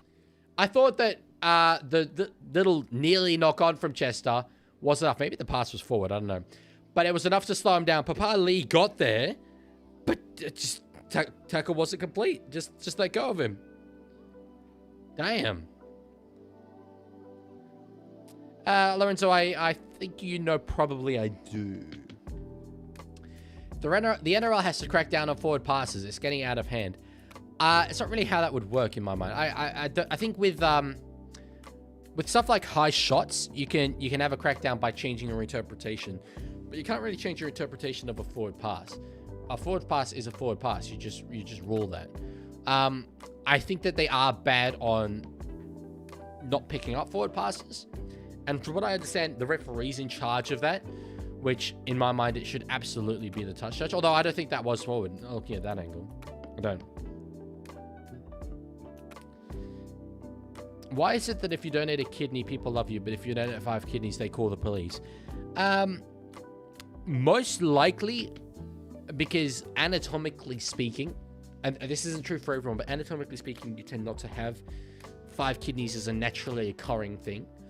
And so therefore it would raise a certain amount of suspicion as to where you procured those kidneys from if you were to donate 5 kidneys. Where I find a little bit of, I guess, confusion is that if someone was wanting to, I guess, collect that quantity of kidneys, why they would do so solely with the purpose of giving them away and then donate them all at once, because I feel that you'd logically speaking be able to avoid a lot of that suspicion if you just did it one at a time. And if they said, why is the same person donating all these kidneys, you'd just be like, I grew them back. That would be my reasoning anyway. I don't know, the video ref rulings are strange. Like, you're saying you can't rule on forward passes, but you can rule on knock-ons, tap-ons that go forward by a millimeter. That's because forward passes are ruled to be forward out of the hands or not, whereas forward knock-ons and tap-ons are forward relative to the ground. So that's the distinction there, and that's why it's camera angles being deceptive. A forward pass, a pass looks more forward, closer to the extremes of the camera because of where the camera is located. Look right now at the horizontalness of the try line there. So it's a matter like that. Whereas the halfway line, flat across the screen, you can see there whether it came forward out of the hands or not.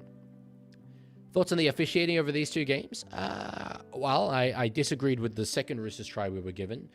The first one, I think the video ref made the correct call, given that it went up as a try, but I don't think it was a try necessarily. So I disagree that it should have gone up as a try. Aside from that, I don't have any issues. Hey, Leaguie, what was the first NRL Grand Final that you watched? I think it was at 2008, but I don't remember it. But I was at the 40-0 Grand Final. Thoughts on your career as a YouTuber? I think it's going very well. You know what? I was thinking about this the other day. Would I change anything about like content decisions that I've made in my career as a YouTuber? And I don't think there's a single thing I would change, honestly.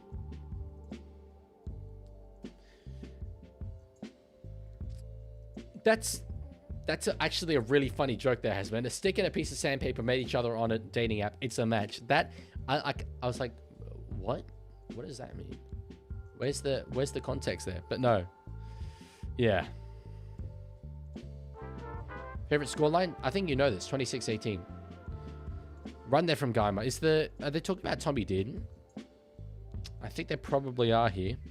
About how he's not convincingly hiding this injury. Yeah, he's hobbling around. On the last, they're gonna run it here. Papali puts boot to ball. It's going to be Purdue out behind it. He did well not to knock that one on. Papali thought knock on for sure. And yes, that is going to be the ruling. I thought he knocked it on. They blew their challenge earlier. So Parramatta, they get a chance to come back into this here. A try would set us up for an unreal finish. Lee's favorite scoreline? 96-3. Not a big fan of that. Would you believe Eels 34-30? Could happen. Could absolutely happen. I'd believe it. There's a real possibility. I don't think it will happen, but 12 errors to 2. Sorry for abusing your ears just there, but wow, Para have made 2 errors all game. That's outstanding. It's incredible. You don't see 12 errors to 2 and the side that made 12 errors is winning. I'm a not have a go at that St. George Dragons fan. I would not have been surprised at 96-3 as the score of the Army. Huge set here. 8 minutes left. Parramatta on the second in attacking field position here. Talon De Silva giving it to Mitch Moses. Has a forward inside him there. It was going to be Charlie Geimer. Was it Charlie Geimer? Moretti. I confused them. But doesn't find Moretti. Volkman dummies as well. It goes both ways. Can't find a charging forward. Here we go. On the 4th. De Silva finds Moses. Paulo underneath. Winding it up. Can't quite get to the line, though. They've burnt a lot of tackles here, Parramatta. 1 more to go in the set. De Silva will find Moses. Now to find, Papali, and it's just a knock-on. That's a really poor set. That's a poor set. North Queensland survived. Roosters asked, I think it was maybe a long time ago, do you live in the Shire? I live in Canberra, but I am from the Shire. And when I'm up in Sydney, I do live in the Shire, yes. It's just a town name, just like Auckland, not that hard to pronounce. No. That's a offload there from Burns. It was late. Oh, knock on there, Purdue again. What's the ruling going to be? It's going to be ruled a knock on Cowboys.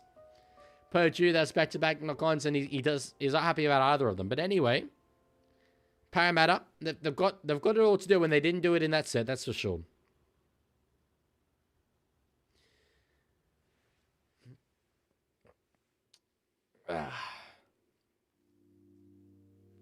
I'll have Purdue over Shibba in Origin. I don't think Shibba's in that conversation. I think it's Toya and the Hammer. Coates, I think, will be back next round. And then I think he'll play Origin. I think if he's played one game for Melbourne, bring him in. Yeah, I answered that target. 96-3. Did you know coding majors made their own version of baseball? You have to reach base 64. Funny joke. Great joke. I actually understand that because I did GCSE computer science at school. If you don't know what the GCSE is, look it up. Silva finding Mitch Moses. Underneath him, oh, he's got a very, very good ball away to find Jackie Williams, but I think it's McKaylee, yes, who does well to wrap him up. He's had to wait for 2. There was a bit of an opportunity there. Anyway, only 2 more to go here. They're still about 30 meters away. They need a good play here, that's for sure. Volkman, dummies goes himself, had options out the back, but the rushing defense probably stopped him from being able to effectively get them. De Silva at a dummy half, deep into the line, finds Moses, holds the ball up, knock on Cowboys. It was speculative, but they get a result. They get a result. Here we go. Here we go. De Silva finding Papali. Now in the hands of Williams. Stepping back inside. Sam Riney. Bang. Parramatta score. They had it all go their way. They got the result off the back of it. Ladies and gentlemen, we have a rugby league finish ahead of us. They're running up so thick and strong and kicking up the heels. If you want to see how football's played, then come and see the Eels. Brilliant.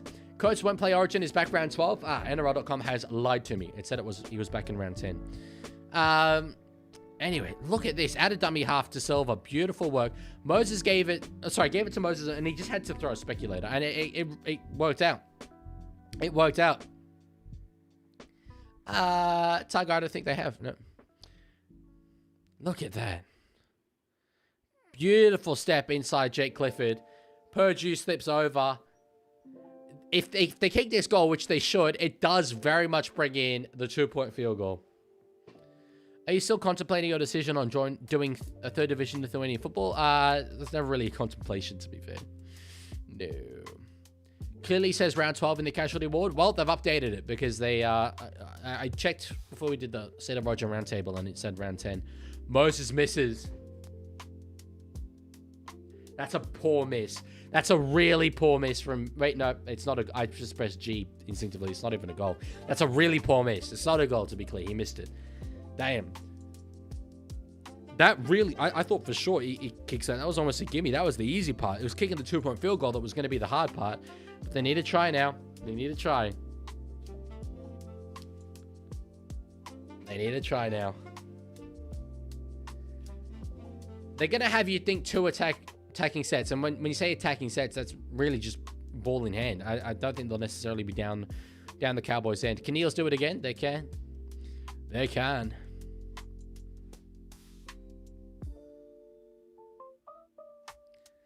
They're playing one of the great British songs, 500 Miles. Oh, actually, I don't agree with that. It's not one of the great British songs. The best music of all time comes out of the UK. And it's a good song. It's a very good song, but it's not one of the great British songs. One of the most famous British songs, I'll give you that. One of the great Scottish songs, I'll wear that. All right, anyway, regardless, they take their first run. Moretti. Now Volkman in his dummy half, giving it to Charlie Geimer. They don't need to spread it immediately. You know, you can spend a little bit of time getting a bit of space in front of you, but they do need to try something. Moses, way out there. That one doesn't really work. Brian Kelly, can he get an offload away? He can't. He's not really of the mind to, but good post-contact meters for him. Played here by Brian Kelly. They go the short side here. Moses holds it up, gets it to Sam Riney. There's space around a beautiful play. Beautiful play. He's got support around him. No, gets it to Papali. They're going to score. They're going to score out of nothing. Moses will have a kick to potentially win this game. No way! I thought the pass came too early. I thought it came too early, but Mitchell Moses, what a play to call down the side. 30 all! Rugby League! Rugby League! Strong and kicking up the heels. If you want to see how football's played, then come and see the Eels. That's outrageous. That's absolutely outrageous. How has this happened? What? What do you mean? Beautiful work. The pass, it was too early, but Papali did so well. So well. The kick's going to be real difficult here. It's going to be real difficult, but damn. Lorenzo says, I'm getting worried about... Oh, about C Phantom. Yeah, as you probably should be. This game is fundamentally stupid. That it is. This game is fundamentally stupid. Fundamentally stupid. Stupid. That is absolute rugby league, folks. Absolute rugby league. Mrs. League says, I call the short side play. Are you Mitchell Moses? Is Bro Moses? Damn. This would be worthy of an absolute rugby league post on Instagram, but I don't want to overuse him. I don't want to overuse him. Holy. The clock's ticking down. I thought normally they stop the clock inside 5 minutes. Kick. Come in here. Are you clutch, Mitch? Are you clutch? To put your Eels up by 2, you missed a tougher one just earlier. Mitchell Moses. He hits it. It's straight. It's straight, but it's not gonna go between the posts. Golden point well and truly comes into this one now. 30 all. There's been 3 kicks that Mitchell Moses has had. One was on the verge of half-time. In fact, it was just after half-time, technically. The play of the ball didn't come quick enough. He hit that one. Then there was a kick just there. Wasn't the one before that was not from the sideline, and he missed it. It was a poor miss. That's the one he really should have got. But then that one there, it was so tight. Millimeters in it. Millimeters in it.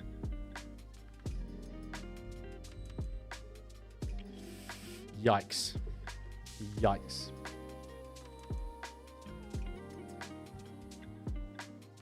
I wanna chill later tonight, me personally. So I'm not in mind with a golden point at the moment. But anyway, what a game indeed, Tiger. What a spot we have, by the way. What a spot we have. All right, 2 minutes left. You think this might be Parramatta's maybe not last possession, but the last full set they'll get. The last thing you can do is commit an error here. The very, very last thing you can do. Moses. Giving it now to find Jackie Williams. That's a good run from the Kuma Stallion. Up to the 40. That's what you want. That is what you want. Short ball. They don't find Tommy Dearden. They don't find an offload either. The offload was potentially on there from Saxon Pryke. But anyway, Moses will just hoist it downfield there on the last. Underneath this one, Scotty Drinkwater. Catches it on the 10. Not a bad result. Scotty, can Scotty kick a field goal? With Dearden in trouble, maybe he's the man who's going to be called upon. Or Jake Clifford. All right. They did win. They did win something. I was very happy about it. All right. Very, very tense moments here. Cowboys, they hold the ball. They hold the ball. They're halfway through this set, about 35 out from their own line. Marnie finding Tommy McKaylee up over the 40 there. The field position's good. It's not field goal territory. Tamalolo, that's the man you want to give the ball to. It's going to take an almighty kick, but they should have a stab. Clifford hits it. Jeez, he's got the length. What's up? Did that hit the post? Oh, it's been touched. It's been touched. I thought it took a deflection there. I don't think it did take a deflection. Mitchell Moses has kicked at 50% in this game. This was a mighty strike. Almighty strike. It did hit the post. It did hit the post.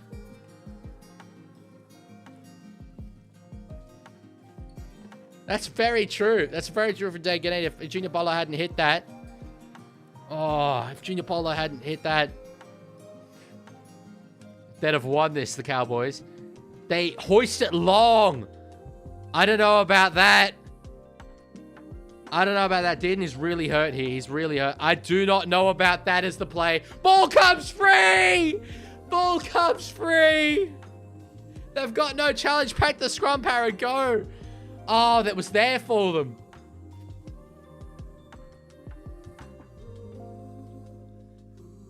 The clock's still ticking down here, although the time has been called off. They've got to give Para a few more seconds back there.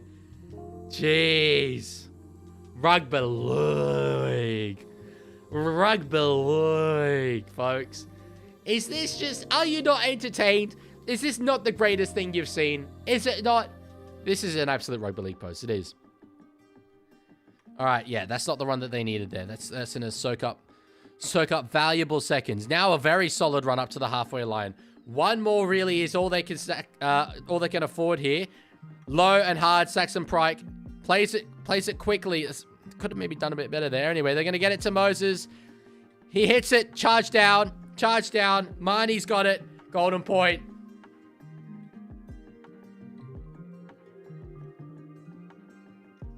There's no challenge, apparently, for an accidental offside here.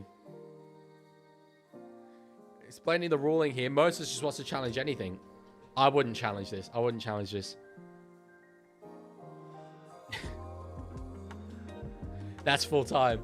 Sorry. I love Liam Kennedy just explaining you can't challenge 10 meters there. Wow. Hello, smart guy. Rumor has it in 1984, a surgeon's office in Philadelphia once had actor Kevin Bacon perform an amputation on a man. He had to cut a foot loose. Love that from you. He had absolutely charged that up. Charge that up. Damn. Yeah. It might have had the length, but we'll never know if it would have had the accuracy. Damn. This sport is fundamentally... This game is fundamentally My stupid. days.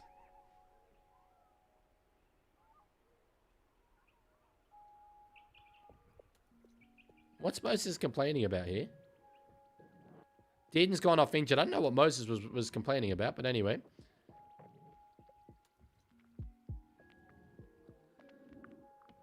Okay, he's picked the direction he wants to go. My stream is just frozen, as it tends to do on Foxtel Go. Folks, golden point. Golden point. Last time these two met, it ended in a 1-point Para win. We'll see if history will repeat itself.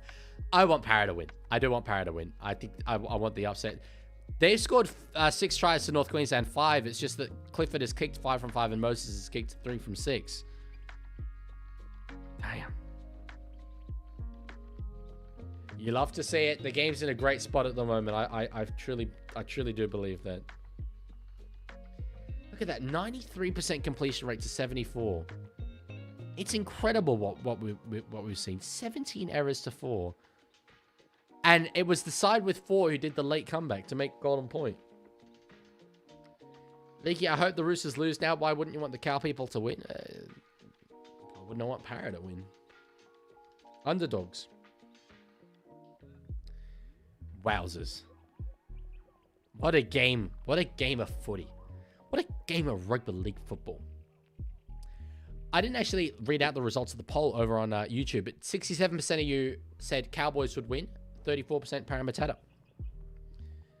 Here we go, folks. Here we go. North Queensland will kick us off. Parramatta will keep going the way that they were in that second half. We're about to get started for golden points. Will says play the Cronulla song. I do not want to do that. Well, if they beat South Sydney, though. Kick there. To get us underway. Volkman underneath it. Errors. Every single error counts for so much in this period of the game. You got to hold the ball. You got to try and do what you can to get into possession and then hit him. Eels got a point. 21. Oh, 21 played, only 8-1. Okay, I thought it was 21-1 and 8 loss. I was like, that's a great record. That's a great record. Okay. Here we go. Williams. Up to the 40-meter line there. They've done well. They haven't given away any penalties, but nor have Parramatta knocked it on. Bowler finds Moses. They're going to spread it here on the 4th. Volkman, he's through. He's got support through Adokar. Doesn't find Adokar. I mean, the sideline was absolutely beckoning there, so it's not the worst result there. Not the worst result. They're going to go for an attempt here. They're within range. The angle's not great. Moses hits it. It's up in the air. I think he's got it. He's got it. He's got it.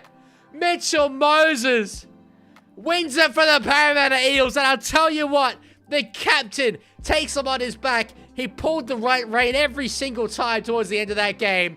Mitchell Moses, you can see what it means to him. He's such a tough competitor. Origin's on the horizon. People have questioned his form, and rightly so. But today, it's all been the Mitchell Moses show. Sit back and watch him strike this one. Hits it beautifully. The strike was magnificent. He hit one on halftime. They said it didn't count. Halftime had already blown. But look at that. 31 points to 30. Field goal time. They're still looking and confirming here.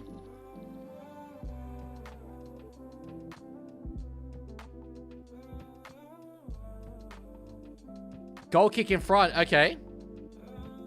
But the field goal is still going to stand. I think it's a 3-point play. Yeah, Moses is hurt. Moses is saying, I don't want it.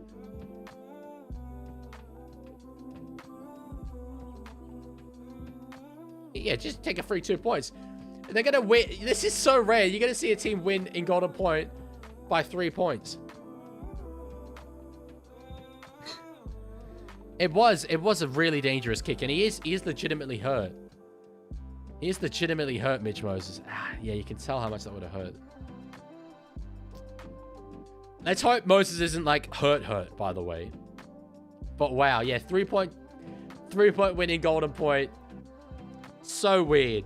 So weird. Absolute rugby league, though. Absolute rugby league. What is Moses complaining about? What's Moses describes something as BS here?